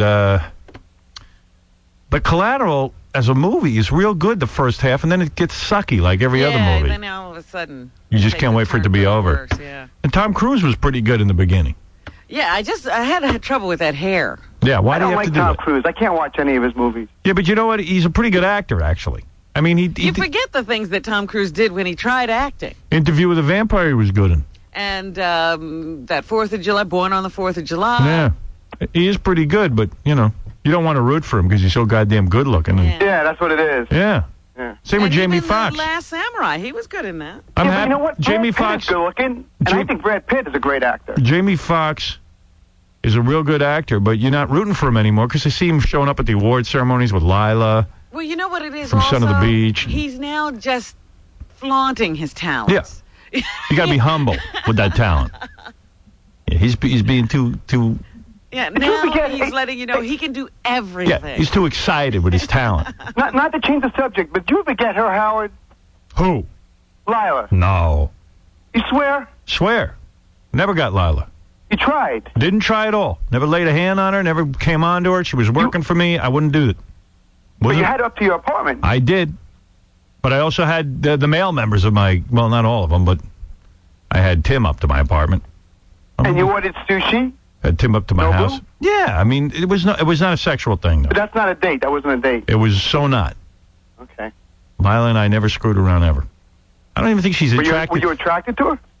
Oh, she's a beautiful girl. Of course I'm attracted to her, but I mean, You were single. What was the problem? I don't know. It's just, she's not for me. She's not for me. And they were also in a work relationship. He has a little... Is that what it was? You were working? About that. Yeah, but she's real short and... I mean, would I bang her? Sure, but I wasn't going to screw up my whole work thing. I was executive producing a show. I was more excited about that. So, no, I didn't screw that up at all. No, I never came on to her. You can ask her. I never came on to her. I never leaned in and tried to kiss her. Anything. Oh, trust me, I did ask her. A million different ways. Yeah, no, I'm being honest. I believe you. Because that would have been awkward, like if I put the move, and then she rejected me, and then all of a sudden I'm her boss, and... Yeah, what if something goes wrong and you need to get rid of her? Yeah. Then she sues you. Yeah, she sues you if you try and get rid of her. Yeah, exactly. I just didn't need the headache. But she's a real nice girl. The weird thing is she was like, I have to leave Son of the Beach because I have other things to do. Other acting. It's in the way. I was like, calm down. It's holding her back. Nothing's holding you back. But I think she's into black guys exclusive, too. Oh, really? Yeah. Really? Yeah, I get that feeling. I don't know that I think she would have went for it. I think if you would have made the move, she would have went for it. Maybe. I don't know. I wasn't going there. What makes you think that? Because he'd go there with me. Power is... Chauncey's in love with me. Dude, despite what you may think, not every chick's into me. You got it all wrong. Name one that turned you down since you've been famous. All right. I can't think of one. That's right. That's right. Well, but he didn't approach anybody who wasn't giving him the come on. There've been a couple. Really? Yeah. There's a few I caught the vibe. That you came on to and they totally turned you down flat? They didn't turn me down, but I didn't get it going with them. That's got to bum you out when you're rich and famous and you have everything. You're one of the most powerful people in entertainment and you get turned down. What does that say? What? What? What do you think? You Stern. expect that every woman on the planet should be attracted to me because I'm famous? You're insane. Do you imagine that even Brad Pitt doesn't get turned down sometime? Well, he never gets turned down. I don't think Yes, he does. he does. I don't think he does. I'm sure he does. There must be somebody out there. Chauncey, there's lots of chicks just aren't going by. You know, I know a dude, he's more famous than anybody. He got turned down by tons of chicks. A lot of people are famous. Everybody gets turned down. Remember, Frank Sinatra wouldn't approach a woman on his own. That's right. Most of these famous guys. Anything, you got to look at it from my perspective. When you don't have anything, and you wonder, what would it be like to have all the money in the world, to have that fame, the popularity, and then you think your problems are over. It's just hard to imagine that. Your problems are over. Yeah, it's just beginning. I guess everybody turns you down because you don't have anything going for you. You're not good looking. You have no money. You're not famous. I can see what you're talking about. It sucks being me. Yeah. You probably get turned down left and right. Not that I don't my got radio show anymore, yeah. Get that bad tattoo, everything. Everything went wrong. Everything went wrong. Everything. I can't imagine. You know how you can't imagine a chick turning me down? I can't imagine a chick not turning you down. It always surprises me when they don't. You're a waste of penis. I might as well cut mine off and donate to someone who needs it, right? Yeah. Yeah, it sucks being me. Right. Great being you. Yeah, oh yeah, it's a bed of roses. All right, dude. Later. All right, so on the record. It goes on as long as the actual original song. Well, for the record, Howard, you know what I'm doing this morning? What? You know to play Pieces of Ass? Yes. I'm picking up one of the pieces of ass and taking it to my basement for another photo shoot. Good for you. Hope she makes it. What is it, Gary? He's always working on weird stuff. He just sent me the top 10 list of gayest cartoon characters of all time. Why are you doing that? Because of this whole SpongeBob. I got to get out of this. I got. Let's not end it like this. Let's just go. But I don't remember if you. I don't know if you gave Anna Benson your number. I don't remember it. I don't recall. She might have. I think I remember her inviting you to come see the Mets, and you're like, fine, and maybe you did, but I don't remember it. I don't remember it either. Maybe she does. I don't know, but I don't think I gave her my number. All right. Because Chauncey starts. I gotta go. I gotta get off the phone. Chauncey interviews me like it's an inquisition. Right. So you swear? Did you or did you not? I don't remember, but I don't think I did. Doesn't sound like something I would do. So on the record. For the record. I got to take a break. Oh, okay. Yeah, I got to take a break and then we'll come back. What is this? The Why I Admire Howard game? What is that? For your birthday, Sal put together a list so you would read why each of us on the show admires you and have to guess who's I don't want to play that. I'm not into that. All right, we'll be back right after these words. Foreigners equal laughs on the Howard Stern Show. You want more butt people here? If you don't want more butt people here, solve the problem of Haiti and just stop coming here. I can't police the world, darling. That's what the president is doing. He's No. I am the president. He's policing. He's in Iraq. He's all over the place. Yeah, and we'll worry about what everyone does. Why don't you go back and help your country become great? What are you doing here? Why don't you go back? Stop the butt people. How dare you telling me to go back when your grandmother was from Russia? My grandmother could take you. You know, my grandmother was a lady. She never had a big mouth like you. I have to have a big mouth. What about your mouth? My mother could kick your ass. You're the biggest mouth in the No, you got that's right, and you don't know anything about it. You didn't grow up here. You grew up in Haiti. They don't even open their mouth over there with a voodoo doll. I'm going to do voodoo on you. I'm going to stick pins in my doll. You don't know how to do voodoo doll. You don't know a thing about it. With that voodoo, you're so silly with your superstitions. Oh, really? You started that voodoo doll business. I didn't bring it up. You did. You're afraid of it. I'm not afraid of your stupid doll. Go ahead, do a doll on me tonight. I could care less. Come down here. I'll do a doll right in your face. In her most provocative role yet. Come on, Blaze. Go. Come on. Robin Quivers. Oh, my God. There we go. Good boy. And legendary porn star Blaze. Come on, Blaze. You can do it. Star together for the first time. in Ride 'em Cowboy. Ride 'em Cowboy, where all good pornography is sold.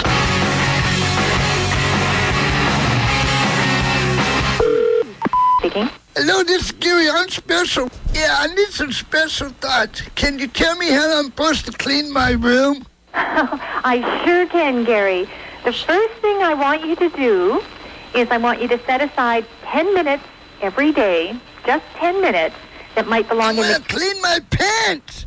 I'm sorry, Gary. Can you help me clean my pants? Well, I think maybe you might put those in the laundry. How do I clean my drawers? Well, you'll take everything out of your drawers. Can you help me clean my drawers? Yes, we have to do that. Gary, what I want you to do is if your drawers are not tidy, I want you to take everything out of them. Everything you don't use, I want you to give away.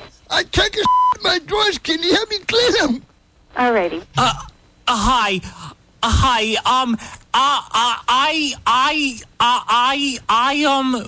Wanted to know, how big is Santa Claus's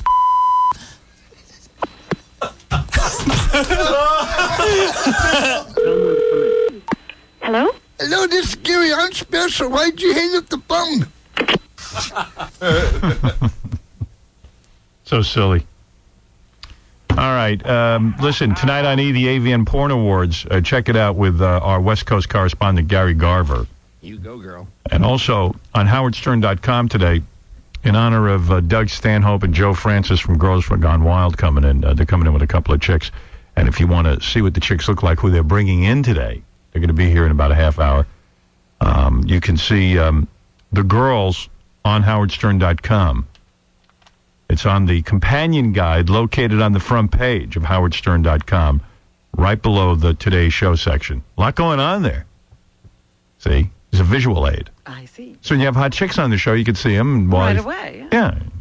See what you're looking at there. Don't have to wait. See what you're listening to. Bitches. If you're near a computer. Exactly. Yes, Bong Hit Bill. You're on the air. Hey, what's going on, Howard? What you up to? What am I up to? Howard, how you doing, Howard? Good. What you up to? What you do this weekend? Well, actually, you missed the first 2 hours of the show because of the first hour of the show, I talked about my weekend in... See, that's the problem. See, I should really do a 2-hour show, like from 6 to 8 do the show, and then from 8 to 10 repeat those 2 hours. It because these people are just waking up. Well, statistically, they say in radio, most people don't listen to all 4 hours. You got a couple of wackos who, have nothing to do, and they can listen to all 4 hours. But for the most part, people listen for half hour, 45 minutes at the most. Right, because they're traveling usually. So I envision a radio show from 6 to 8, and then repeat the 8 to 10. Then you go home. You go home at 8 o'clock. You had a 2-hour show. Because I thought we had a pretty interesting show from 6 to 8. Absolutely. Now this guy wants to know what you did. Then what am I going to do? Repeat it? I can never say it as funny as again. No. And then we had the whole Christmas party rap and what went on there. I heard after that. I envision an hour show where we just repeat the first hour over and over again. There's got to be a way to do this that makes sense. Like Regis does an hour. Right. And you just repeat it for 3 hours. Hey, what happened with that crazy kid from American Idol, Leroy Wells? The one that was locked up. He saw himself from jail. Yeah, he's in jail. He's still locked up? Well, we don't know if he got made bail. I thought there was a follow-up report on him or something. No, I'm going to look that up on the internet. We took his voice and made a phony phone call with it. Yeah, you could play that one more time? That was so funny, man. That was great with the stunner tape. Here, I'll play it for you. Hold on. Hey. Hey. Good morning. Hello. Hello? Yeah, I'd like to order some chicken. Chicken? Chickens. Yeah. You got chickens, right? How many pieces? Do you got like a spicy or? How many pieces, I say? Who? Yeah. Yeah, pieces. Yeah, how many pieces? We need several. Chicken will be ready after 10 minutes. Oh, hold on. Let my son talk to you. Okay, real quick? Yeah. Here's the part you're waiting for. This is the American Idol guy. Hey. That's who's playing the son. He's nuts, yo. He's all crunked out and cracked. Hold on. Okay, let me put my son on here. My name is Leroy Wells, and I sandblade the paint for a living, with my dad. How many pieces you want? Can you dig it? Yeah, how many pieces you want, baby? Yeah, but I'm trying to make you feel what I'm talking about. Hello? Can you dig it? What? This for the TV, and this for your mommy and daddy. What the hell do you want, man? I can sing, but it's crunk. It's just gonna be crunk. You just gonna do that. What order you want? Name it. Speak it up. Spray it. Spit it out. Can you dig it? Yeah, I dig it. Y'all don't want me to go to Hollywood, because y'all know I'm going to take over. All right. Good. Go. Let me know what's today. Am I in? Am I not? So I can go back home and go to work before my dad. You Tripping, man. Hold your balls. What's the problem? Can you dig it? What the you want, nigga? Thank you, Jesus. Because you got to put Jesus first. If you don't, you ain't going to do nothing. I'm telling you, we don't take orders on the phone. Do you understand English? That's good, huh? Hey, baby, I got your money. Don't you worry. He's freaking See, nuts. he's got a hit. Yeah, he's good, that guy.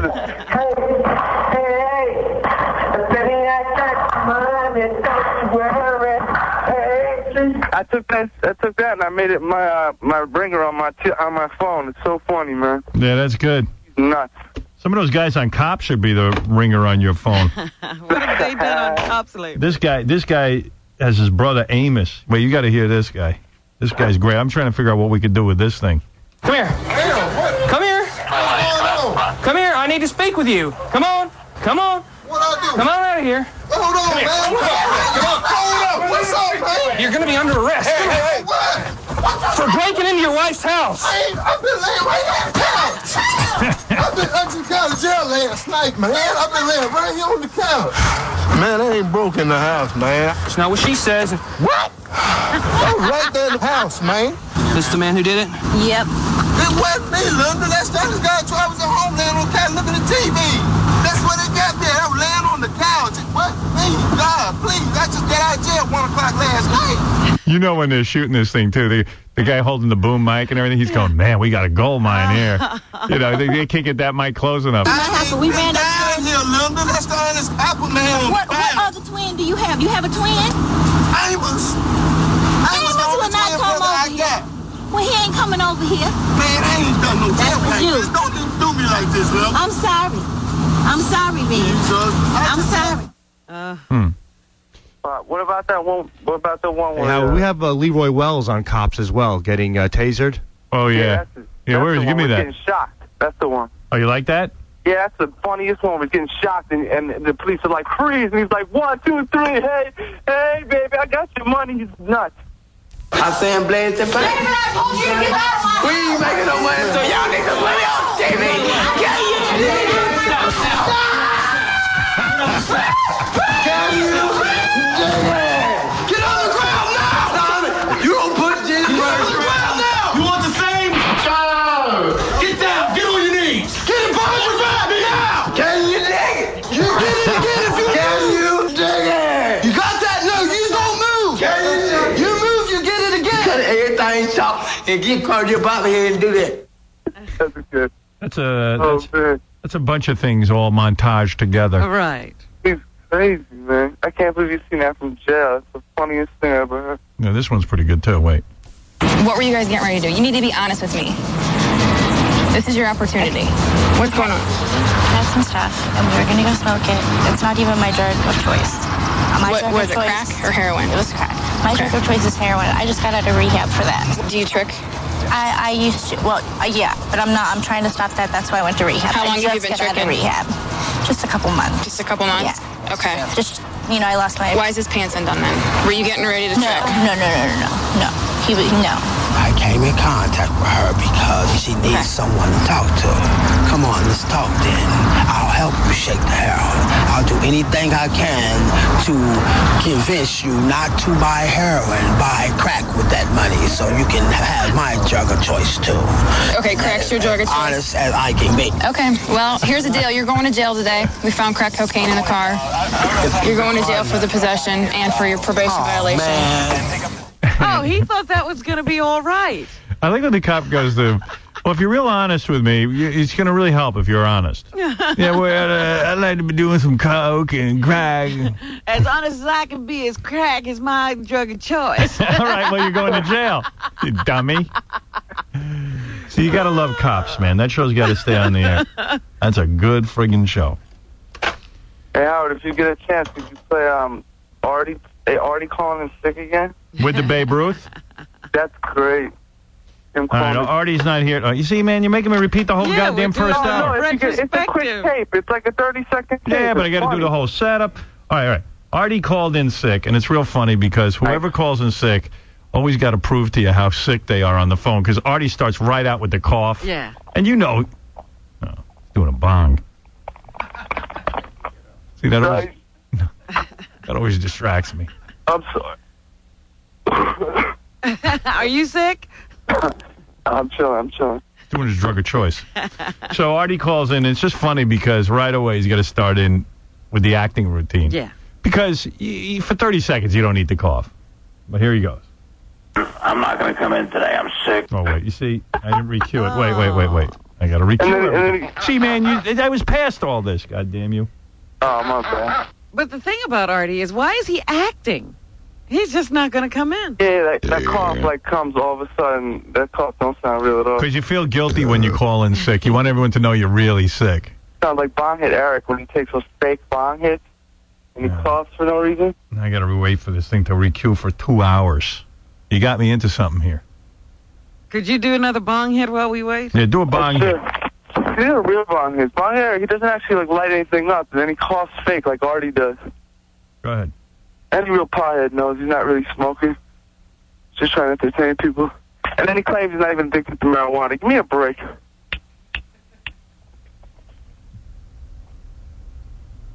I don't hear anything. Hey, hold on.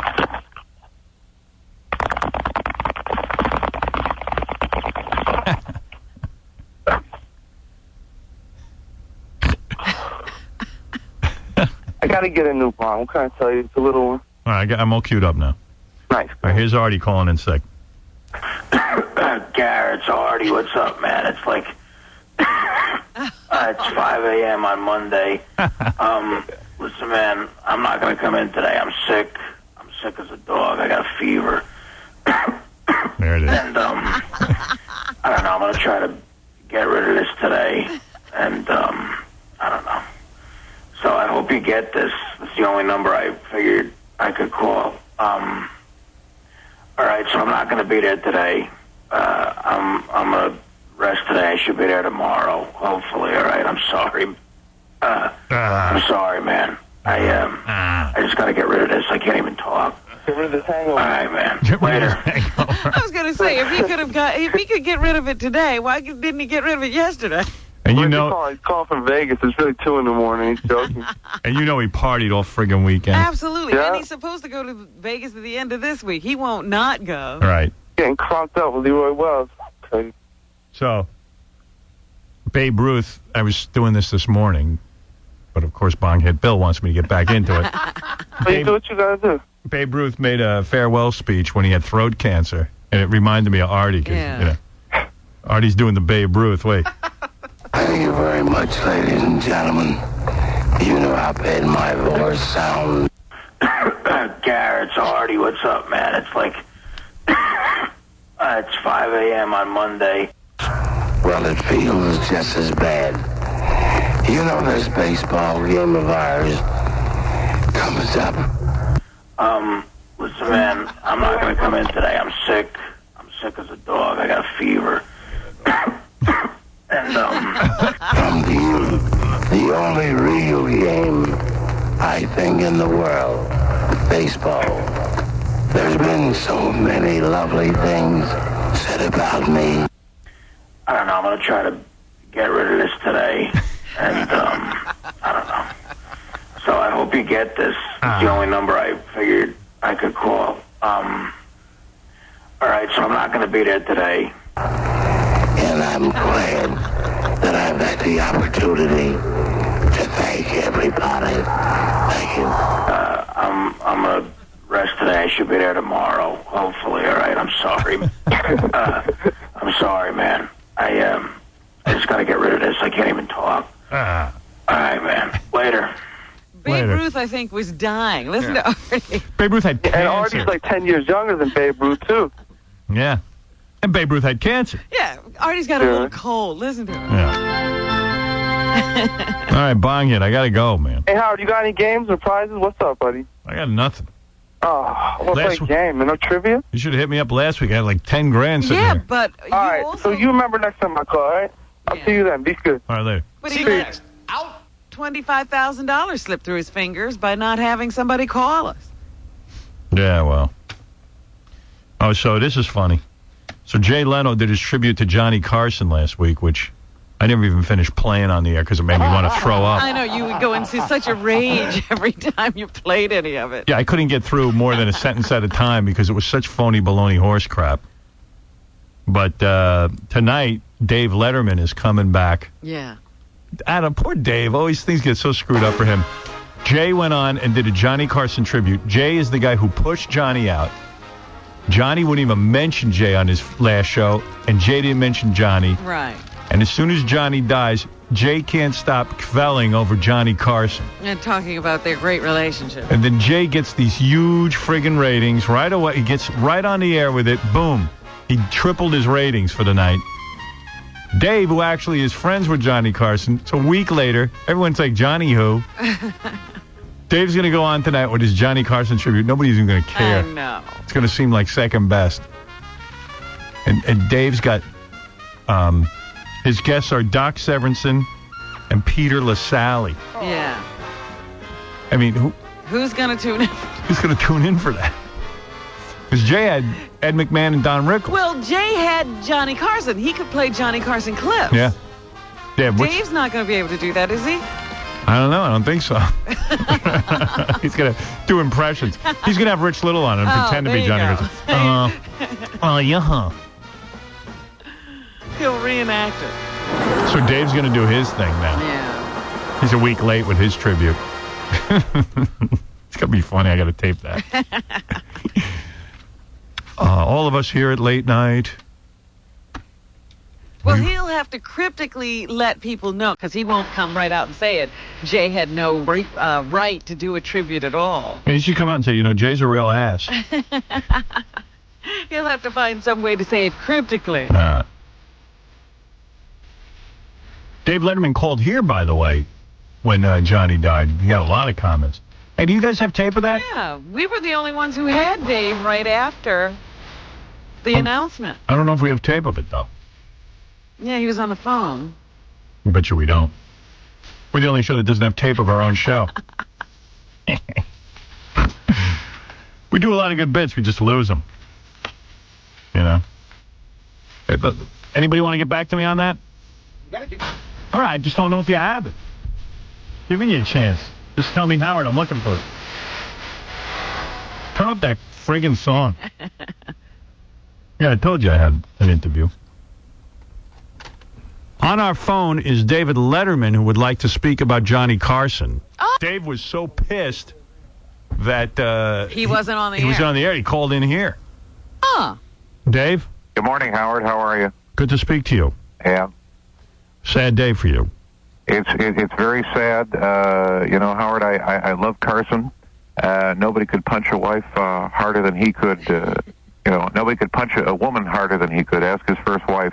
Yeah, Jody Carson, that's right. Well, say a few words, if you will, about Johnny Carson. I know you were close. He was your mentor. He was your mentor, they're saying. Well, it's a sad day for the country and a sad day for television. By the way, could we wrap this up? I have to go have sex with Johnny's widow. Nice. Dave, you make a good point. His wife, Alex, was very dedicated to him, wasn't she? Right. Johnny, Howard was the gold standard of talk show hosts, I feel. Merv, Dick Cavett, Mike Douglas, Arsenio, they were all fags. Compared to Johnny, right? Yeah. Well, I can see your voice sounds a little mellow today. I can hear it. It doesn't sound like the usual Dave. I'm sure. Well, it's kind of a sad day, and I remember one time Johnny had just had Angie Dickinson on the show, and he let me smell his finger. What a thrill! Wow. Don't tell Larry King that though. No, let me tell you, that's quite a story. I didn't know he hated all those stupid animals he had on the show. Really? I didn't know that. No, I didn't know that. I remember one time he killed a puppy with a shovel backstage, and he said it was an accident. Wow. Well, you really knew the guy then. Yeah. No. I heard that when you kick a corpse in the testicles, it makes a funny sound, and I hope I get invited to the funeral. Well, you've always mentioned your love for Johnny Carson, and right. I know now you try to make it light and you try to joke, but I'm sure there's serious things you want to say. Johnny has a black grandson. I knew that. Yeah, it just goes to show you how no matter how rich and famous you are, tragedy can hit anyone. Right. I don't Well, Dave, will you do your own show tonight? Huh? Yeah. I don't know. It's kind of sad. I got to think about it. Will you have to take time off? I don't know. I don't want to, and by the way, I don't want to accuse anybody of anything, but where was Joan Rivers yesterday? Anyone looking into that? You think it might have been a murder case? I don't know. I'm actually excited about Johnny passing away, because now the value of my rare nude photos of a young shaven Johnny Carson will, skyrocket. Right. Well, let me tell you, I appreciate you taking a few minutes out of your busy morning. Of morning. Your busy morning of morning. Right. And I want to thank you for being with us. Well, it's a sad day for America, and I'm just dealing with it as best I can, Howard. Right. Well, thank you, Dave. All right, Dave. Thank you. All right. All right, David Letterman, everybody checking in to offer his thoughts. And Dave will get his chance tonight, because this is going to be rough, because Jay did his tribute. Now Dave's got to play catch-up, so I've heard rumor that they're actually going to wheel in Johnny's corpse, and Dave will make love to it. He actually got the corpse. Yeah, he got the actual corpse. It'd be cool if Dave could get the ex-wife, all the ex-wives. And, I'm having some fun with you. I mean, we could do a great tribute. Yeah, nobody has talked to the ex-wives. Mm-hmm. Well, I'm sure they're holding out. Hey, Jesse, what's up? You there, Jesse? Hey, now. Weird. Jesse? Son of a bitch ruining my show. Truly, you're on the air. Hey, what's up, man? I was thinking my whole theory on the Letterman eulogy that he's going to give is that the only way he could top Jay is if he cried. He's going to need to cry. Well, then you said who his guests are tonight, and now we're going to cry. Now we'll all be crying. Yeah, the audience is crying. We got to get Dave to work on how soon do you think before he starts crying?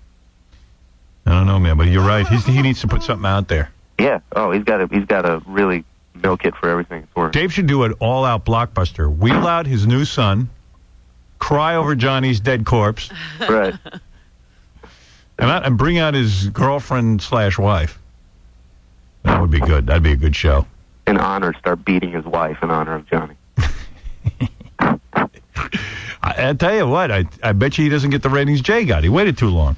Right. You got to get in there. Yeah, he's a week late with this tribute. Yeah. I say he's got to start crying within 30 seconds of talking about Johnny. The announcer will be crying through the announcement. Right. Hey, he should bring out some 9/11 widows, everything. Just pack in, get Dan Rather out there to cry, everyone. Make it one sad day. Yeah. Get everybody who's ever cried on TV right on that show. Right. All right, thank you. Hey, Howard. What? Before you let me go, you remember the Gary thing I called in with, that game? Yeah. I got one about Fred. All right. How well do you think you know Fred? Not well at all. Right. So this should be an interesting game. I've worked with the guy 30 years. I don't know him at all. I barely know him. I don't want to know him. He's an awesome guy when I was out there, man. He was very cool. Yeah, but did you get trapped in a long conversation with him? Not really. I would just talk to him. The 5-second conversation we'd go on his bathroom breaks, every commercial. Oh, no, you've never been trapped. Fred can go on and on. It's weird. Fred doesn't talk a lot. Then when he starts talking, he doesn't shut up. He'll get you and he'll chew your ear off. Something bad must happen to Fred in childhood. There's that story. You think? Your life was a cakewalk compared to mine. I know. You're a whiner compared to me. No, I know. He's opened up to me a few times. Yeah, and then you said, don't talk to me. I couldn't get out of the room fast enough. I jumped in my car and sped off. Hey, look, I leave you alone. I leave you alone. I unplug you. 30 years I work with this man. Yeah. And he's an enigma. He's a mystery. Go ahead, ask me a couple questions. Okay. When Fred had his fight with Allison at the Rainbow Room, right? You were lecturing about it the next day, and you said to Fred, quote, I've never run out of a restaurant after causing a scene with my wife. Fred's answer to you was A, that's because you never leave your basement. B, you're not going to lecture me on marriage. Or C, well, you want to know something? You're a very lucky guy. C. C, yes. You are correct. It is C. That sounds exactly like Fred. Right. Okay, later in the conversation, you told Fred to stop screaming at the caller that was on the phone and to take it like a man. Right. Fred's response to you was, A, what do you know about being a man? B, why don't you bend over and take it like a woman? That's a good or one. C, I'm leaving F you. C. Yeah, C. C. I'm leaving FU. The answer is B. Oh. Oh, bend over and what? Take it like a woman. Yeah. That's pretty good. All right. Dude, he is like so vicious when he's in attack mode. Yeah. Pissed. Yeah. Oh, you were pissed, man. With good reason. Then you asked Fred if he would ever lose control again. His answer was A, if you keep this up, I will. B, you never know, it's a new friggin' era, pal. Or C, I just hope to be there when your life falls apart. Oh, no. A. No, I think C. I say B. Say. The answer is B. Oh. You never know, it's a new friggin' era, pal. Wow. I just can't believe that I'm writing in like... I told you I didn't know him. None of us do. Fred doesn't even know himself. All right, this game's annoying me. Thank you. All right, later. Bye. Fred got the answers wrong. No, I got the answer right.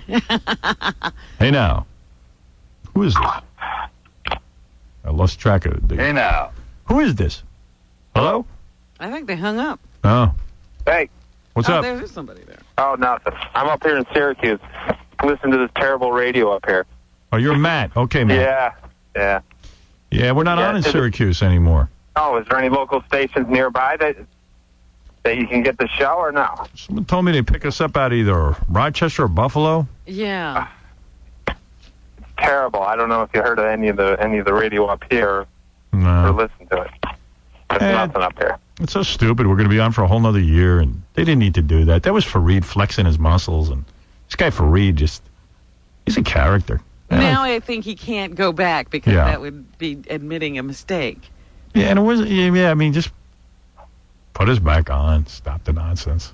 I know. All right, but, stick with you for another year instead of piss me off. Yeah, and I'll come up to Syracuse. We'll do it. I've been talking about this farewell tour. If I Right. can straighten everything out, we'll do it. Everyone thinks, oh, gee, if we keep Howard on, satellite's going to destroy our lives. Well, satellite will eventually destroy your lives, but not for like 10 years when all these guys are dead. They're not even going to be in the business anymore. Fareed, how many more years is Fareed going to keep working? And radio will figure out what to do with itself. Yeah.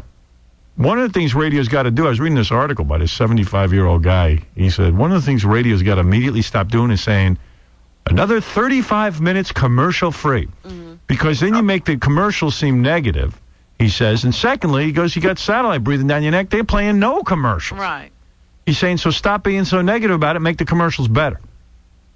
So there's something there. There's something right on about that. Well, this is the first time I heard the show since Christmas, and it was kind of funny. For the last half hour, been on hold, so Yeah. good to hear you. Yeah, we had a lot of good stuff today. Sorry. Yeah. It sounded. No, I heard quite a bit of it. It was good. Now we Take it easy. I gotta go. All right, take care. Now we got Doug Stanhope and Joe Francis outside. Joe Francis is the guy who started the Girls Gone Wild videos. And what's Doug doing with him? Oh, he's working on those. Doug works on them. Doug gets Right. paid. I've seen him in the commercials. They brought some chicks with him, but I'm always interested in talking to Joe because every time you talk to Joe, he's either up on rape charges or some Yeah, he's always being assault. charged with something. And then it never works out. I mean, then he always gets out of it. Yeah, somehow. I think these other charges are still in the works, though. I don't know that he's gotten out of anything. What charges is he up on? Well, there were these two girls who claimed they were underage. Right. When he got them in there and, was doing something, and I don't know the whole story anymore. But I think Joe got out of that. You think? I think so. The funniest thing was the other day I was talking to some very wealthy person, and they were telling me about buying their new house, and the bigger house next door, whichever next door is probably 2 miles away, is Joe Francis. He's got a $50 million jet he owns. Yeah, he's got some huge spread somewhere in California. I think what it is, he's just pissing everyone off. He's just taking videotapes of chicks taking their tops off, and he's making a fortune. I know. Yeah, I should release my tapes already. I got tons of tapes of chicks taking their tops off, but I don't know. He's got the private jet and the big spread, and he was dating Paris Hilton for a while. Everybody just hates him. I think I hate him. Nobody can figure out how he's a multi-millionaire. Anyway, if you want to see some of the chicks he has with him that are coming in next, go to howardstern.com under Companion Guide, and you can study those pictures. And then when you hear the girls, you can at least figure out what they look like. Yeah, let's hope he's giving Doug a good piece of change. Can I bring these guys in now, or I got to take a break? We should break. Oh. You know it's going to be long when they come in. I don't know how long it'll be. We're just going to hear Doug and Joe talk about the tape. Run with it. What the heck? I want to know how much Doug is making. take a break. Why I got to take a break? Because I got to prep you on some stuff. There's some stuff we got to tell you before. What, stuff I can't talk about or something? No, just stuff you can talk about, but I don't want to say it on the air. Oh, okay. Well, you heard some good stuff out there? Yeah. Hey, now. Excellent. Oh, good, Baba Buhai. All right. Give me the break. It's a very special Howard Stern show. Why were you kissing that woman? For kissing goodbye. If you listen to one show all summer, Like hell you were. this should be it. You were kissing her like a man. Don't insult my intelligence. Don't treat me like a child. Gather the family. You are my child. I don't care how old you are. Hold hands. You weren't brought up to be one of those people. And listen. What people? I want to hear it from you. What people? To the next Howard Stern show. Homosexuals. Howard Stern show. Hey, now. Oh, yeah. Joe Francis is the creator of Girls Gone Wild. Doug Stanhope is a comedian who does our show all the time. They're here together promoting some kind of halftime. Oh, there's Doug. There's Doug and there's Joe. They got a halftime thing going on this year? Got a halftime thing at the Super Bowl going on there promoting. Hey, Doug, good seeing you. Good to see you. Yeah. Hey, Joe. Hey, man. Now, what's the deal, man? Good to see you. What charges are you up on? Where's your bitches? Well, it's so they're coming. They're All right. getting ready. But yeah, They're outside pressing charges. Yeah. They're phoning the authorities right now. they were accosted. Oh, here's in the green girls. room. Hey, nice looking girls. Hey, girls.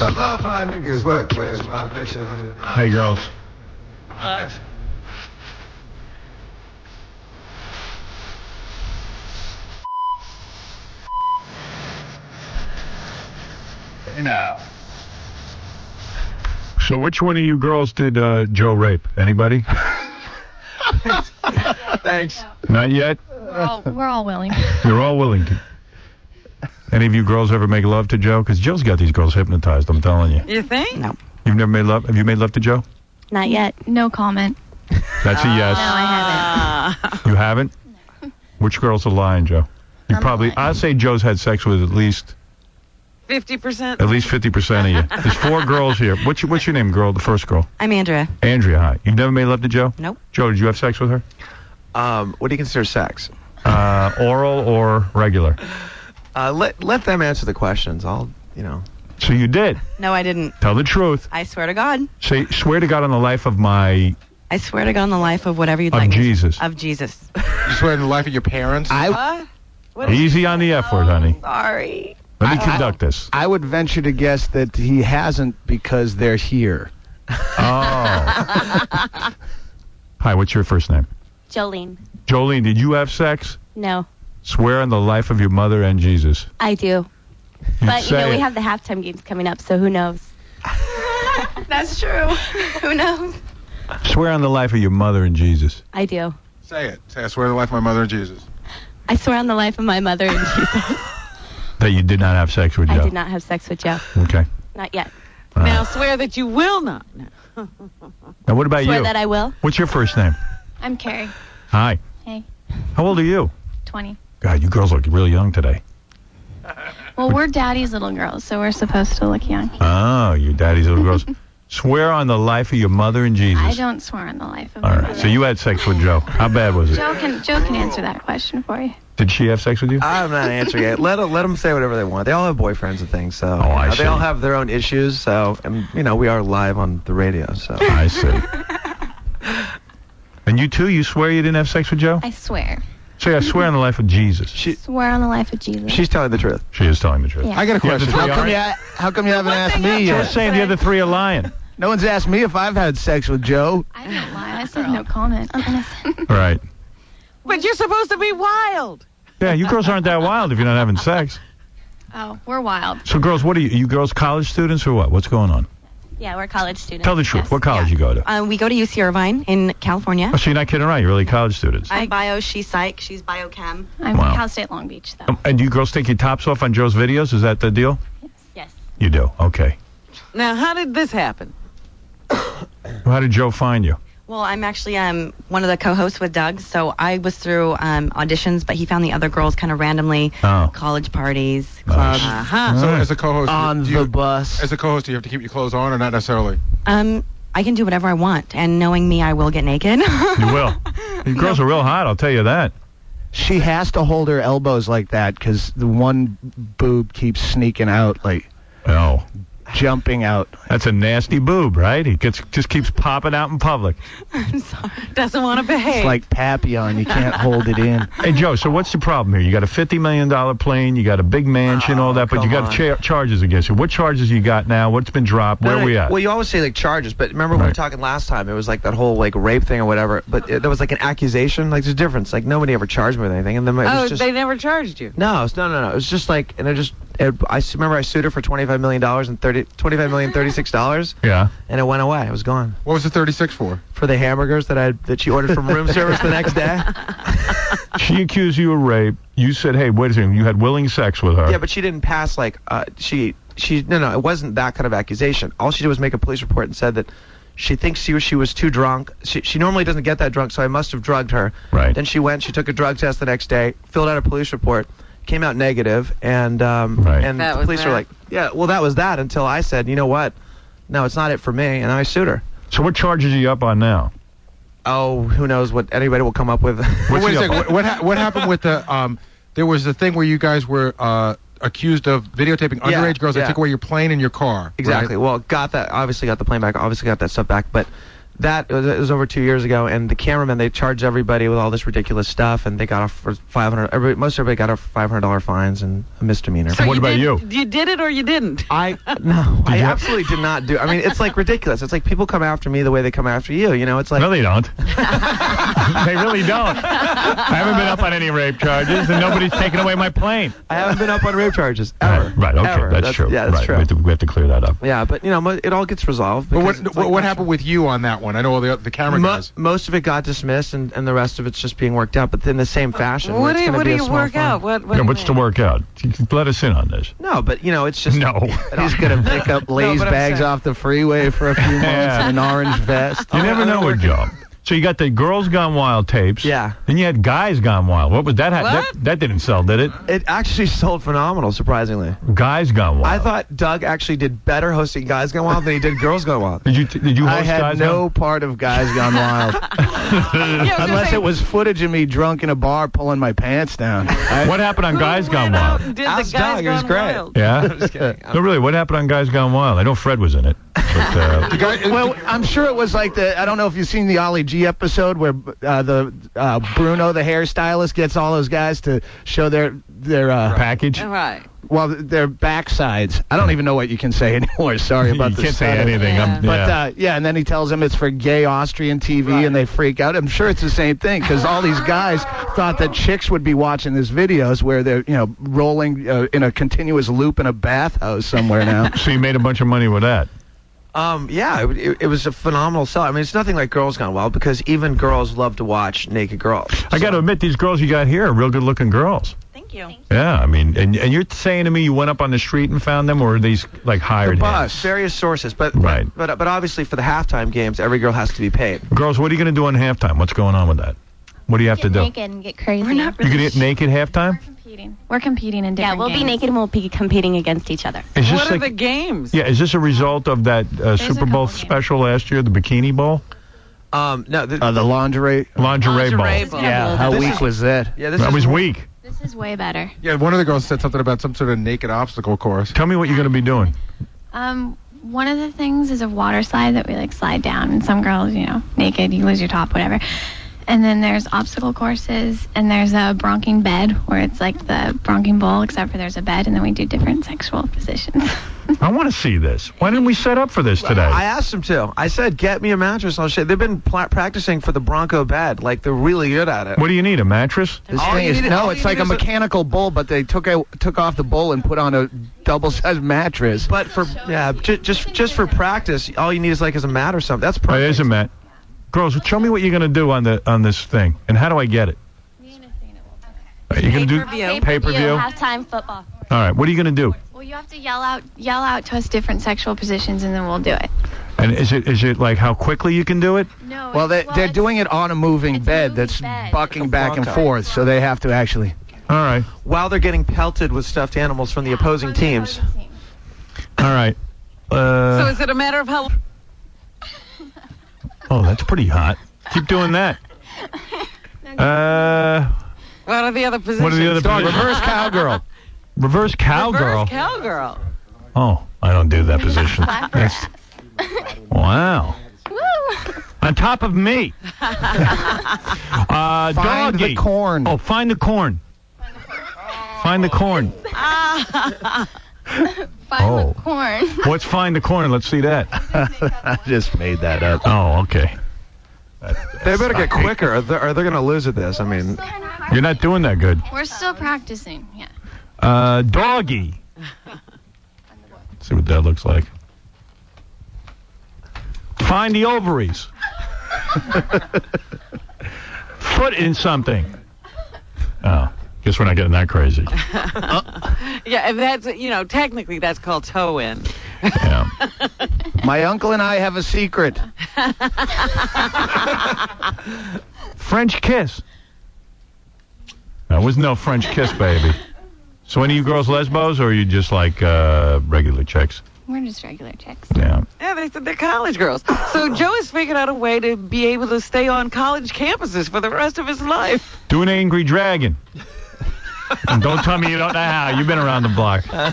I don't even know the angry dragon. the angry dragon? Dirty Sanchez. Oh, that's gross. That's gross. They actually know that one. Abu Ghraib. She's the best girl. She knows what that means. Grave. So, what about you, Doug? You nailing any of these chicks? No, I'm married, sir, still. Oh, yeah? Not that I would anyway. Why? Because I don't know if I'd want to leave my DNA anywhere within 100 miles of Joe Francis. I know, it can get you in trouble. I guess it could. So let me understand the pay-per-view special. So this occurs during the Super Bowl? Halftime. During halftime of the Super Bowl on pay-per-view. So on DirecTV, on satellite DirecTV, or on... and chicks are all naked or just topless?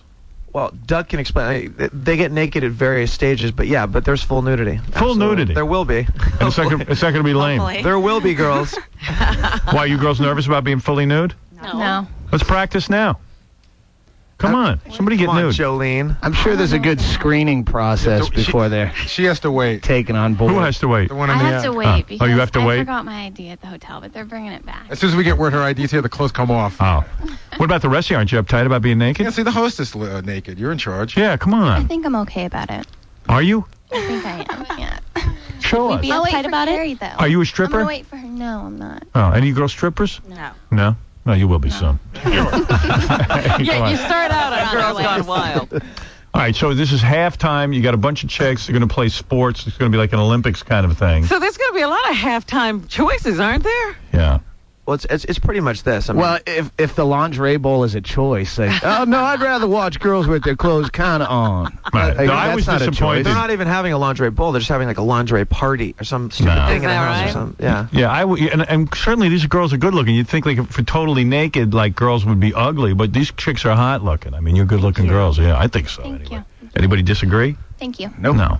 Yeah. Because sometimes you get some real skanks. You know what I mean? Yeah.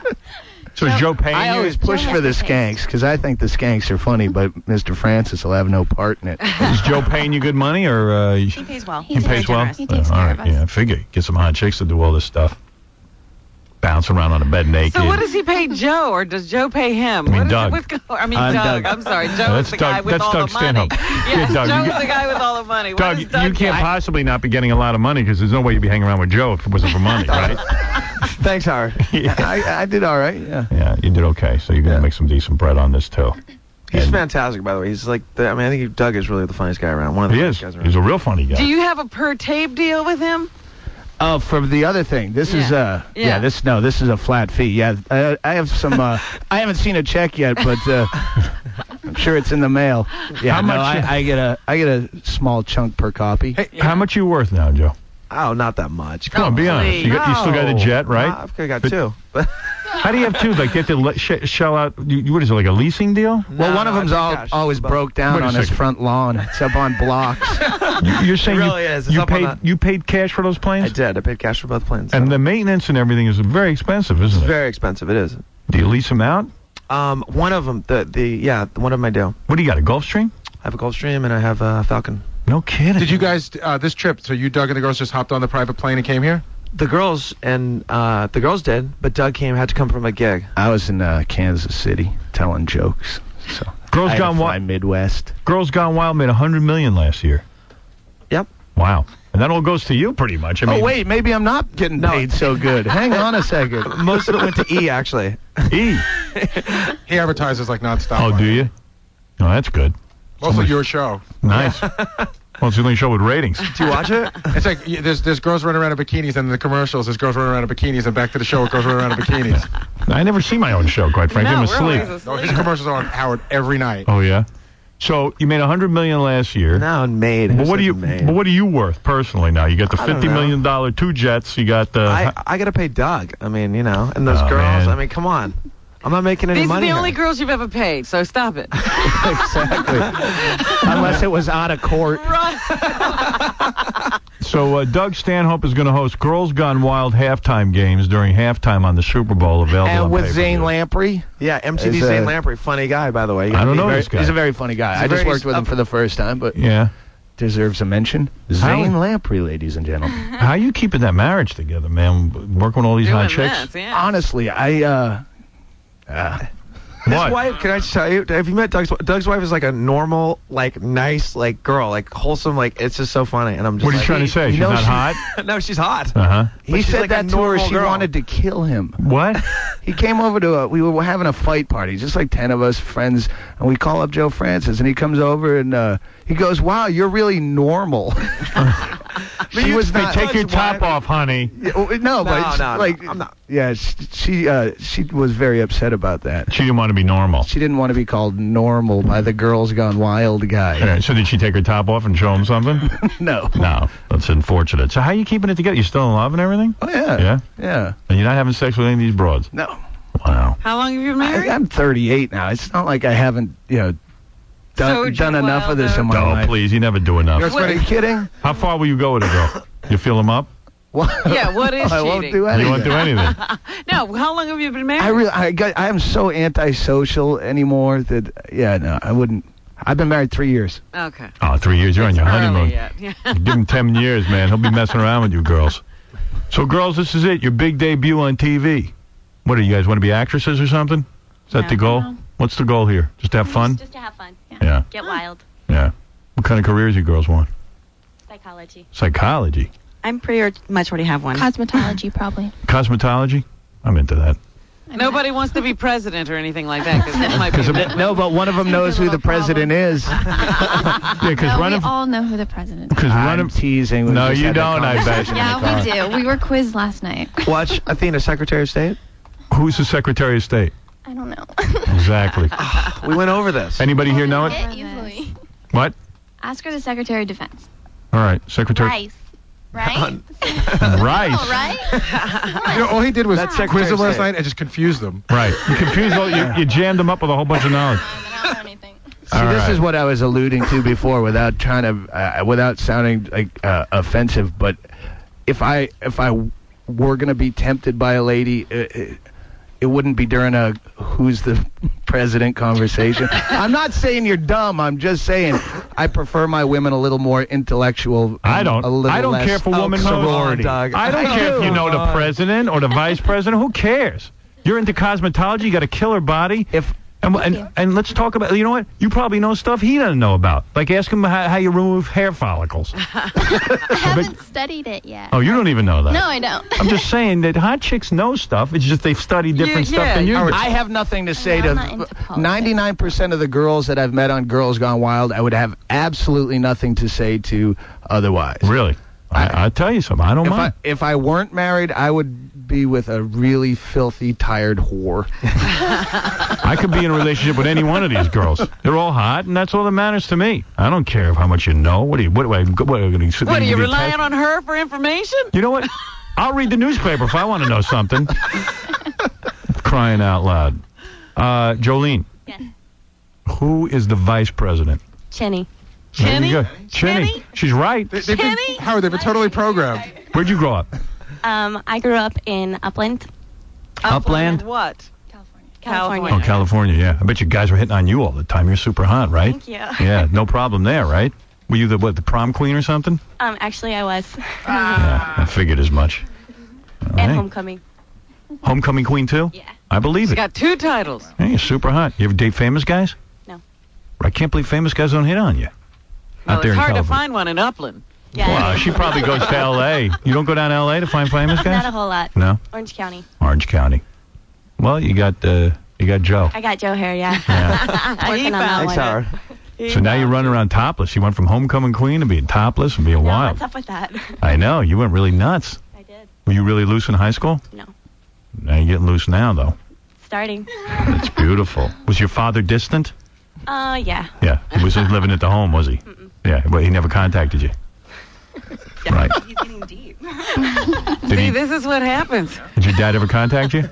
No. No. There you go. That's how Joe makes a living. It's a recipe for girls gone wild. What age did your daddy leave you? Huh? What age did your daddy leave you? Oh, my dad was gone before I was born. Yeah, there you go. Yeah. You have a whole bunch of uncles? No. No? Your mom didn't date? What about Uncle Joe? Yeah. I bet that's how Joe Francis finds him. He puts ads in the paper. Right. I'll find your lost father. yeah, They never, right. and I'll then be when your they call in, daddy. need a daddy?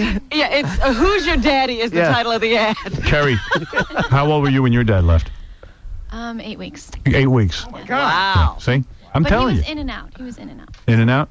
I'd like to be in and out. And now you're in and out of your top. Yeah, that's right. I think we could arrange that. Now you're in and out of your top. Wow. Who knows? Your dad's probably going to buy the pay-per-view special, and he's going to be. He don't even know it's you. That's the sad thing. No, he would recognize me. You're super hot too. Were you the homecoming queen? No, but I was head cheerleader, so I was kind of within that. Head cheerleader. Wait, Now, are you head wearing panties? cheerleader. What are you wearing? I have bathing suit on. Yeah, that's good. Let me see your bathing suit. Let me see something. Am I allowed to? Yeah, bathing suit. You're allowed to. Yeah. Yeah, you look real good. You were the head cheerleader. Cheerleader, yes. You got some good girls going here. They're cool, aren't they? Yeah. They're like good girls gone bad is what they are. Do you know, Kerry, do you know what this sound is? Listen to this.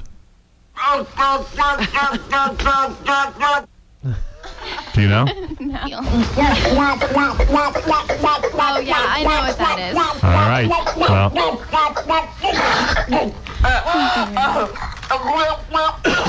what about you, Andrea? When did your dad leave? My parents have actually been married for 39 years. Oh, all right. Come from a very They threw her out when she was 5. Oh, shut up, Doug.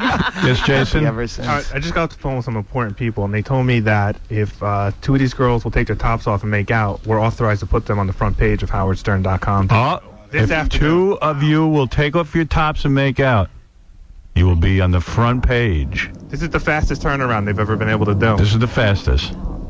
We already saw the 2 fail at French kissing, so. Come on, Jolene, let's go. I take Me and Jolene will get topless and why they'll doesn't make out. Howard choose? Okay. Yeah? Yeah. All right. Good. Yeah? I like that. Yes. Yes. Wow. I'm digging the homecoming queen. You're speaking my we language. just got word if 2 of you girls will perform the hot Carl, we can get you on cover of Popular Mechanics. You wonder who's on the other end of the phone. Well, 2 of you are going to be on the cover of howardstern.com. You're very lucky. Boy, girls, you're looking good.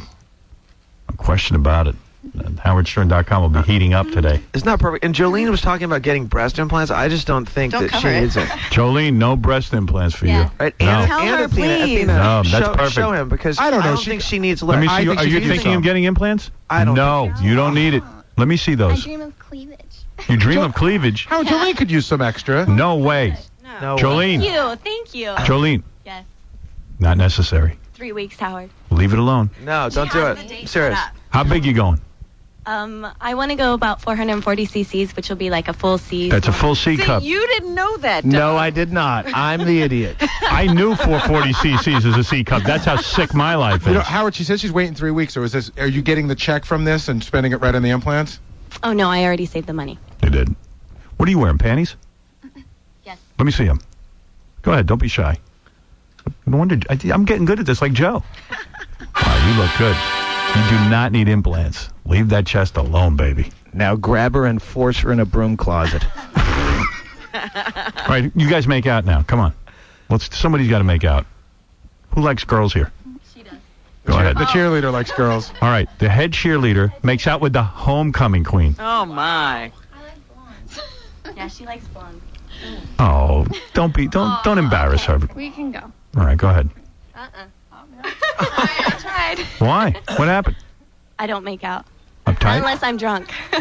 Well, give her a drink. Like we did last night. Yeah. Did you guys all make out last night? Uh-huh. You did? You liar. Yes, we did. It was a dream. It wasn't. We made out last night? Wait, we made out last night? Yes. Are you serious? Yes. Where? I don't remember anything. What I happened? don't remember where. Or was it the night before? Come on, Are you you'll get joking? drunk off each other's Wait, I gotta hear tongues. this. Oh, we didn't? Okay. What happened?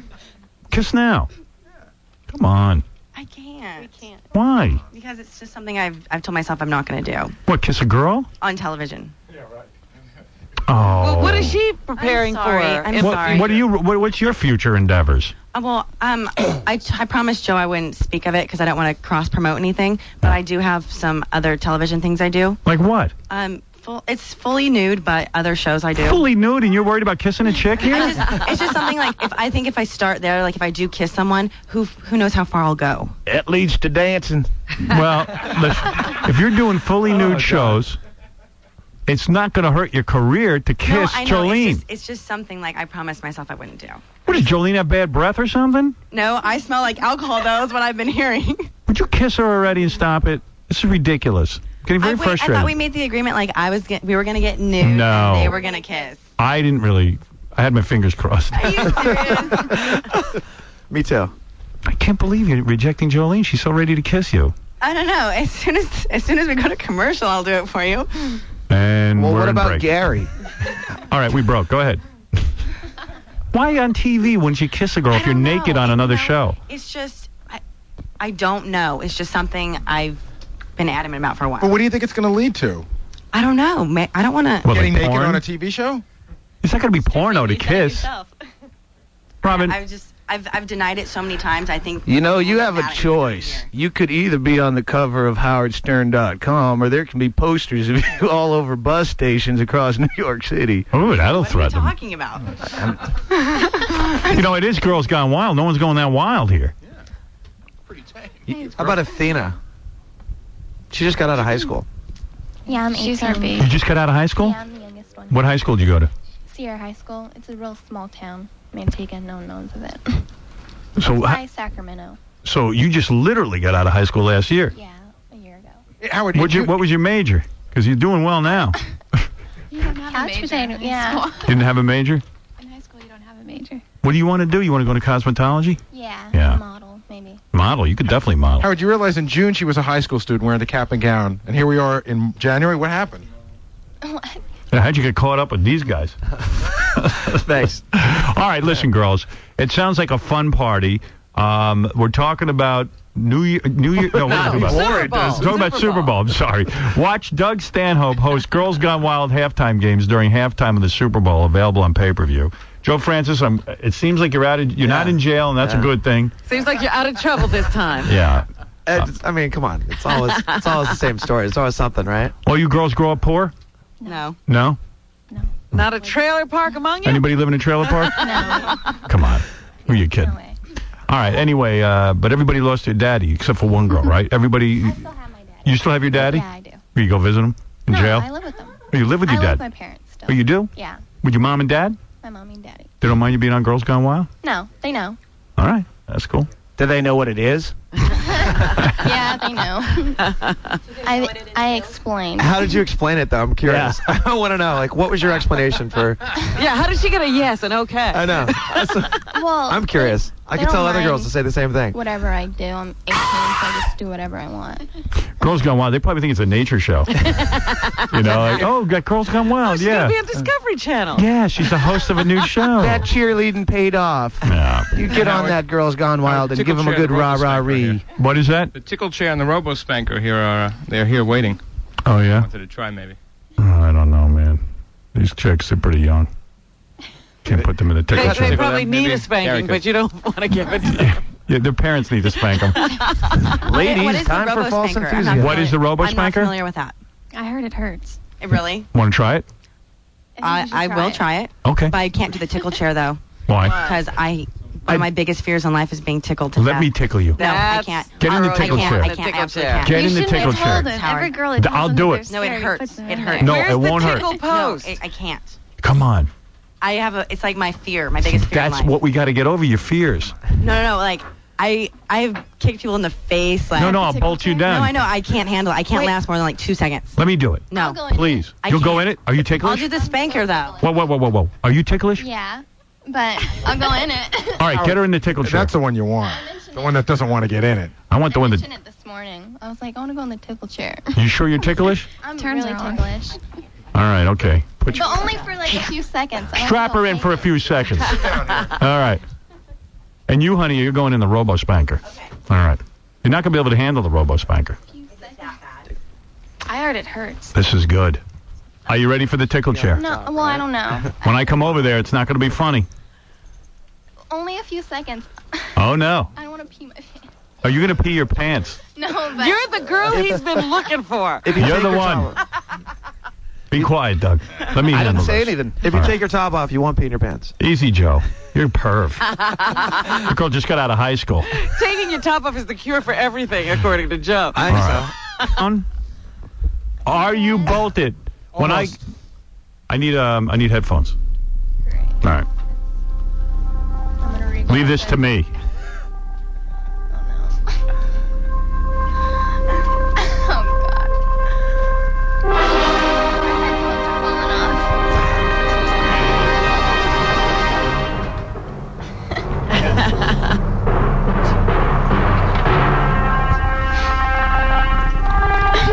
Are you ready? I don't know. I'm really ticklish. Be gentle, please. Is there anything you want to say before I tickle you? Not too rough. All right. This is not going to be a couple of seconds. What? You're going to have to beg your master to make me stop. Great. All right, you ready? She just assumes you mean Joe Francis. Are you ready? No. I didn't do anything yet. I know. How much you weigh? Like 115. 115 pounds? Yeah. What are your measurements? I don't know. You know. A cup or B cup? What age did you start having sex? What age did you start having sex? 16. 16? Yeah. You've only been having sex for 2 years. Yeah. You're very young. I know. Are you ready? Okay. Hon, you suck. She's not ticklish. You're not a good You tickler. are so not ticklish. Doing it right. All right, Gary, you try it. That's bull. That's why she wanted to go in the tickle chair. She's not ticklish. Oh, wait. Wait. Oh, there you go. Wait, stop, please. You're just so good at it, huh? Oh, wow. Stop, please. Wait, that's not a good spot. Good for me. It's too ticklish. After watching Gary, I can't believe I get Wow. Now that was good. Gary, if you'd only had the beekeeper's outfit on, it would have been perfect. Dude, look at my fingers. I had them right in her armpits. I got to go wash them now, but I know that's the spot. She's 18. She's healthy. Wow. Where else are you ticklish? Gary just get on the waist, not so high where you did. On your waist? All right, Gary, get her waist.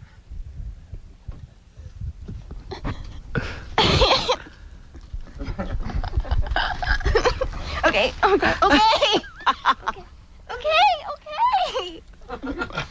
There's nothing better than that.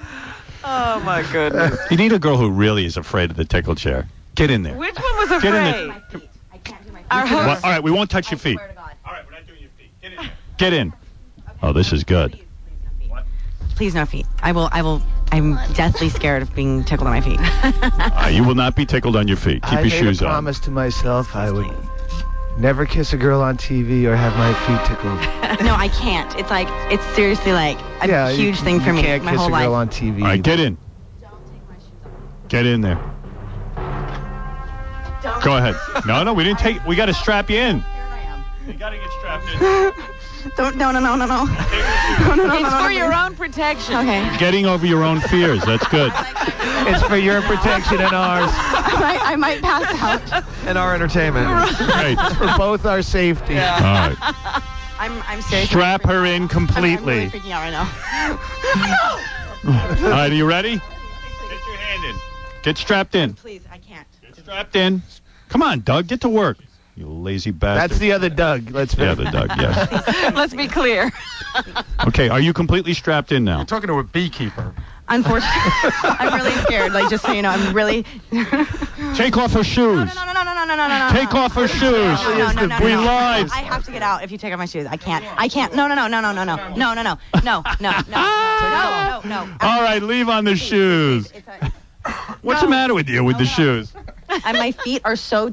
I can't. No. Please, stop Come wasting on, time on my that's- shoes and just take.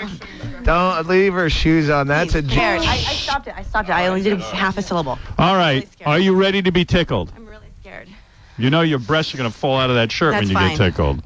Are you really ticklish? Yes, I'm deathly ticklish. And I'm your really, biggest look at fear me, in life is to be tickled. Yes. All right, let's just give her a safe word. If it goes too far, the signal to stop is making out with that girl. Okay, I'm that desperate. The only way that you can stop this is to make out with a girl. I like that. Here we go.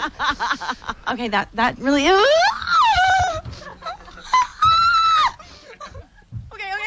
Bring the girl. Bring the girl. That's not too bad. Gary, you do it. I'm not good at it. I'm sweating. I make a really weird face when I do it, too. Try the knees. Oh no. Try the knees. Squeeze. Give her the knees. Squeeze the knees. You're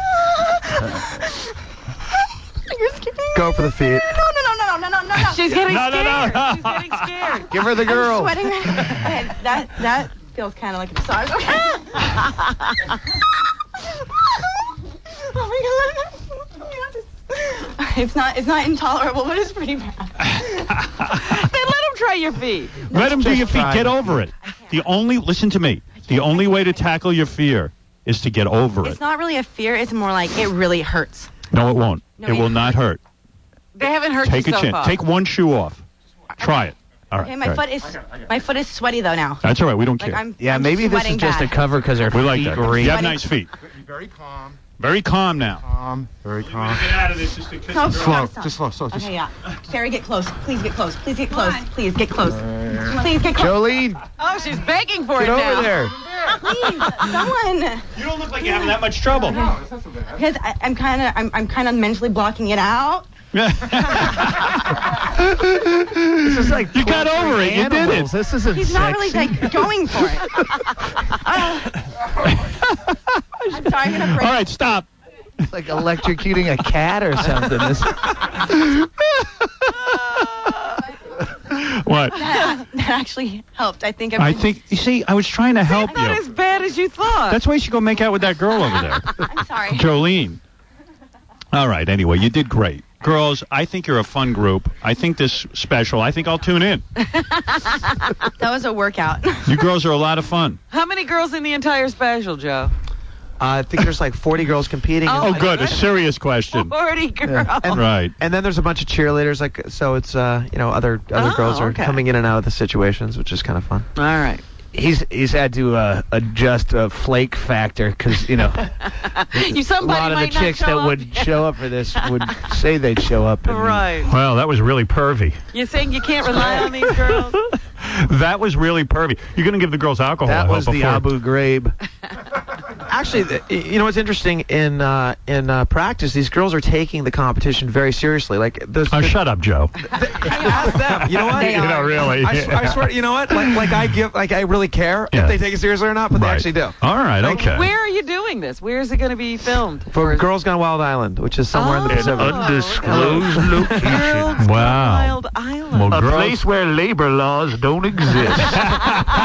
No labor laws. A place where the police are easily paid off. It's There is Girls no Gone Wild government Island. on Girls Gone Wild Island. Well, it is a whacked out business, and someone's got to do it. Girls, you are a lot of fun. There is no minimum wage on Girls Gone Wild Island. Where is Girls Gone Wild Island? It's somewhere in the Pacific, and Doug's getting paid in the official currency of Girls Gone Wild Island, which is great. And all the girls make it back alive? Hopefully. I don't know. Ask this guy. We don't know what the customs laws are there. They might wind up in Girls Gone Wild prison for smuggling. Joe's room. That's right, girls. You tell me. Well, girls, I do enjoy seeing you and being a part of your lives and sharing this time and space with you. The tickle chair proved to be educational. Was it educational? It was. I learned a lot about myself. Right. It really is. Unfortunately, there's no time for the robo-spanker. But that was another Carrie segment. should be spanked. Carrie likes was complaining to be spanked, that she's got I already have a bruise on my Carrie's butt already got a bruise on her ass. Do you like to be spanked? You want to get in the robo-spanker real quick? Little girl, so. You want to get spanked in the robo-spanker? I heard it really hurts. It really hurts. Yeah. How bad? Like on a 1 to 10? Oh, wow. What happened there? That's already a bruise. What was she up to? How did you get that? Someone else in the room can answer. That's not considered evidence on Girls Gone Wild Island. Did you disobey Joe again? Doug, I told you. Joe started coughing like Artie. All of a sudden, he's... That is some bruise. Isn't that bad? Out of 1 to 10, how bad does it hurt? If 10's like a cesarean. Oh, A cesarean, girl. I've never had one. Anesthesia for a cesarean. So how does that hurt? I don't know. I was just thinking of something really dreadfully painful. I don't know. Okay, like breaking your I'll do nose. it if I can keep my bottoms on. You can keep your bottoms on. Right, yeah. Can we do this butt cheek so that I even out? I don't know. Can you aim the machine? It's not that accurate. You want to try it? Yeah, I'll do it. All right, get in there. It's going to Maybe kill. she can only take one smack. I'll give you Can one we smack. shag some fly balls with it? Maybe. What is it, Jason? Just so she knows, we have it set on the lowest possible setting right now. It is set on the lowest possible setting. All right.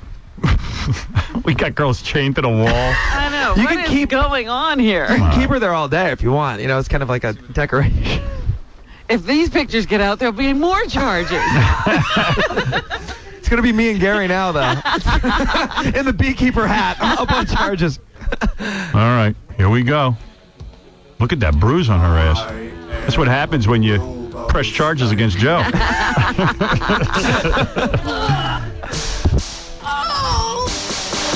Oh, my God. All right, here we go. Are you ready? Yeah. All right, here we go. God, if she could. Oh, my God. All right, here we go. Large piece of equipment. Here we go. Oh, God. Oh, God. Oh, that wasn't bad. That's Not a bad? trap. Not bad? Oh, no, that didn't even... You ready again? Kind of at least make it sting a little. Set it on sterilize. No, not Don't lean against it, Doug. Howard, you're Oh, wait. It'll keep Oh, going. she's laughing at the robo-spanker. Oh, don't you laugh at the robo-spanker. That just makes them angry. I want to see it hit her so hard she pukes, so it looks like it that was a knocked it little out of That her. hurt, right? It stung a little.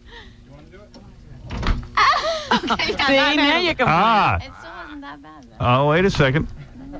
Keep going. I'll show that robo-spanker. Ow, okay, that hurt. So don't make fun of the robo-spanker. Now my bruise is going to be even worse. Yeah, you're going to be really messed up. That's right. I think that was pretty pathetic of Carrie. All right, girls. Had enough of Could this. have gone a lot further. Set the robo-spanker on impregnate. And let's get really busy. Joe's saying, oh, I didn't know about that machine when I set this up. Joe sees greatness. That'll keep in mind. Yeah. I hadn't seen the bruise on Carrie's butt before now. Yeah, it hurts. Wow. Yeah, that's look at that. Yeah. Well, that ain't from the robo-spanker.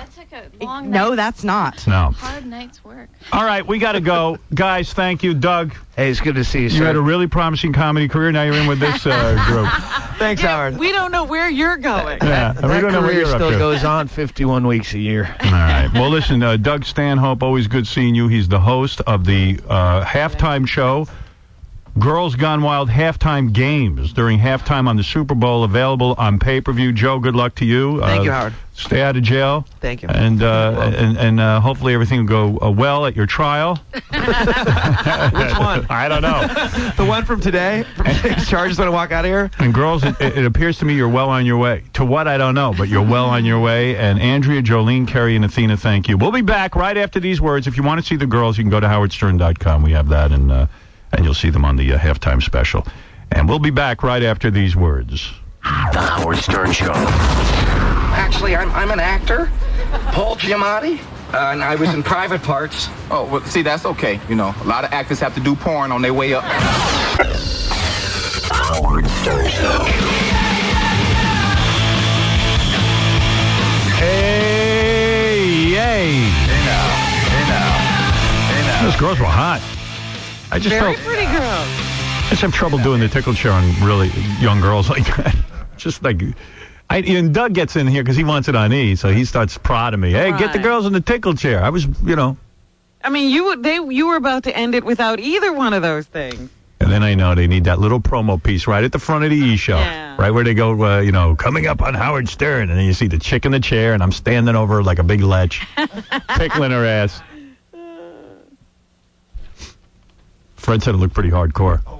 Did it? Because I couldn't see It wasn't even so much what was going on, but there was the look on her face. It was just, and plus the fact Benji's sitting next to me going like, oh. It was he really does? I'm not kidding you. He was like bent over. I didn't even want to look, but I heard the noises. You looked hot, man. It was very frightening. Right. Artie's going to have fun with that chair tomorrow. Oh, is that Artie's chair? That's Artie's chair. Yeah, he's sitting in Artie's spot. So he's staining it. Is that where you are? Why are you switching chairs to Artie's spot? Go back to your spot. All right. It's just physically a lot more comfortable. It's not balanced out. It's just hard for me to coordinate that way. No, I'm still in the same exact Oh, same. you are? Yeah. All right. Somehow I can see him better today than I normally do. And it's bothering you. Yes. We hide you back there for a reason, Benji. I know. All right. Benji. Well, the girls got up and they said, "Where's Benji?" Yeah, and then the girls ran out of the room. Yeah, a lot of the girls were into Benji. Got his fans. I was wondering if I could actually have sex with any of those girls. Like, would they put out for me? Oh, I would imagine. Every guy came in afterward. Which one was your favorite? Which one was your favorite? A dark-haired chick. The dark-haired chick, not the girl who does other shows.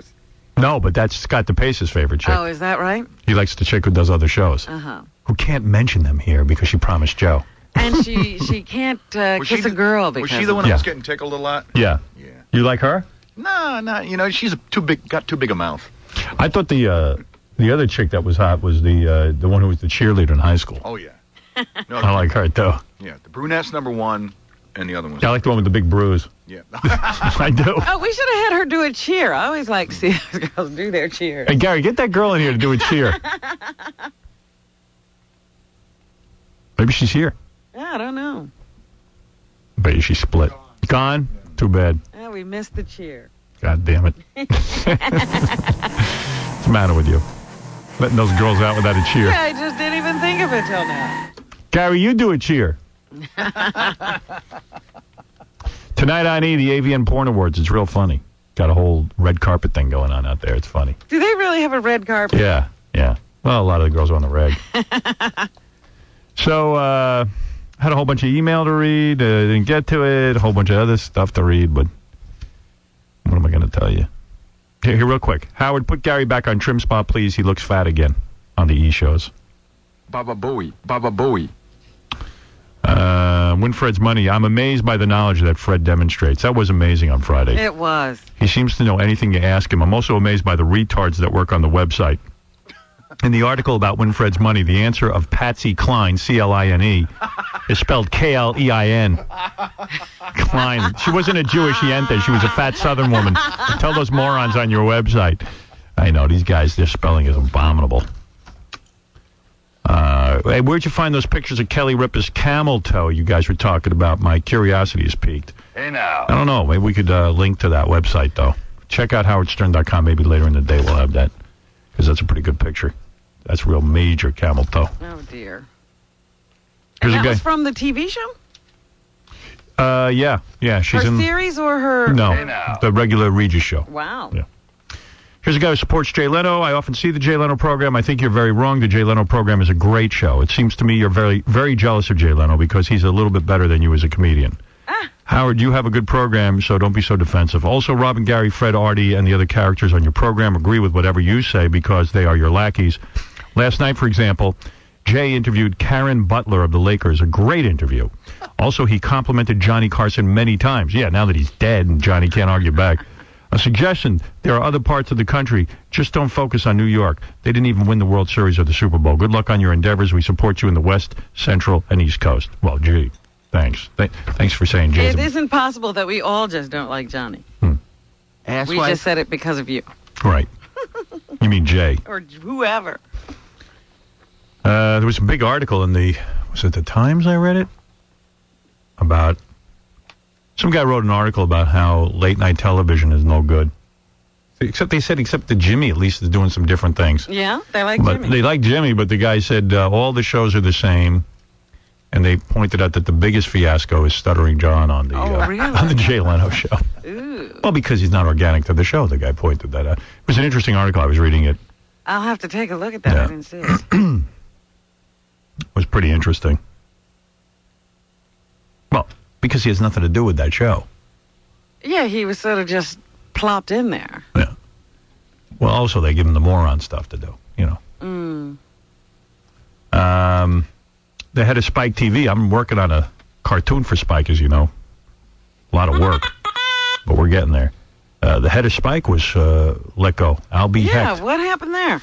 Don't know. They're claiming in the newspaper today that it's the network for men, but Albie was getting too many women. Women were tuning in. But I say listeners are listeners. Who cares if they're men or women? What? So evidently a lot of women were tuning in for, what the hell were they tuning in for? I don't even remember. It said in the paper. I'm looking at it here. I don't see. Network for men. And then a whole bunch of broads tuned in. And then the guy got fired. That ain't Missed cool. his target. I know the guy. He's a nice guy, too. I like him. Albie Hecht. Yeah, women accounted for just 32% of the network's primetime audience in the first year. Right. But nightly runs of CSI started last year, and the women increased to 42%. Wow. Can you get word out to the women they're not allowed to tune in to Spike? It's a men's network. They had a thing on the other night on Spike. Auto Rocks. It was an award show for cars. They'd wheel out cars and give them awards. With Carmen Electra and Kid Rock and I don't know. Women weren't watching that, were they? I don't think anyone was watching it. I'm telling you right now. I can't imagine. I know Beth's show is getting people. They play a movie and then she comes on and does card games. Yeah. You could gamble along with her. They told her it went up 32%, so she got renewed. Excellent. Yeah, she gets to do that. She was supposed to go out and do that auto show thing, like go present to a car. I said, really? said, you got to be on acid. Do that. Present to a car. The cars win awards. It's crazy. Whose idea was that? Maybe Albie's.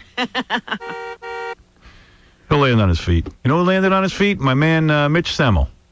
Yeah, what's he doing? He's the head of, I think, the Game Show Network, or got a little email from him. I congratulated him. Good guy.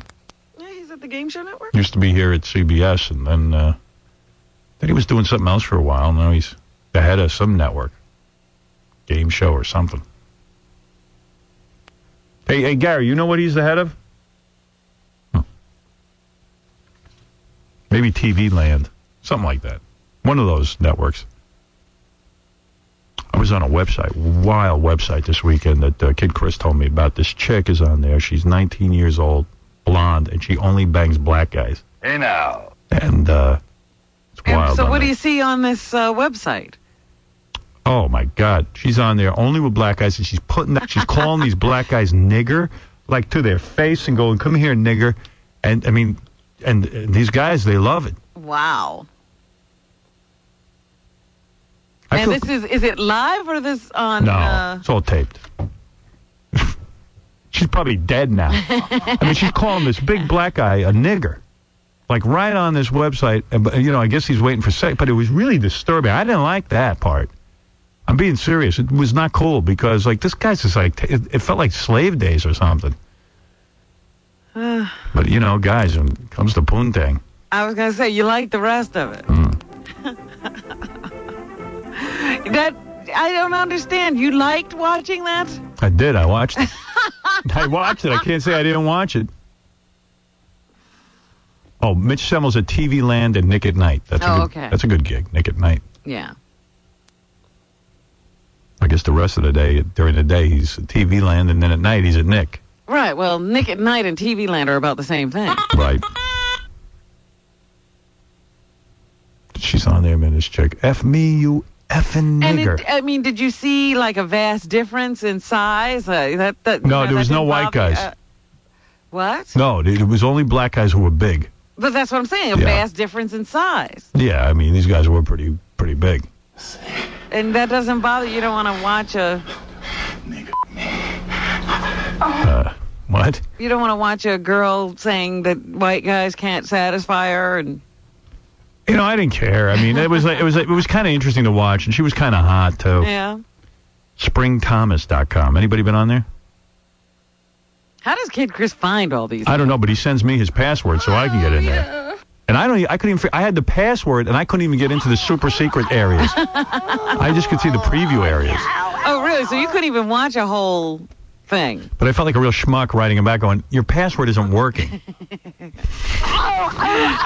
Yeah, don't complain about your free password. Yeah.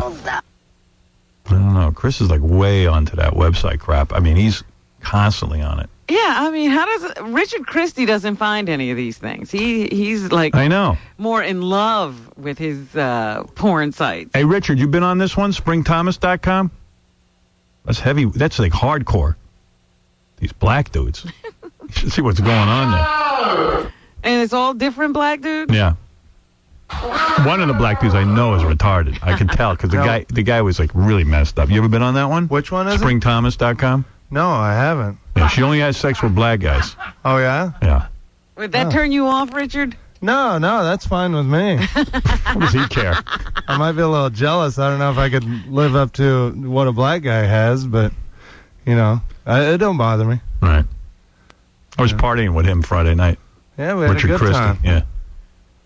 It was fun. Yeah, it's good seeing you there, man. Yeah, good seeing you, too. I don't think he never danced, did he? No. No, I can't dance. Jason dances, and he dances bad. Yeah. Yeah, old Jason on the dance floor. And Robin got all feisty, tried to throw someone into a mosh pit and fell down on her ass. Well, you know what? I wasn't the only one down there. I was just remembering, you know, like once I hit the floor, there was a whole group of people down on the Oh, really? floor. A lot of people were down there. Yeah, Brian Phelan was in there. I saw him. Oh, he was down on the floor because the guy was wasted. I hung out with Brian a while. But Benjy with his shirt off was hilarious. That was the best. That was awesome. Yeah, Benjy took the cake. Billy Idol took off his shirt to perform. We had Billy Idol at our Christmas party. Came up and did karaoke to his own 2 songs. And you got to say, Billy had a good physique. Yeah, he's in good shape. I told Robin, I was like, I don't even know if that's a real Billy Idol because he looks so good. That's right. I know. And then Benjy, as soon as Billy took off his shirt, which was kind of funny. I mean, you don't get worked up and take your shirt off. From karaoke, yeah. Yeah. And Benjy just started taking his clothes off. And there was a drastic difference. Yeah. It was just funny. That was really Bunch of sweaty guys in the mosh Was that really pit. you? It was really me. Because I kept saying, that can't be the real Benjy. He looks horrible, like a train wreck. He looks too bad. I danced with Beth a little bit. Yeah? Yeah, for a few minutes. Well, Ronnie was doing his retard dance with Beth, and I thought she wanted me to save her, but she said she was having fun with Ronnie. Oh, okay. And Ronnie goes, oh, my leg's killing me. He gets wasted, and next thing I know, he's hopping around on the dance floor. Yeah, he was wearing the combat boots because he said he needed that kind of support, and the next thing you know, he's hopping all over the place. Yeah. I think High Pitch Eric shut his foot in the door the other day. He did. When Ronnie's he in a scared lot of that pain. Fish, yeah. But, by the way, Beth is Beth is like the nicest woman ever. She is so sweet. I talked to her for a little bit at that party, and she's just, you're a really lucky guy. I wish she wasn't so nice. I was going to say, you stay away from her. No, you know, I really do. I mean, it'd be nice to have like a hot, snobby chick. They would only pay attention to me and blow off all the rest of you guys. Oh, she was talking to everybody. I know. She was really nice. I don't like that.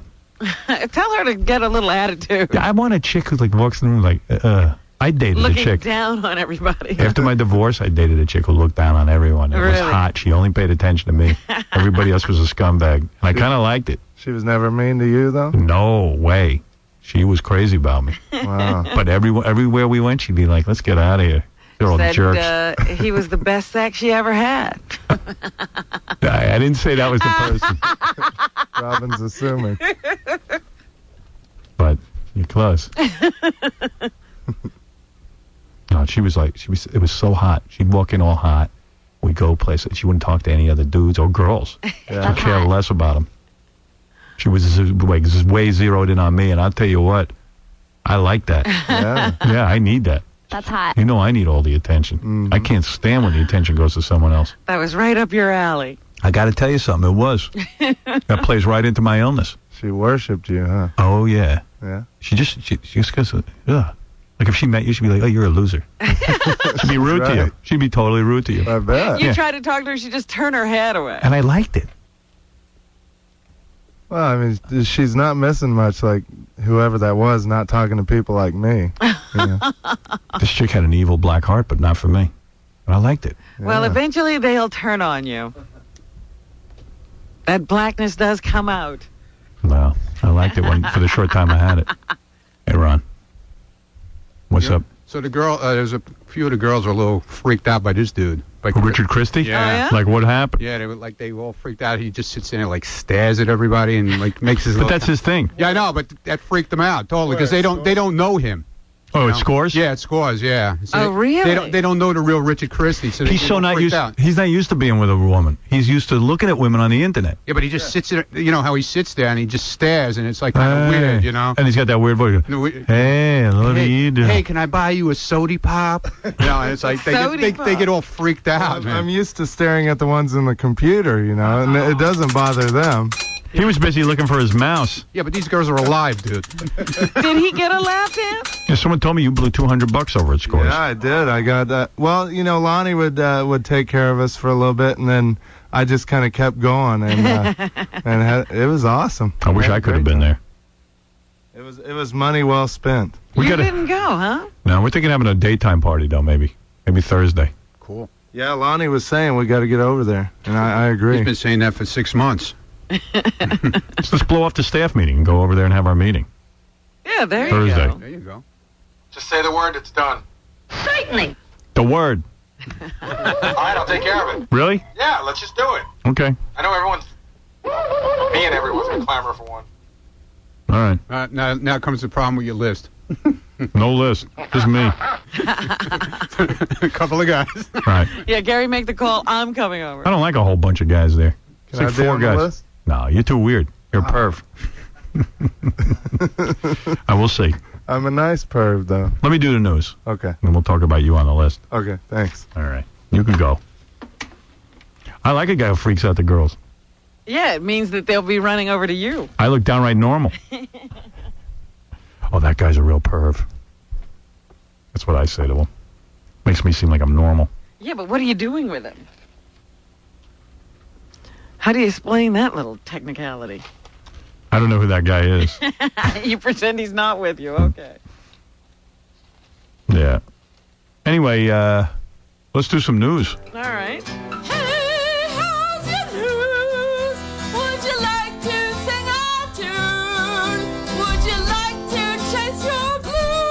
Hey, way.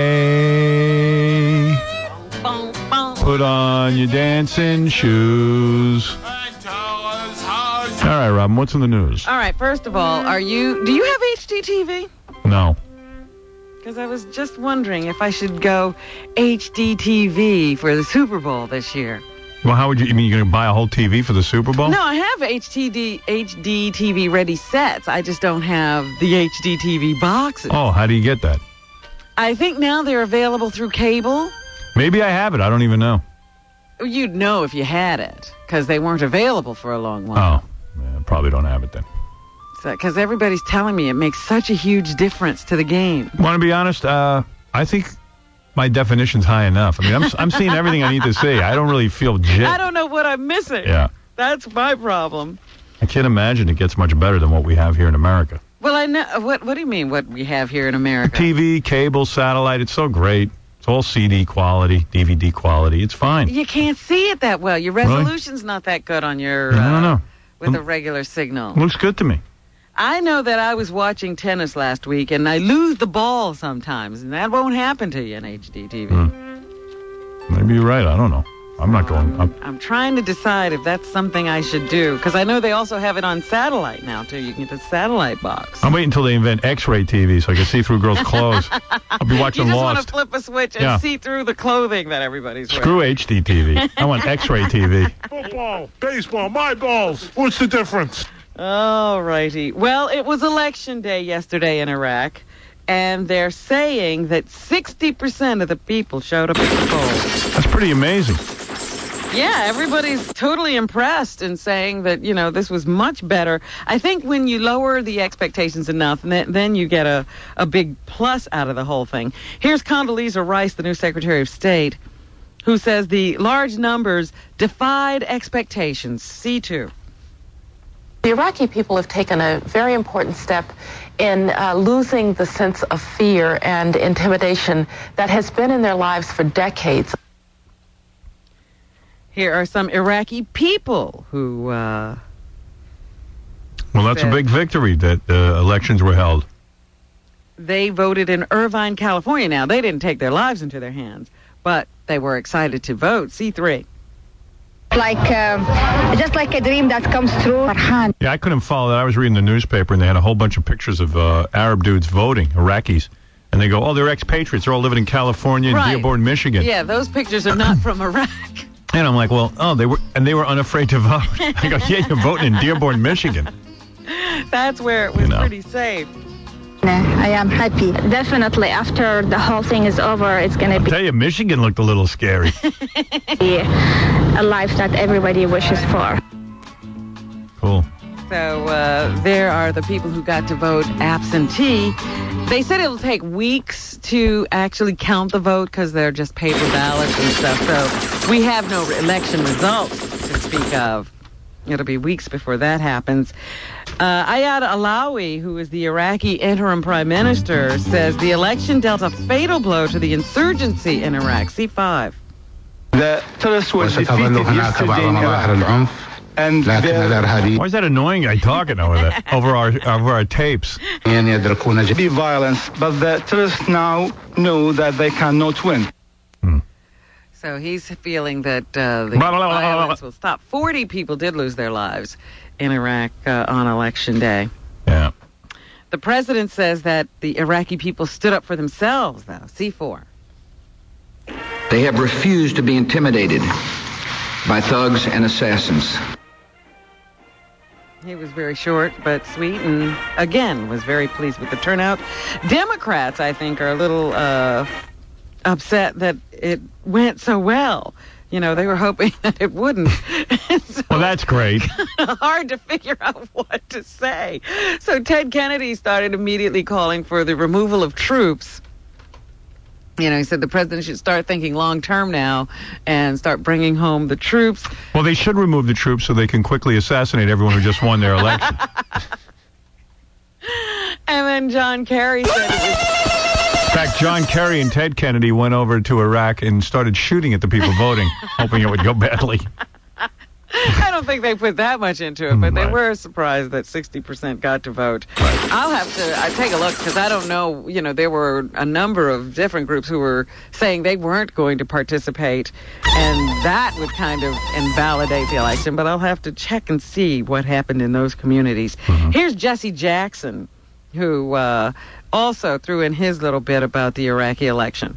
F1. All right. Jesse Jackson, always fun listening to him. It is a great moment in Iraqi history, but it's a very difficult moment because this gunpoint diplomacy is going to be very difficult to maintain. I think these blasts are just a continuum of this war, and we're going to need ultimately, and rather quickly, I think, some kind of global exit strategy. Global exit strategy. Well, let him elaborate a little bit more, F2. Always. We want to be successful today, but obviously under this level of violence... Obviously. How does that obviously? Obviously. We want to be successful today, but obviously under... Obviously. I think he's putting the V before the B. Obviously. Obviously. We want to be successful today, but obviously under... Obviously. Now stop acting like it's not obvious. But you're spelling it O-V-B. Obviously. This level of violence and the rejection of America is not a popular occupier. There we are facing tremendous resistance by people who live there. We can only pray and hope for the best. He's hoping for the best. I like how when they give us the clips, they cut them off. I know. They just had enough. We don't know what he's saying. Let's just end it. But John Kerry did say that the significance of the election is in question when it's insecure. You know, the area is insecure. People it's the first can't one. vote and don't vote. So. All right, we're giving it a shot. The hell. With this, we got to put a good face on this. The whole thing's a disaster. We're trying. Yeah, we don't know what to do, what to say. But 60% is a high number, so good for them. I'm surprised. Michael Jackson's trial starts today. There's a pool of 750 people. They're going to question to see if they can impanel an impartial jury to hear this case. The young man accusing Michael Jackson will have to testify in open court. His, I guess the defense attorneys or the prosecuting attorneys had tried to have the courtroom cleared for his testimony, but the judge rejected that request. Meanwhile, Michael made a videotape with the judge's permission, asking people to reserve judgment and give him his day in court. Here he says he thinks he's pretty much done inviting young and sick children to stay with him at Neverland, though. D3. He thinks he's done with that. Thinks it, yeah. These events have caused a nightmare for my family, my children, and me. I never intend to place myself in so vulnerable a position ever again. But I ain't saying he ain't going to do it. No. Hi, Daddy. So vulnerable. So a little bit vulnerable, maybe, okay? Right. I got a lollipop for you. Here he says the family of one of those young kids that he invited back to Neverland turned against him. D4. Years ago, I allowed a family to visit and spend some time at Neverland. Neverland is my home. I allowed this family into my home. Neverland is my home. What's wrong with that statement? Neverland. I'd lock him up just for that. Naming your house Neverland. Because they told me their son was ill with cancer and needed my help. What kind of help could you get? I mean, no offense. You're not a doctor. You're a singer. So, there you go. Here's... Help. He's helping. Lori Levinson, who's a legal analyst for Loyola University, she says that others besides the accuser and his family may be called to testify against Jackson. D5. The primary evidence is still the accuser when he testifies, his brother, and his mother. But we also know that there's some alleged co-conspirators that have been charged in this indictment, so it's quite possible some of them will testify. Maybe they call it Neverland because kids should never go there. We have another law consultant, Andrew Cohen, who says that it's not going to be easy to pick a jury for the Michael Jackson trial. D1. In addition to all of the typical questions that potential jurors get asked in any criminal trial, these candidates will be asked many questions about their perceptions of Jackson, what they already know about him, what they already think about him, and whether any of those perceptions would impact their ability to judge him objectively. I could sit on the jury. I mean, I don't... You could reserve judgment? Why not? Sure. I don't know that he really did that stuff. I figure if the guy's, rich and he's always molesting kids, there should have been more people coming forward. And you're not going to just look at him and assume anything. No. I mean, I'm going to assume he's whacked out of his skull, but I don't know that he's diddling little kids. But I mean, when I hear a guy sleeping with kids all the time in his bed, it doesn't sound too good, but, you know. Michael Jackson fans are congregating in Santa Maria, the site of the trial, in support, including this woman who picked up stakes to stand by her man, D2. Michael, I had quit my child care job as of 10 years to move out here to support you. She moved out there to support him? Quit her job as a child care something or other. Child care. My own kids never slept in my bed. Well, that's the whole point. You got strangers in his house sleeping in the bed. Wang. So anyway, yeah, there'll be a lot of people standing outside. All of his fans are keeping a vigil, and that Debbie Rowe, she has been subpoenaed. She was the mother of 2 of the kids, right? And she is trying to get her kids back. But it wasn't. Jackson stopped paying her after she had changed her mind and started going for custody. Well, she probably sees the shenanigans and the kids walking around with masks and crap. Maybe she feels like she should step in, but yeah, like she gave kids to the wrong guy. Maybe I think she woke up. Hey, Brian, what's up? Hey, I wanted to ask you if you sent anybody over to Sony Studios on Friday. Sony Studios. Fiona Apple? We did, Howard. Oh, we did, yeah. My you know what? There were like 6 people out there. It was 10 degrees. And they were all sort of pretty normal. I mean, I'll have some tape for you later on today, but it wasn't anything special. I mean, later on tomorrow. The show's over today. Right. Yeah, these were people who were protesting Sony. They want them to put out Fiona's new album? Yeah, we couldn't imagine. I mean, 6 people. I can't imagine they got that many. They're protesting. They want to hear the next Fiona Apple record. Do you think they could have changed Sony's mind? I think Sony said, you see, 6 people showed up. There were people inside the Sony building, like, laughing at them through the windows. It was pretty funny. But these people were so serious. Like, they weren't even being thrown by any of the questions. I would love to hear Fiona Apple's new music so I could hear what Sony rejected. Yeah, apparently Sony's saying that there's no single that they could release on the album, so they're not releasing it. Oh, yeah? Yeah, the guy had a whole book. He was explaining everything to me. They're very, very into it. Wow. People are very passionate. Oh, good. I want to listen to that tape. Love you in Tampa, Howard. Thank you, brother. Super Bowl coming up this Sunday. Super Bowl Sunday. That's right. The it's a big deal. 2 opposing teams arrived in Jacksonville, Florida yesterday. That's where the game will be played. Andy Reid is the head coach of the Philadelphia Eagles, and he says his players have put the fanfare of being in the Super Bowl behind them quick so that they can focus on preparing for the game. He won. We're not down here on vacation. We're down here to play a football game against a very good football team. So goddamn serious, everybody. I know, they take this stuff really seriously. Well, good. Donovan McNabb is the quarterback for the Eagles, and he says playing in the Super Bowl is like a dream come true. He too. As kids, you dream of winning the Super Bowl and being MVP and getting hit by the confetti, holding up the trophy, and all that can happen. And I think just what we need to realize as individuals is these guys that you see out here on this football field is fulfilling a dream. Bill Belichick. What we need to realize as individuals is that right? If you're going to keep trying to keep up with the tenses, you're going to get into trouble. See, but all these guys are coming on TV. I'm starting to think I speak the wrong way. What is that again? What's that sentence? What you have to realize is that all of these individuals is fulfilling a dream. It's R, right? I listen to this stuff. I go, maybe I'm speaking the wrong way. Everybody seems to have it all backwards, and they're all in unison about it. I mean, Donovan McNabb, where did he go to school? I have no idea. Seems like a reasonable guy. As kids, you dream of winning the Super Bowl and being MVP and getting hit by the confetti, holding up the trophy, and all that can happen. And I think just what we need to realize as individuals is what we need to realize as individuals is, no, maybe he's right. Individuals is, but then he's going to mess up. These guys that you see out here on this football field is fulfilling a dream. Is fulfilling. That should be R. These guys is fulfilling. Hey, what? How the hell do you miss that in school? I mean, you don't even need that. I mean, I guess the people around him speak like that. I don't know. Yeah, I guess the rest of the team. I would devote day and night to learning how to use is versus are if I was a national guy like that.